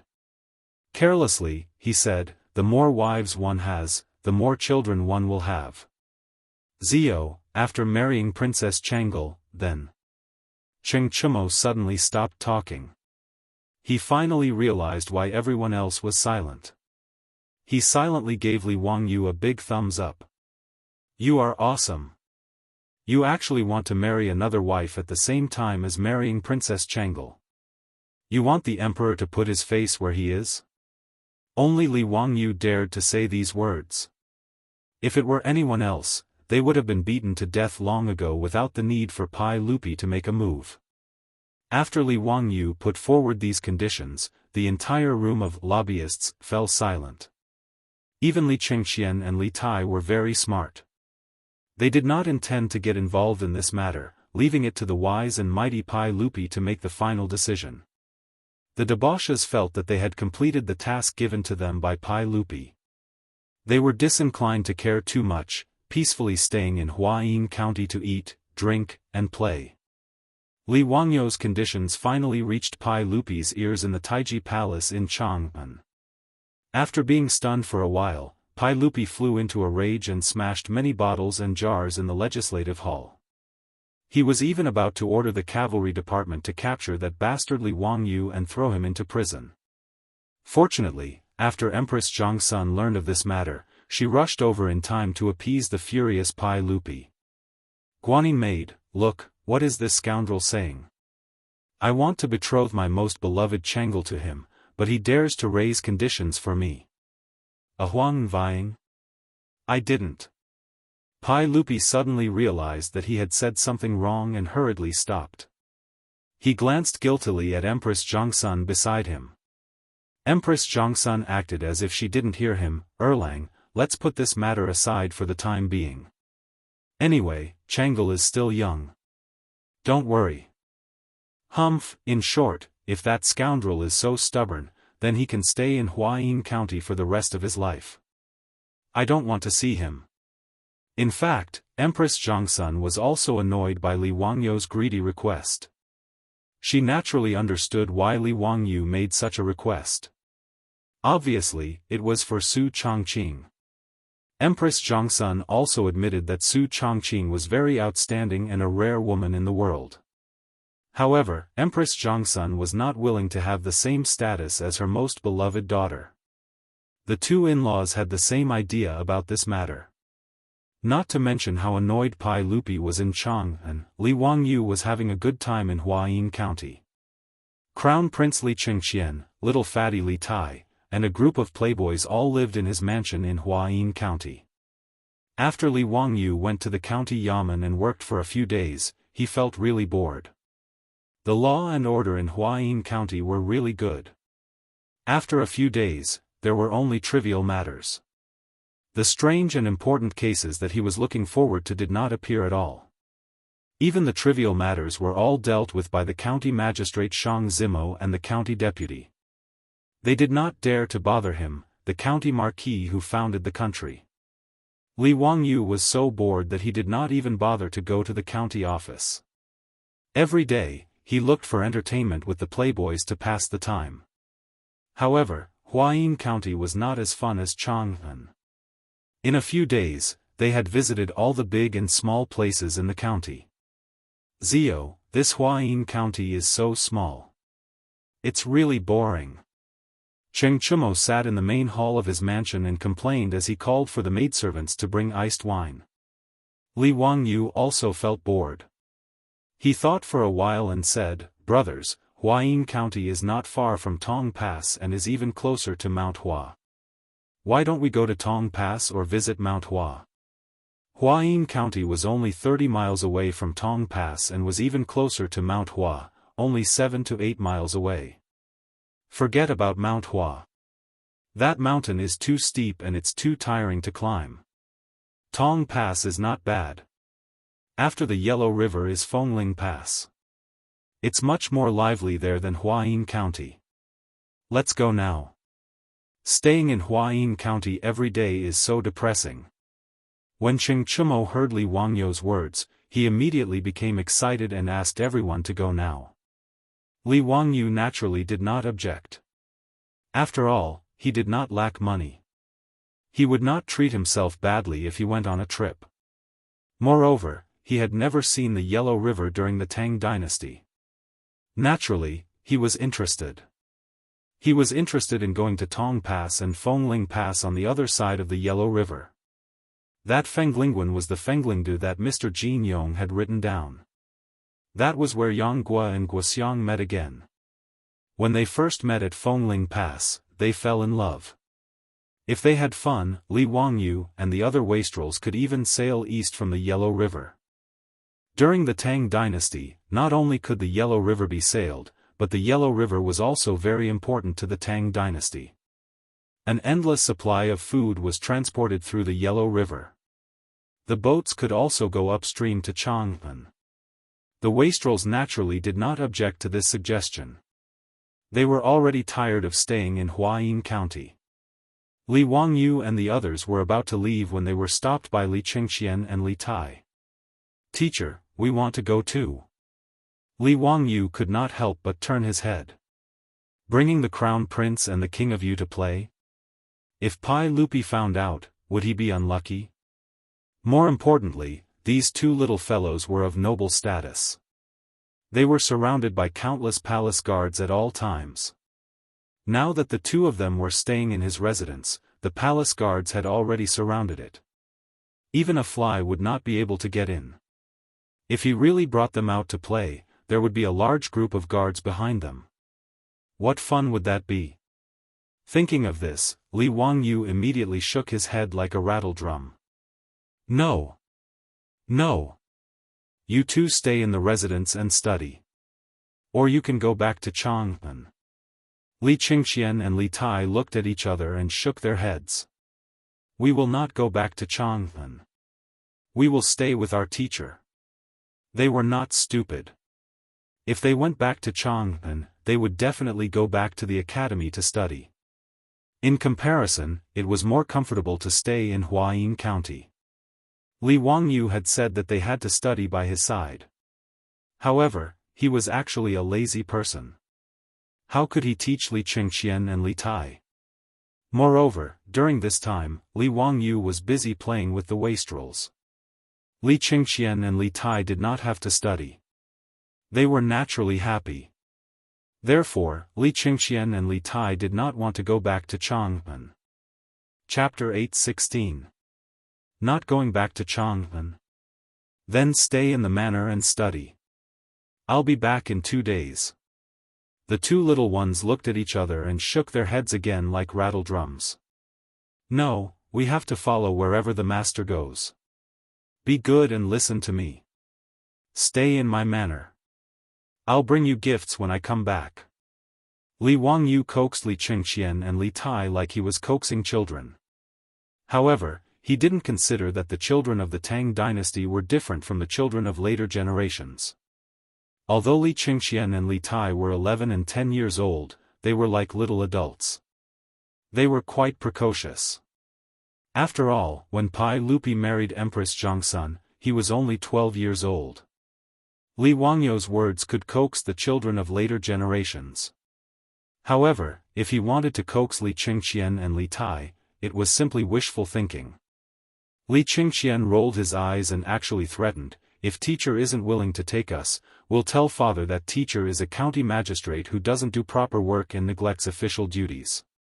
All he does is eat, drink, and play." When Li Wangyu heard him say this, he was so angry that his nose was almost crooked. He didn't care about Li Qingxian's identity as the crown prince. He directly reached out and twisted Li Qingxian's ear. "Fine, I'll teach you this unfilial son. You actually want to tell on me? Do you believe that I won't expel you from the sect? Besides, do you think I'm afraid of you snitching? It's best if you tell your father to remove me from this bullshit county magistrate position. I can't even thank you enough." Li Wangyu was a man without desires. He didn't want to be an official at all, let alone a position as small as a county magistrate. Wasn't it good for him to stay in Dingzhou village eating, drinking, and playing? Li Qingxian saw that his strategy was ineffective and hurriedly begged for mercy. It hurts, it hurts. Teacher, please let go. This disciple was wrong. Li Wangyu naturally wasn't really angry. He was just teasing the two little ones. He let go and laughed. If you dare to deceive your teacher again, I'll teach you a lesson. Li Qingxian rubbed his ear and simply changed his strategy. He learned from his younger sister Chang'e and acted spoiled. Teacher, please take us. Li Wangyu felt goosebumps all over his body. Stop. Speak properly. Don't make fun of Chang'e. Teacher, don't even think about leaving me and Qing Ke behind to play with Cheng Chumo and the others. Li Qingxian rolled his eyes and came up with an idea. If you don't take us, I won't allow Cheng Chumo and the others to go. Hee, teacher, don't forget, Cheng Chumo and the others are now my and Qing Ke's guards. When Li Wangyu heard this, he couldn't help but be dumbfounded. He had forgotten about this matter. Cheng Chumo and his group of spoiled brats came to Huayin County to scare him. They actually pretended to be bandits and used weapons in front of Li Qingxian and Li Tai. In order to get rid of this group of bastards, he had purposely let Li Qingxian punish them that day, making this group of silkpants temporarily act as the two little ones' guards. He could ignore Li Qingxian and Li Tai, but Cheng Chumo and the others could not. Li Qingxian's identity as the crown prince was right there, so how could these wastrels ignore it? Damn, how did these two little fellows suddenly become so smart just to go out and play? Li Wangyu rubbed his temples with a headache. Qingxian, Qing Ke, I'll tell you the truth. It's not that I don't want to take you out to play, it's just that the imperial guards by your side are too much of an eyesore. With such a large group of people, what's the point of going out to play? In his agitation, he even cursed. Li Wangyu's words made Li Qingxian and Li Tai a little dumbfounded. It seemed that their teacher was right. They had come to Huayin County with over 1,000 imperial guards and many palace maids by their side. If they took these people out, it seemed that there would be no fun to play. However, the little fatty, Li Tai, was quick-witted. He waved his hand to indicate for the palace maids to leave. Then, he lowered his voice and said, Hee, teacher, elder brother, why don't we avoid these palace maids and guards and sneak out? It'll be like how father often goes out of the palace in plain clothes. It'll definitely be fun. Sneak out? A few black lines appeared on Li Wangyu's forehead. Damn, bring the crown prince of the Tang dynasty and His Highness King Yu for a private visit? TSK, it's quite exciting just thinking about it. If Pai Lupi found out, would this overprotective emperor order people to chop him into mincemeat? However, who cares? It'd be best if he pissed off Pai Lupi and drove him back home in his anger. That would fulfill Li Wangyu's wish. It would be best if Li Er was so angry that he would cancel the betrothal. That would be good. Thinking about it like this, Li Wangyu felt that it would be quite interesting to take the two little ones out to play. Thinking up to here, Li Wangyu couldn't help but lower his voice. It's not impossible to bring the two of you out, but once the two of you leave, you must listen to Master. Remember, you must not act on your own. Of course, we'll listen to teacher's orders. Hearing that they could go out to play, the two little ones didn't have any objections and nodded repeatedly. The two of them grew up in the palace. Other than going to Dingzhou village and entering the academy, they were relatively free. At other times, they were followed by a group of people at all times, and they had long been tired of it. Li Wangyu nodded and called the foppish young masters in. He told them about the matter, but it scared the foppish young masters of the Tang dynasty who were used to being lawless. They all say that I'm bold, but I see that you're much bolder than me. Zio, have you thought about the consequences of sneaking out with His Highness Crown Prince and His Highness King Yu? If something happens, you'll lose your head. What can happen? Niu Wu and the others are guarding them. Besides, don't we have you guys? Li Wangyu was telling the truth. The troops in his residence were all old soldiers of the Jianghu guards. The martial arts of the Cheng brothers and the Yuqi twins were incomparable to ordinary soldiers. Even Niu Zhengping, who was crippled, couldn't be compared to 3 to 5 strong men.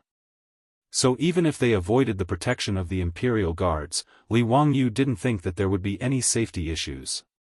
Cheng Chumo, Fang Yai, and the others still wanted to persuade Li Wangyu, but when they saw the murderous eyes of Li Qingqian and Li Tai, they finally closed their mouths. Who cares? Even if the sky fell, there were tall people to hold it up. As long as nothing happened to His Highness Crown Prince and His Highness King Yu, it wouldn't be a big deal.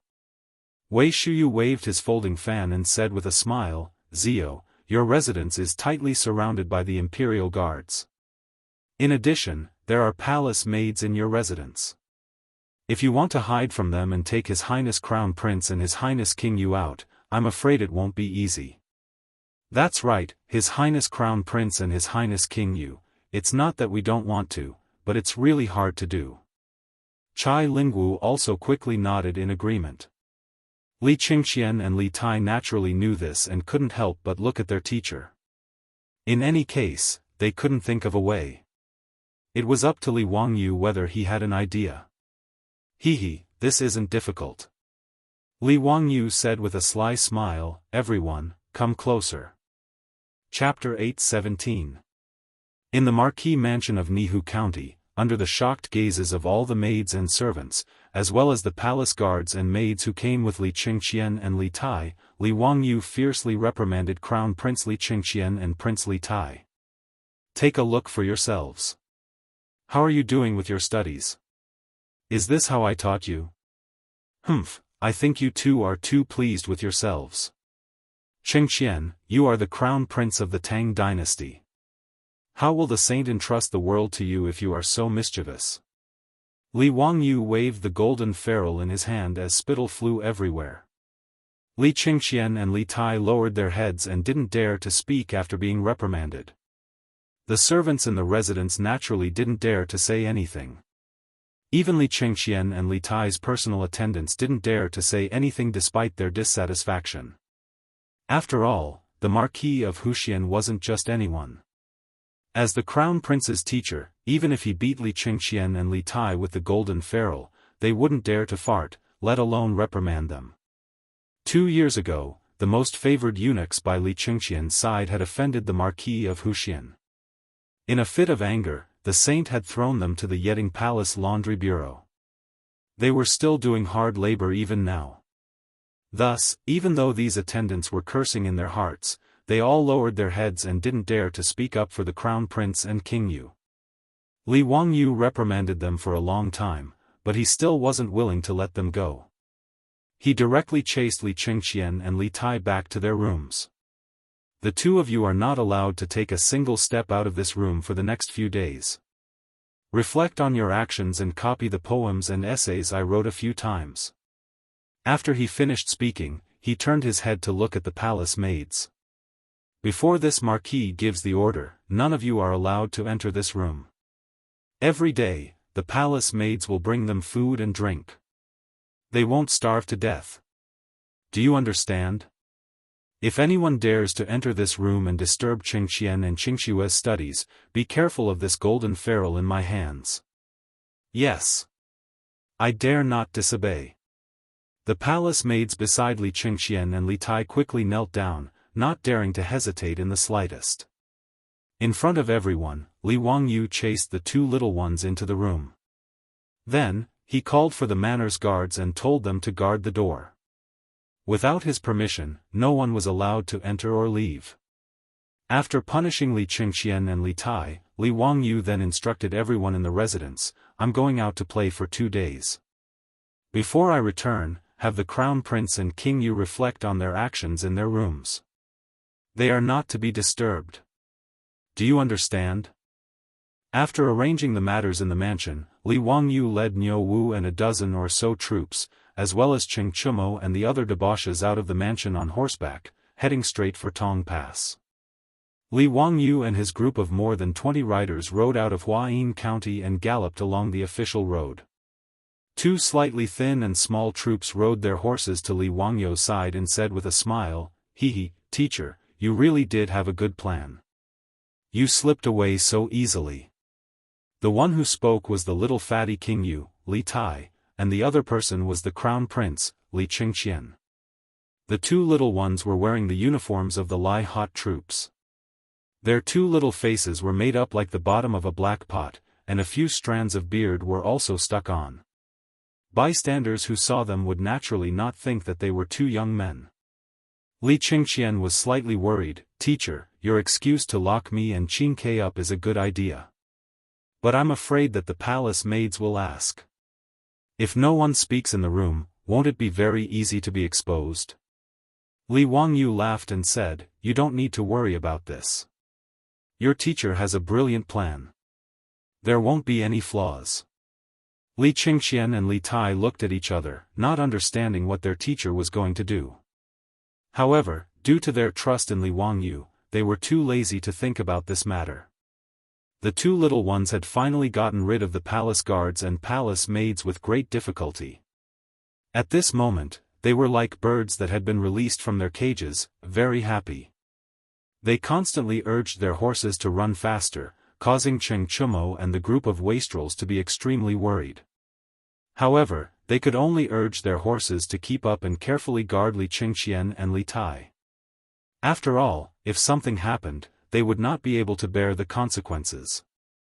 Li Wangyu also suddenly remembered that there was a rumor in the later generations that Li Qingqian had accidentally fallen while riding a horse and broke one of his legs. This caused his temperament to change greatly. Thinking of this, Li Wangyu could not help but break out in a cold sweat. He hurriedly called out to the two little ones, who were galloping happily on their horses, to stop.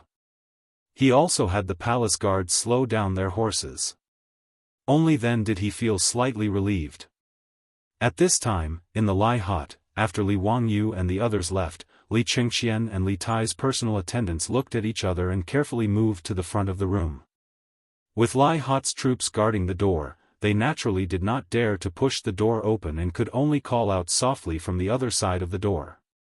"Your Highness the Crown Prince, Your Highness the King of Yu, the Marquis of Huxian has left." However, Li Qingqian's voice came from inside the room. "Go away, don't bother me." "Yes, yes." The attendant did not dare to say anything else. Under the gaze of the Lai hut's troops, he could only obediently retreat to the side and carefully guard the two princes inside the room. Li Qingqian and Li Tai were naturally not inside the room. Instead, it was the golden-haired beauty, Aphrodite. She was happily staying in the room, holding a book in her hands and reading it with great interest. From time to time, she would pick up the snacks next to her and put them into her mouth. At this time, the attendant's voice came from outside the room. "Your Highness, you've already stayed in the room for quite some time. Why don't you come out for a walk? The Marquis of Huxian really is no longer in the residence." Aphrodite smiled slyly and picked up the phone next to her. Her slender fingers tapped twice, and Li Qingqian's voice came from the phone. "Go away, don't bother me." "Yes, this servant understands." The attendant outside the room did not dare to say anything else and retreated again. Needless to say, this was Li Wangyu's idea. He had secretly used his phone to record Li Qingqian's voice and then deliberately reprimanded Li Qingqian and Li Tai, placing them in confinement. In reality, after the two children entered the room, they immediately left through the window at the back with Niu Wu and the others waiting for them. After the Lai hut maidservants helped the two children change their clothes, they openly mingled with Li Wangyu's troops and left the Marquis of Huxian's estate.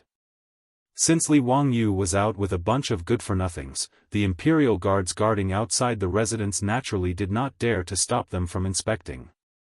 After Li Wangyu and the others left, Aphrodite jumped into the room through the window and used the recording function of her phone to pretend that Li Qingqian and Li Tai were still in the room. Ever since Li Wangyu handed his phone to Aphrodite, this golden-haired beauty had become rather proficient in using this modern digital product. That was why Li Wangyu had entrusted her with the important task of pretending that Li Qingqian and Li Tai were still in the room. Those attendants naturally racked their brains, but they would never have imagined that the Crown Prince and His Highness King Yu, whom they served, would actually use the golden cicada shell escape and sneak out to play. They would also never have imagined that the Li Xianxia, who was speaking in the room, did not exist at all. Chapter 8:18. While Afro was covering for Li Xianxia and Li Tai, Li Wangyu and the rest had already arrived at Tong Pass. During the pre-Qin era, the most important pass in Guangzhou was Hanggu Pass. However, at the end of the Eastern Han Dynasty, Hanggu Pass had basically lost its use, which was why they built Tong Pass at the west end of the road. During the Three Kingdoms period, Ma Chao had once stationed troops at Tong Pass and had a huge battle with Cao Cao. Cao Cao even left behind the story of cutting off his beard and abandoning his robe at Tong Pass, seizing a boat to avoid arrows at Wei River. However, the Tong Pass that Li Wangyu and the rest were heading to was not the Han Dynasty Tong Pass but the Tang Dynasty's Tong Pass at the south of the Yellow River. It was located at the Yellow River crossing and was at the crossroads of Jin, Shan, and Yu provinces. It was the key to entering and exiting the three Qin dynasties and had always been a place that military strategists would fight for. It was known as the most dangerous place in Jin, the throat of the four towns, and the 102nd Pass. Li Wangyu was naturally interested in the famous Tong Pass, but when they saw it for themselves, Li Wangyu could not help but feel disappointed. As a military base, Tong Pass County was even smaller than Huayin County and was basically just a long street. Furthermore, Tong Pass was just a pass and did not have anything special to look at. Li Wangyu could not help but feel disappointed. Li Xianxia, Li Tai, and the rest were also disappointed. He had snuck out with great difficulty, only to see this? In the future, tourists would naturally be interested in Tong Pass, but in the Tang Dynasty, who would be interested in Tong Pass? Furthermore, it was just a newly built pass. With the identity of Li Wangyu and the rest, it was easy for them to climb up the city gates. Looking at the Yellow River below, they all felt really bored. This group of people was not here to enjoy the scenery at all. They were here to have fun. Li Xianxia and Li Tai's disappointment was even more obvious. The general in charge of guarding Tong Pass was a vice-commandant of Zhichong Mansion. Li Wangyu and a group of silk pants suddenly arrived at Tong Pass, so he naturally accompanied them with fear and trepidation. Seeing that everyone seemed to be dissatisfied with Tongguan, the sweat on his forehead was about to drip down. This humble one is truly ashamed. There really isn't much scenery to speak of in Tong Pass. If the Marquis is interested, how about this humble one go to Fenglingdu and find some singers to liven things up for the Marquis? The commandant pondered for a moment. Tongguan County was too small. Even the brothels in the brothels were too small. If he wanted to entertain these people, he would have to go to Fenglingdu. His words reminded everyone. Fang Yi-ai immediately pointed to the other side of the Yellow River and whispered, "Ziyu, why don't we take a boat and go to Fenglingdu on the other side? Hehe, Fenglingdu is much more interesting than Tong Pass." That's right, Brother Jiai's words make sense. Fenglingdu is prosperous, unlike Tong Pass. When the silk pants heard this, their eyes lit up and they all nodded in agreement. Fenglingdu was an important road that connected three provinces. As the main crossing of the Yellow River, it was naturally prosperous. To a certain extent, it wasn't inferior to Chang'an City. Because Fenglingdu was mostly populated by wealthy merchants, and it was also an important crossing of the Yellow River. As a result, Fenglingdu was one of the few commercial cities in the Great Tang. When Li Xianxia and Li Tai heard this, they looked at Li Wangyu with pleading eyes. Of course, Li Wangyu wasn't willing to return to Huayin County like this. Seeing that everyone was looking at him, he immediately snapped his fingers and said, "Then let's go. Let's go find a boat. We'll go to Fenglingdu." Wahahaha, Ziyu's words are great.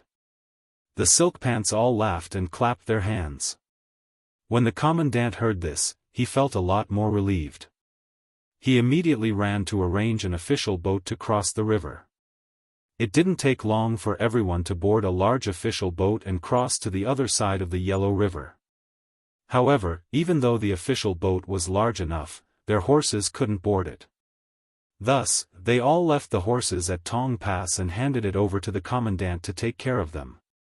Between Fenglingdu and Tang Pass, the water of the Yellow River was calm. Sitting on the official boat didn't feel shaky at all. After half an hour, the official boat docked at the pier of Fenglingdu.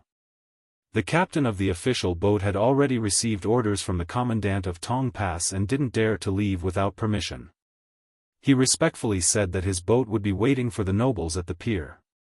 After Li Wangyu and his group of more than 20 people got off the boat, they merged into the bustling crowd of Fenglingdu and didn't stand out in the slightest. This was in line with Li Qingqian and Li Tai's wishes. The two little ones felt as if they had been let out of the wind and found everything on the streets interesting. Fenglingdu was worthy of being an important crossing of the Yellow River. The bustle didn't disappoint. Not only were there many shops, but there were also many acrobats, plays, singing, fortune-telling, and divination. It was very lively. Although Li Wangyu and his group were wearing casual clothes, Niu Wu led a dozen strong guards to protect them. Thus, no one dared to provoke them. Everyone strolled along the way. When they saw good food and drink, they bought it. When the acrobats saw good performances, they threw out a lot of copper coins as tips. They were very happy. When they arrived in front of a building, Cheng Chumo laughed. Wahahaha, Zio, how come your Tang Dynasty Theater also opened a branch in Fenglingdu? Li Wangyu raised his head and looked. He was so angry that his nose almost crooked. The building had the words, Fenglingdu Theater, on it. The sign in front of the door also had the words, The Cowherd and the Weaver Girl, written on it. F***CK, this is a blatant pirated copy. Did they pay the copyright fee? However, Li Wangyu didn't have the nerve to accuse others of pirating. After all, these things that he made were pirated copies of later generations. The Tang Dynasty Theater was popular in Chang'an City. The method of the stage play and the content of the performance were naturally copied by others. This was not surprising. After strolling for half a day, everyone was a little tired. Li Wangyu simply waved his hand. Brothers, let's go in and have a look. If the performance is not good, then today we will smash his shop. Wahahaha, Zio's words are reasonable. If the performance is not good, then its reputation will be ruined. Cheng Chumo laughed. Let's go, let's go. Hee, I want to see what the Cowherd and the Weaver Girl of Fenglingdu looks like. The playboys naturally laughed and surrounded Li Wangyu, Li Qingqian, and Li Tai to the theater. This pirated copy theater of Fenglingdu was much gentler than Li Wangyu's black-hearted marquis. There were more than 20 of them, and each of them only received 100 copper coins for the tickets. Zio, look, don't you feel ashamed? The Tang Dynasty Theater costs copper coins, but this Fenglingdu only costs 100 copper coins.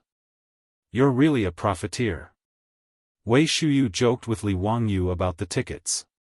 Li Wangyu silently rolled his eyes. If Brother Shuyu thinks it's expensive, then you can come to Fenglingdu to watch the show in the future.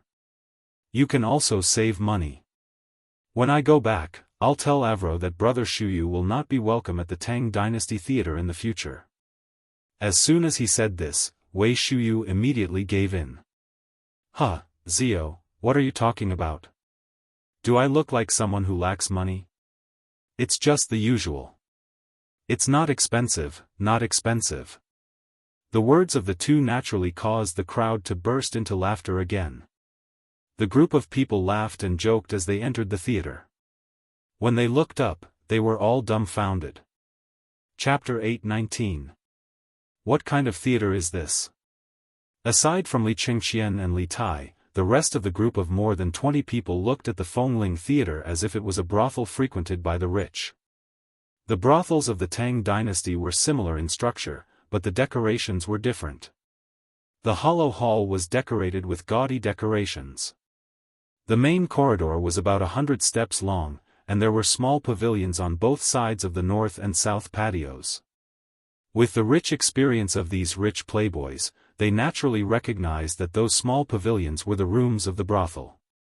In the past, this group of rich playboys did not stay in these small pavilions in Chang and City's Ping Kong Square. The scene in front of them naturally made them dumbfounded. Did they go to a brothel or a theater?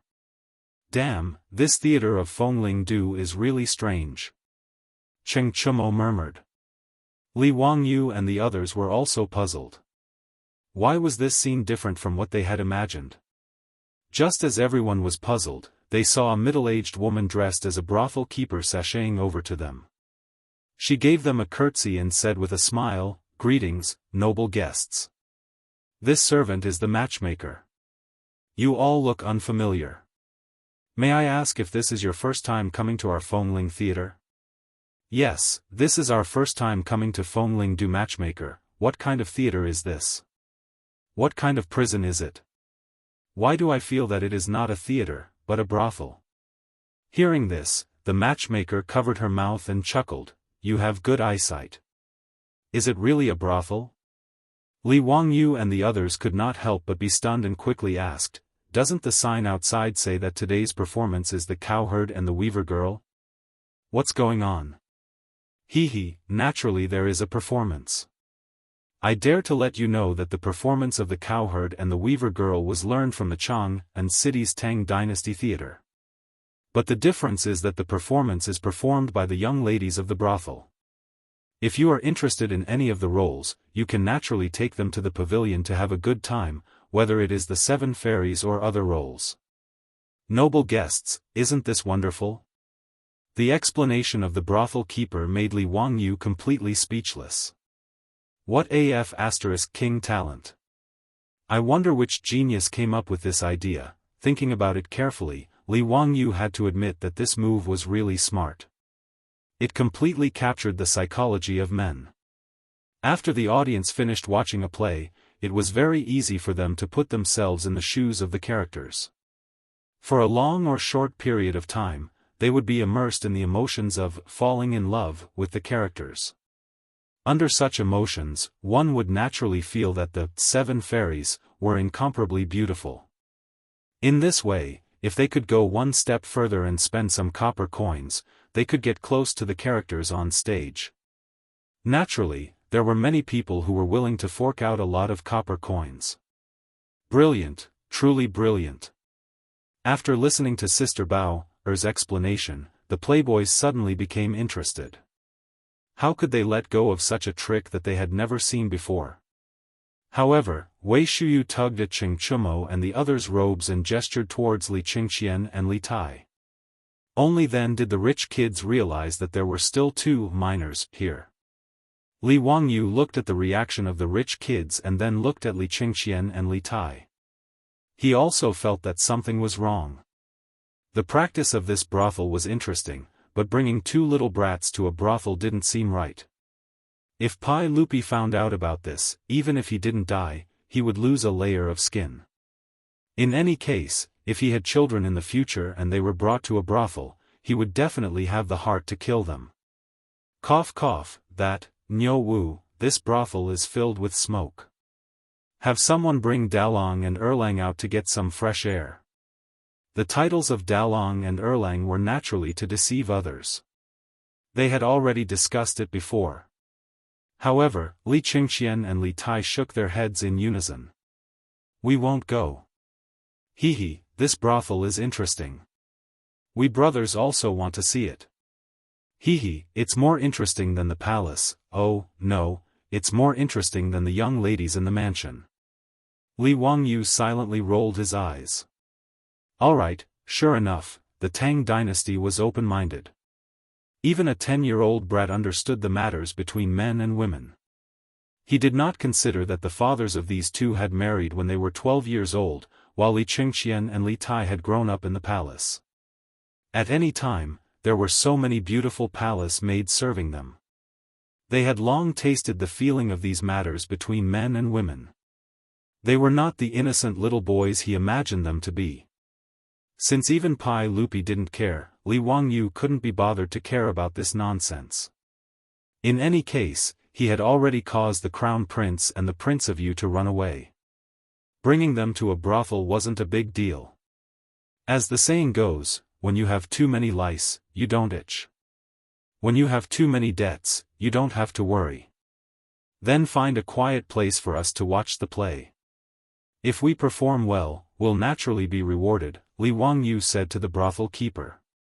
The brothel keeper's matchmaker was naturally a shrewd person.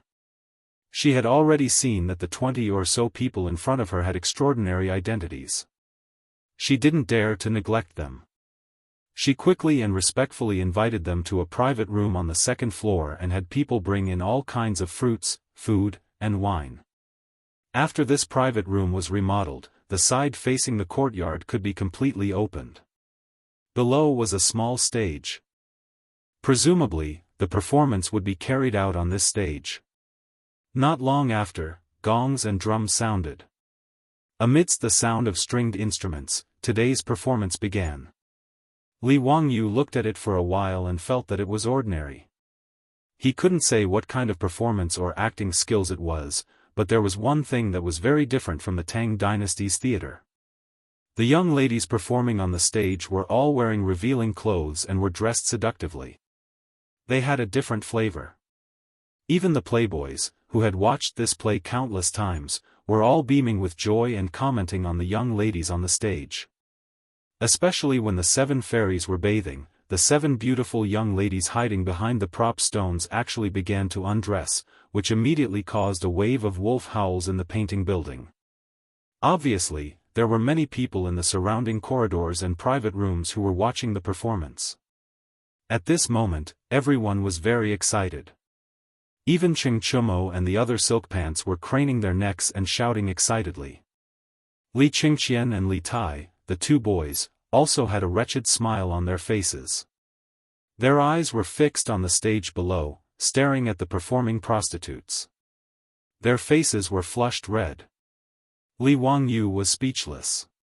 Were the men of the Tang dynasty so easily excited? If they were to watch the romantic action movies of the later generations, would they be so excited that they would have a cerebral hemorrhage? However, Li Wangyu naturally wouldn't dampen their spirits. He just thought that he was joining in the fun and shouted with the crowd. While it was bustling with noise and excitement, a group of people in bright clothes came into this so-called theater, which was actually a brothel. Without waiting for the brothel keeper to receive them, they laughed and said, "Matchmaker, drive them out for this young master. Today, this young master wants to book the whole place."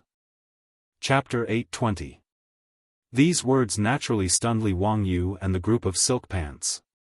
They raised their eyes and looked down, wanting to see who had the audacity to speak so arrogantly.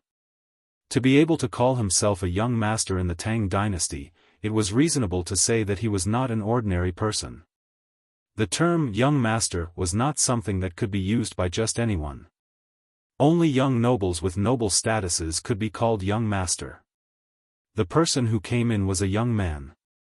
He was holding a folding fan and wearing a pair of crystal sunglasses. Obviously, after Li Wangyu made the folding fan and the sunglasses, they were not only popular in Chang'an City, but also in the Tang dynasty. Those who had a little status would try to imitate one or two. In this regard, Li Wangyu was very dissatisfied. This group of country bumpkins was blatantly plagiarizing. However, Li Wangyu didn't care about the business of making and selling folding fans and crystal sunglasses, so he didn't set up these 2 businesses in his mansion. The playboys stretched their necks and looked carefully for a long time, but they still couldn't recognize the identity of the young man. Who the hell is that bastard? How dare he call himself a young master in front of us? What a big tone! Cheng Chumo scolded. Fang Yi smiled and said, "I'm afraid he's a rich man in Fenglingdu." In Ziyu's words, he's a toad yawning. What a big tone! When the playboys heard this, they all roared with laughter. For them, the number of people in the world who could make them retreat was probably less than 2, but it certainly didn't include the unknown young man below. That young man seemed to have a lot of power in Fenglingdu. After he appeared, the originally noisy building suddenly quieted down. As a result, the laughter of the playboys became very clear and harsh. When the young man heard the laughter of the playboys, he suddenly became angry and said, "Where did this Tian Shaolang come from? How dare you laugh when this young master is talking? Are you tired of living?" Cheng Chumo and the other playboys didn't think it was lively enough. They even poked their heads out of the elegant room and teased the man below, "What a bastard! What a big tone you have! We grandfathers are here, what do you want? Young master? Do you think you're worthy? Hurry up and scram as far as you can. Don't disturb our mood to watch the show." The debauch's words made the Fengling theater quiet down again. The brothel keeper and the matchmaker were so scared that their faces turned ashen and their bodies trembled. However, the young man did not get angry. Instead, he laughed. "Good, good. In Pu Prefecture, this is the first time this young master has seen such an arrogant and blind person." He turned his head and looked at the group of followers behind him, who were obviously his troops. His face was ferocious. "What are you waiting for? Go and capture those farmhouse slaves for this young master. This young master is going to break their dog legs today." "Yes, sir." The troops accepted the order and quickly ran to the second floor. The brothel keeper's matchmaker was so scared that she didn't know what to say. She directly knelt down in front of the young man. "Please forgive me, young master, please forgive me. I really didn't know the origins of those guests and allowed them to disturb young master. It's all my fault. I deserve to die 10,000 deaths. Please forgive me." The young man smiled obscenely and reached out to pull up Sister Bao's matchmaker. In front of everyone, he directly put his hand into her chest and rubbed it wantonly. Forgive? That depends on your sincerity, matchmaker." The brothel keeper's matchmaker did not dare to resist at all. She obediently allowed the man to molest her. She just forced a smile and said, "Young master, you must be joking. I'm old and withered. How can I be qualified to serve young master? I'll go and call the people in the brothel." Before she could finish her sentence, she heard a loud slap. The man had slapped her across the face. "You bitch, listen to what I say.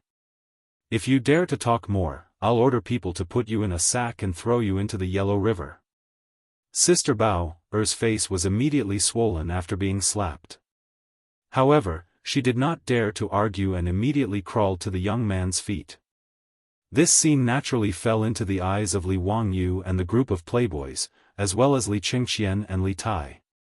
They could not help but look at each other. They did not expect this person to be so tyrannical. They had also stayed in Chang'an for a long time. How could they know that these people in other prefectures were so unscrupulous and unscrupulous? Chang'an City was, after all, the foot of the Son of Heaven. Even a 1,000-year-old family like the Zheng family of Xinjiang, the first son of the first wife, Zheng Konghua, had to take some things into consideration and did not dare to go too far. However, the young man below did not have any scruples in his actions. This caused everyone to frown.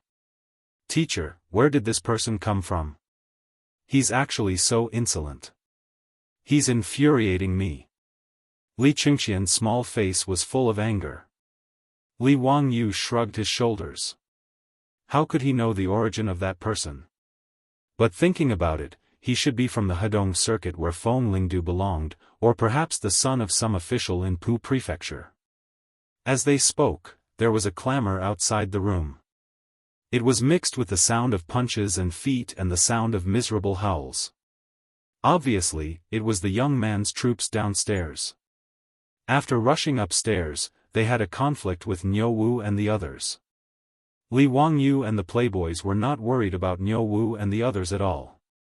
After all, the troops in Li Wangyu's residence were all old ruffians who had retired from the Golden Guard. How could ordinary people be a match for them? As for Niu Wu, he came from the border army of the Sui dynasty and was a soldier king of the elite trampling white army.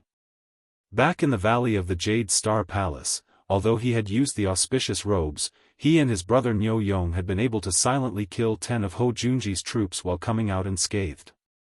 From this, one could see just how capable they were. Even military bigwigs like Cheng Yaojin and Yuchi Jingda were full of praise for the Niu brothers' skills. Thus, when the young man downstairs had ordered his troops upstairs, not only had they not panicked, they had all been waiting to see a good show. A few moments later, there was silence outside the room. Only then did Li Wangyu open the door. In the corridor of the second floor, people were lying on the ground, groaning and wailing. Quite a few of their limbs were grotesquely twisted.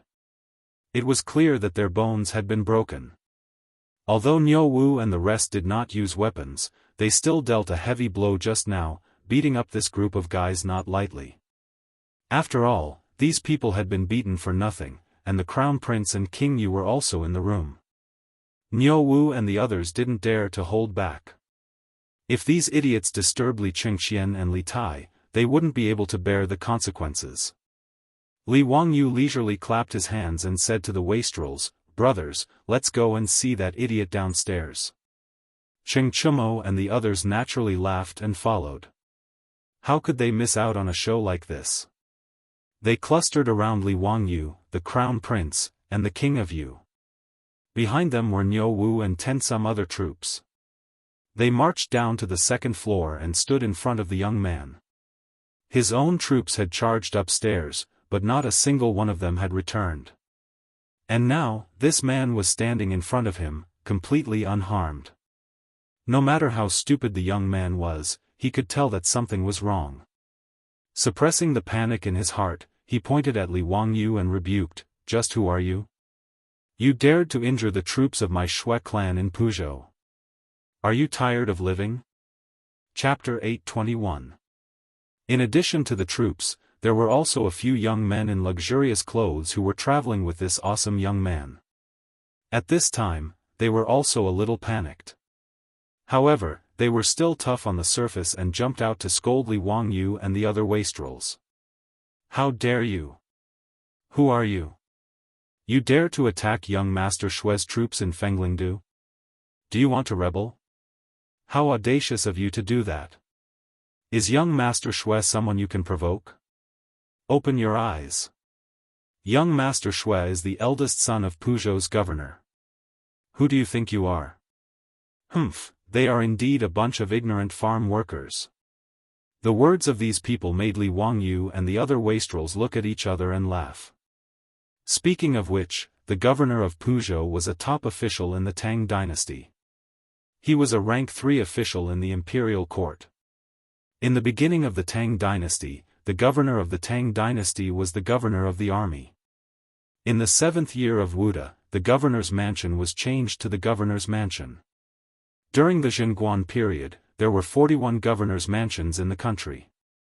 Under each governor's mansion were several prefectures. The governor's mansion of Puzhou had Jin, Jiang, Ci, Yi, and Qin under it.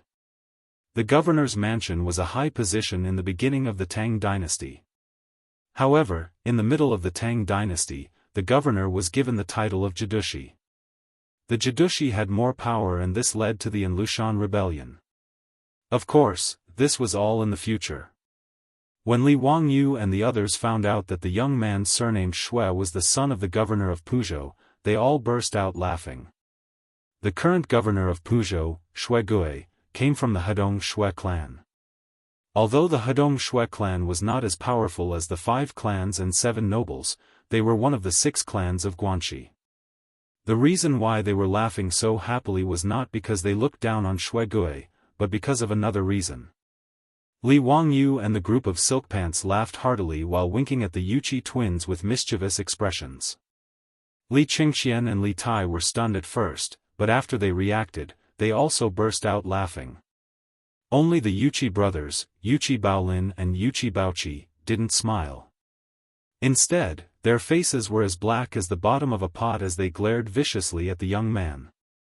The attitude of Li Wangyu and the others had stunned the young man surnamed Xue and the others. They looked at them in astonishment. Yuchi Baolin stared at the young man surnamed Xue and asked, "Are you Xue Lu? You know me?" Yuchi Baochi and Yuchi Baolin roared at the same time, "I'll beat you to death, you disgraceful thing." After saying that, the two of them grabbed Xue Lu's lapels and raised their arms bull-sized fists, ready to attack. Li Wangyu and the other hedonistic sons hurriedly stepped forward with a smile and pulled the twin brothers back. "Brother Baochi, Brother Baolin, let's talk nicely. The child is still young." He doesn't know any better," Li Wangyu boasted shamelessly. However, he couldn't help but laugh out loud. Xue Lu had almost been beaten and was scared silly. The other hedonistic sons beside him didn't dare speak up for fear of being beaten as well. Li Wangyu and the other hedonistic sons didn't pay any attention to the Yuchi twins. They all rushed to Xue Lu's side and surrounded him like monkeys. One of them reached out to pinch Xue Lu's cheeks. "Good boy, call me uncle." The other ruffled Xue Lu's hair. "This child is still shy. Hurry up and call me uncle." Strictly speaking, Xue Lu's age was probably not younger than the silk pants, and he was much older than Li Wangyu, an 18-year-old youth. At this moment, after being tortured by Li Wangyu and the silk pants, he couldn't help but act like a silk pants again. He roared angrily at everyone, "How dare you bully me?" Before he could finish, he received a slap to the head. It was from Yuchi Baolin. "What the hell are you yelling about? These are all my brothers. Calling them uncles isn't a big deal for you." Yuchi Baolin and Yuchi Baochi grabbed Xue Lu's collar. "Why do I have such a disappointing nephew like you? Why aren't you calling me uncle? Do you believe that I won't beat you to death?" Xue Lu was on the verge of tears. He stood there in a daze, unable to speak for a long time. Li Wangyu held back his laughter and went forward to pull the Yuchi twins away. "Brother Baochi, Brother Baolin, don't scare the child, ha." His words caused the hedonistic sons to roar with laughter again. It was no wonder that Li Wangyu and the hedonistic sons had such a reaction. They really felt that it was too funny. The current Puzhou governor Xue Gui married Yuchi Jingda's eldest daughter, Yuchi Shi.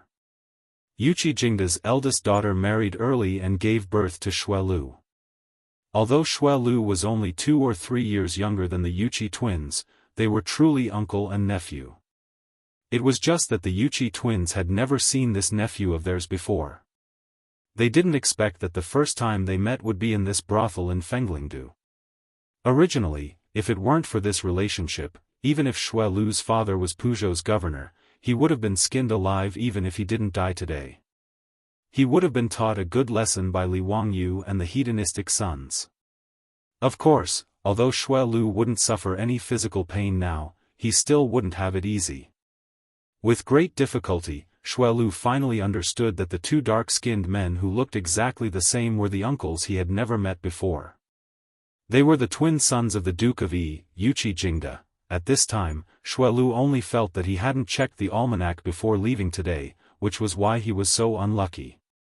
With a sullen face, he properly bowed to the Yuchi twins. This nephew was young and impetuous and offended the two uncles today. "I ask for your forgiveness." Yuchi Baochi slapped his head again. "And your uncles, come and greet them. This is the Marquis of Hu County, Li Wangyu, Li Zio. This is the little Duke of Duke Lu's residence." As the Yuchi twins introduced Xue Lu, they pressed down on his head and bowed.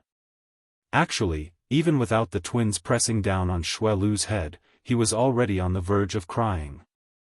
F***K, what kind of dog's hit luck did he walk into today? Didn't he just want to come to the brothel to have some fun? How come there was such a large group of ancestors that he couldn't afford to offend? The most popular person in Chang and was the Marquis of Hu County, plus a group of young masters from dukedoms. Just now, he actually wanted his own troops to teach them a lesson. Xue Lu couldn't help but shudder, wishing he could slap himself. Wasn't this **** courting death? After the Yuchi twins introduced everyone, Xuelu greeted them one by one like a grandson. As for Li Wangyu and the hedonistic sons, they all had the appearance of loving elders, properly trampling on this cheap nephew. Only the crown prince, Li Qingqian, and prince of Yu, Li Tai, were introduced. The Yuchi twins didn't dare to introduce their identities, only vaguely saying that they were nobles. Then, they forcefully pressed down on Xuelu's head and made him bow to the two of them. Xuelu wasn't stupid. Thinking about Li Wangyu's identity as the crown prince's imperial tutor, and then looking at the two youths in front of him, he suddenly realized something. He was so scared that his body began to tremble. Heavens, what did he just do? Let his own troops teach His Highness the Crown Prince a lesson? Xuelu's eyes didn't even know how to turn. His throat made gurgling sounds like a chicken being slaughtered, and his clothes looked like he would suffocate at any moment. Chapter 822. Fortunately, no matter if it was Li Qingqian or Li Tai, they did not care about Xuelu. These two brats were still waiting to see the Seven Fairies Bathing play. The Yuchi twins felt that because of their disappointing nephew, they had lost face in front of everyone. They were very rude to Xuelu and used their fists to let this guy know what was called uncle's love, and it was double the love. As for the supporting actors, besides Xuelu, they were chased away by the playboys. This group of supporting actors were actually the children of Peugeot's officials. They were also playboys. However, there was a difference between a playboy and a playboy. In front of Cheng Chumo and the others, this group of people did not even have the qualifications to call themselves playboys and boast shamelessly that, "My father is Li Gang." After sending away the supporting actors, Li Wangyu and the others did not continue to stay in the building to watch the play. After all, although this building was called a theater, it was actually a brothel. If it was only them, then it would be fine, but now there was the Crown Prince Li Qingqian and King Yu Li Tai. Now that their identities had been exposed, if they continued to stay in this building and this matter was spread out, it would not be good. On the other hand, Li Qingqian and Li Tai had a regretful expression. They were deeply regretful that they could not watch the Seven Fairies Bathing play. Li Wangyu did not care about the dirty thoughts of these two. The group left the theater and continued to stroll around Fenglingdu. Although there was no play to watch, the appearance of Xuelu, this cheap nephew, made everyone find some entertainment. Along the way, if there were any errands that needed money, everyone would send Xuelu to do it, saying that they were giving him a chance to show filial piety to his elders. Xuelu wanted to cry but had no tears. He was angry but did not dare to say anything. He could only obediently lower his head and be a grandson. Eldest nephew, what other fun places are there in Fenglingdu? Uncles, when it comes to eating, drinking, and playing, although Fenglingdu is not as good as Chang'an City, it is the best in Peugeot. As long as uncle and uncle are interested, you can see most of them in Fenglingdu. Speaking of eating, drinking, and playing, Xuelu's eyes lit up. In fact, Li Wangyu had no interest in the so-called entertainment projects of the Tang dynasty. It was nothing more than drinking and making merry. Compared to the various kinds of entertainment in the future, it was as lacking as a desert. If he hadn't been so bored in Huayin County, he wouldn't have dragged Li Qingqian, Li Tai, and the other rich kids out to play. Li Wangyu was even less interested in the entertainment projects proposed by Xuelu. However, Li Wangyu naturally wouldn't dampen everyone's spirits. He still followed the group of silk pants around Fenglingdu. While strolling on the street, Fang Yai's body suddenly stiffened. He stopped abruptly and turned his head to look at the crowd behind him. His actions naturally attracted the attention of Li Wangyu and the other silk pants. "Brother Eai, what's wrong with you in broad daylight? Or have you taken a fancy to a young lady?" Everyone joked. Fang Yai turned his head and said, "Just now, a person came from the opposite side. I thought he looked very familiar, but when I wanted to confirm, he disappeared." "Huh, What kind of person can make Brother EAI so concerned? Hee, it's most likely one of Brother EAI's lovers. The Silk Pants joked with Fong Yai, but when they heard Fong Yai spit out 2 words, they were all stunned. Luo Hui. Luo Hui? The Luo Hui who disappeared? Brother EAI, are you sure you didn't see wrong? Cheng Chumo asked. Fong Yai was also not very sure. It's hard to say. I just glanced at him. When I wanted to take a closer look, that person was already gone. Maybe I saw wrong. When Li Wangyu heard this, he couldn't help but frown. It's hard to say. That Luo Hui's whereabouts were unknown. It's not impossible for him to hide his identity and come to Fenglingdu. Don't forget that his net worth isn't small. He might be a crafty rabbit with 3 burrows and set up a business in Fenglingdu. When I bought Luo Hui's house and rebuilt it into the Tang Dynasty Theater, I asked Chui Ming House out of curiosity. It said that when they searched Luo Hui's house, they didn't find much money. Cheng Chumo and the others looked at each other. Damn it, I always thought that this guy was killed by Duke Lu. If what you said is true, then it's possible. That's right. That Luo Hui controlled the excrement business in Chang'an, so his income must be not small. Where did his money go? This Fenglingdu is the intersection of 3 provinces, and it also has the Yellow River irrigation system. If this bastard hides here, not only will he be free and unfettered, but if there is any trouble, he can also take a boat and go down the river at any time, disappearing without a trace. TSK, this guy really has a good plan. Li Wangyu thought for a moment and said, brothers, if Brother Yai is not wrong, we have to think of a way to dig that Luo Hui out. The group of playboys nodded. That's right, that's the reason. Li Wangyu looked at Fong Yai. Brother Yai, did Luo Hui notice us just now? Fong Yai thought for a moment and said, I don't think so. I'm not sure. I just met him face to face, but he didn't seem to show anything strange on his face. Li Wangyu stretched out his hand and snapped his fingers. Brothers, stop playing around. Today, we will think of a way to capture that Luo Hui. Hee, I still have some resentment in my heart. Of course. When I catch that birdman, I'll definitely crush his balls. Cheng Chumo laughed loudly. Li Wangyu looked at him with disdain. Brother Chumo, you have this kind of interest in men? TSK, I really can't see it. I should stay away from you in the future. The playboys were stunned for a moment and immediately understood the meaning of Li Wangyu's words. They all laughed. Cheng Chumo pondered for a long time before he figured out the subtext of Li Wangyu's words. He was so angry that he shouted and chased after them. After a while of laughter, they finally began to discuss how to catch Luo Hui. Li Wangyu and the other playboys looked at each other and turned their eyes to their cheap nephew, Shui Lu. If they wanted to dig out a person from Fenglingdu, it had to be this kind of local snake.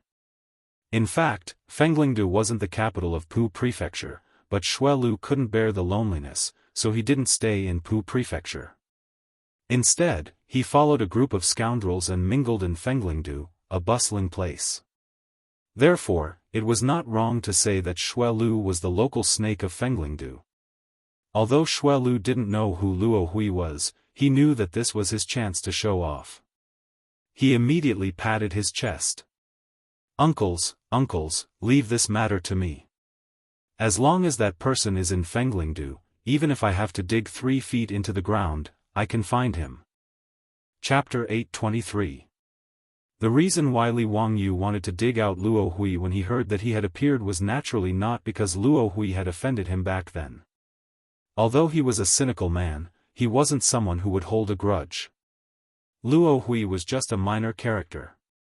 Li Wangyu had originally thought the same as the other wastrels, that Ho Junji had silenced him long ago and had forgotten about him. But now that Fong Yai had seen Luo Hui, Li Wangyu couldn't stop his imagination from roaming.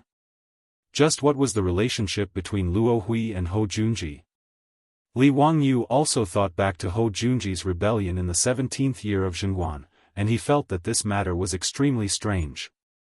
Although Hou Junji had colluded with Crown Prince Li Qingqian to rebel, in truth, Li Qingqian hadn't had the courage to rebel against his father, mostly because of Hou Junji's bewitchment. Moreover, Li Jing had long ago asserted that Hou Junji had a rebellious bone in his bones. This meant that Li Jing had already noticed some clues from Hou Junji's actions. And when Li Wangyu thought back to the military system of the Tang dynasty, he felt that Hou Junji's rebellion was even more strange. The Tang dynasty had implemented a system of constabulary soldiers. Other than the imperial army and the crown prince's 6 commanders, the other constabulary soldiers were not under the command of any general. Only in wartime could Hou Junji and the other generals be allowed to lead the constabulary soldiers gathered from their various constabularies. The constabulary soldiers were under the command of the imperial court. Whenever an army was dispatched with more than 10 men, other than in an emergency, the emperor's imperial edict and copper fish talisman were required to be issued by the Shangshu Sheng and the Menxia Sheng. One could say that the constabulary soldiers of the Tang dynasty were normally trained by the imperial court and the emperor, but in wartime, the imperial court and the emperor would appoint generals to lead them. Thus, the authority to train soldiers was separated from the authority to command soldiers, preventing generals from being too arrogant. In this situation, Hou Junji had still been able to plot a rebellion. This meant that this rebellion wasn't something that he had come up with on the spur of the moment. Thus, if Hou Junji wanted to rebel, the first thing he needed to do was to have sufficient funds. Combined with Luo Hui's existence, Li Wangyu felt that this matter was rather interesting. Perhaps Luo Hui was the person responsible for helping Hou Junji raise funds. Rebellion wasn't something that could be carried out on a whim. If you don't have enough money to bribe the generals, who will work for you? Without funds to collect intelligence, how could they march and fight? Without funds to prepare logistics, where would the army's rations come from? So, in the end, it was still a matter of money. Moreover, the amount of money and grain required was no small sum, not something that Hou Junji could scrounge up through his own greed. Li Wangyu even began to think that Luo Hui might be someone who was gathering intelligence for Hou Junji. Luo Hui was originally in charge of the excrement removal business in Chang'an City and did not attract any attention. However, those excrement removers could freely enter and leave the mansions of officials and nobles. Who would care about these lowly excrement pickers? These dung pickers were used to collect information from various places, and they seemed to be good intelligence personnel. Li Wangyu almost broke out in cold sweat at this thought. If it was really as he had guessed, Hou Junji had truly hidden himself well. If he hadn't known that this fellow was planning a rebellion, he really wouldn't have been able to find any clues. Even Pai Lupi had been fooled by him. Li Wangyu was even more determined to dig out Luo Hui. Patting Xue Lu on the shoulder, he said, "Big nephew, you must pay attention to this matter. This person is extremely important, so don't be careless. If you can capture this person, this marquis will ask for a reward for you." After saying this, he shot a glance at Li Qingqian. Li Qingqian naturally understood what he meant and hastily coughed. "That's right. I will ask for a reward for you." Although no one had introduced Crown Prince Li Qingqian or King of Yuli Tai, Li Wangyu knew that Xue Lu should be able to guess. The Crown Prince's words were naturally even more effective, and Xue Lu immediately became excited. "Yes, I'll immediately go and find someone. Among the people who were with me before, one of them is the son of County Magistrate Feng Lingdu. I'll immediately go find him and mobilize the bailiffs of Feng Lingdu to search for that thief." Xue Lu asked Li Wangyu and the rest to wait for a moment, while he ran off to find someone to arrange this matter. Li Wangyu and the rest found a restaurant and asked for a quiet room. After ordering some food and wine, they waited for Xue Lu to bring them over. However, in this era, it wasn't easy to find a single person in a sea of people, especially in a place like Fenglingdu where crooks mixed in with the honest folk.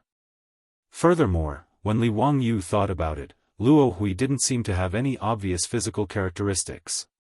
So it would be difficult to dig him out from Fenglingdu. After pondering for a moment, Li Wangyu asked for paper and charcoal from the restaurant's doctor. Then, he began to sketch Luo Hui according to his memory. Since ancient times, the wanted portraits in China were too horrible to look at. Even if the person stood in front of the portrait, they might not be able to recognize him. According to the records of the Grand Historian, after the Qin dynasty destroyed the 6 states, Qin Shi Huang issued a warrant for Zhang Er and Chen Yu. In the end, the warrant for Zhang Er and Chen Yu was posted all over the Qin dynasty, but it was useless. Zhang Er and Chen Yu concealed their identities and weren't caught by Qin Shi Huang. Until the end of the Qin dynasty, the two of them were still alive and kicking. They even ruled over a region. So Li Wangyu didn't expect that the wanted portraits would be able to help the bailiffs of Fenglingdu to catch Luo Hui. In fact, since ancient times, most criminals were caught through the Baojia system. Since there weren't many people moving around, they were able to catch criminals who had escaped. But this wasn't applicable in Fenglingdu. Fenglingdu was an important trading port on the Yellow River. Countless ships and merchants came and went every day. So Li Wangyu planned to draw a few portraits of Luo Hui and give it to the bailiffs of Fenglingdu to search for him. Li Wangyu didn't have a deep impression of Luo Hui's appearance. But fortunately, all the silk pants had seen this person before. So they all gathered around Li Wangyu and gave him suggestions. Finally, Li Wangyu was able to draw a portrait of Luo Hui. That's right, this is the Birdman. Cheng Chumo nodded his head as he looked at Li Wangyu's portrait. The silk pants also agreed that there was no mistake with the portrait. Just as they were talking, Niu Wu led a few people into the room. The one leading the group was Xue Lu. Behind him was a supporting actor and 2 other bailiffs. The supporting actor and the 2 bailiffs entered the room. They didn't dare to breathe out loud as they respectfully greeted everyone. Uncles, this is the son of the Ming House of Fenglingdu. Those 2 are the bailiffs' leaders. If you want to find someone, just tell them. As long as that person is in Fenglingdu, they will definitely be able to find him. Yes. Even if we have to dig 3 feet into the ground, we will definitely find the person you are looking for. Li Wangyu stretched out his hand and handed the portrait over. I'm looking for this person. Look carefully. Chapter 824. Fenglingdu, the county magistrate's son, and the head of the fast and strong class of the county government respectfully took the sketch from Li Wangyu's hand, but they couldn't help but be shocked. When had they ever seen such a lifelike portrait of a person?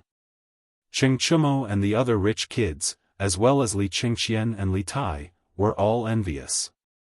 Bastard, I haven't asked Zio to draw a portrait for me yet. This bastard is really lucky. Cheng Chumo looked at Luo Hui's portrait with envy. The other rich kids, including Li Qingxian, all nodded in agreement. Ever since Li Wangyu had presented Yu Shernan's portrait as a congratulatory gift at Yu Shernan's birthday banquet, this portrait had become the most coveted item in Chang'an City by the nobles and aristocrats. However, Li Wangyu was so lazy that he didn't have the patience to draw portraits for people every day. Adding on his identity, there were very few people who dared to ask him for a portrait. In the past year, Li Wangyu had only drawn 2 or 3 portraits. On the other hand, Yan Liben was annoyed by the people who came to ask for a portrait, so he hid in the valley where Tsuiwei Palace was located. Cheng Chumo's face was full of resentment. Zio, when will you draw a portrait for me? Li Wangyu was too lazy to pay attention to him and looked at the 2 team leaders.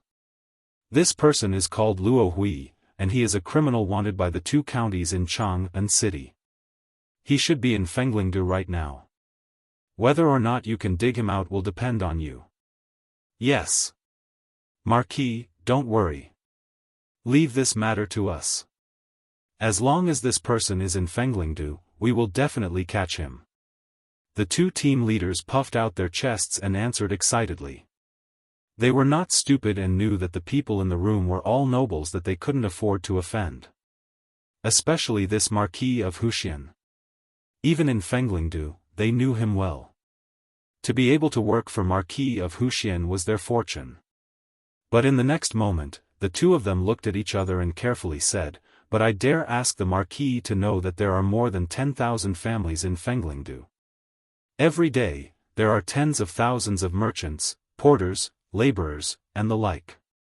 But in the Fenglingdu County Yamen, there are less than 100 people in the fast and able-bodied classes. I'm worried that there won't be enough people and that it will delay the Marquis's plans." Li Wangyu himself was the county lieutenant of Huayin County. Although he wasn't in charge of the county affairs, he had a general understanding of the situation in the county government and knew that this was indeed the case. For example, in Huayin County, the three groups of bailiffs added together didn't even have as many as Fenglingdu. Li Wangyu looked at Shuelu. "Eldest nephew, can you think of a way to transfer some men from the surrounding counties?" In this matter, Li Wangyu and the other hedonistic young masters naturally couldn't make an appearance. Otherwise, they would definitely be impeached. Li Wangyu was now the county magistrate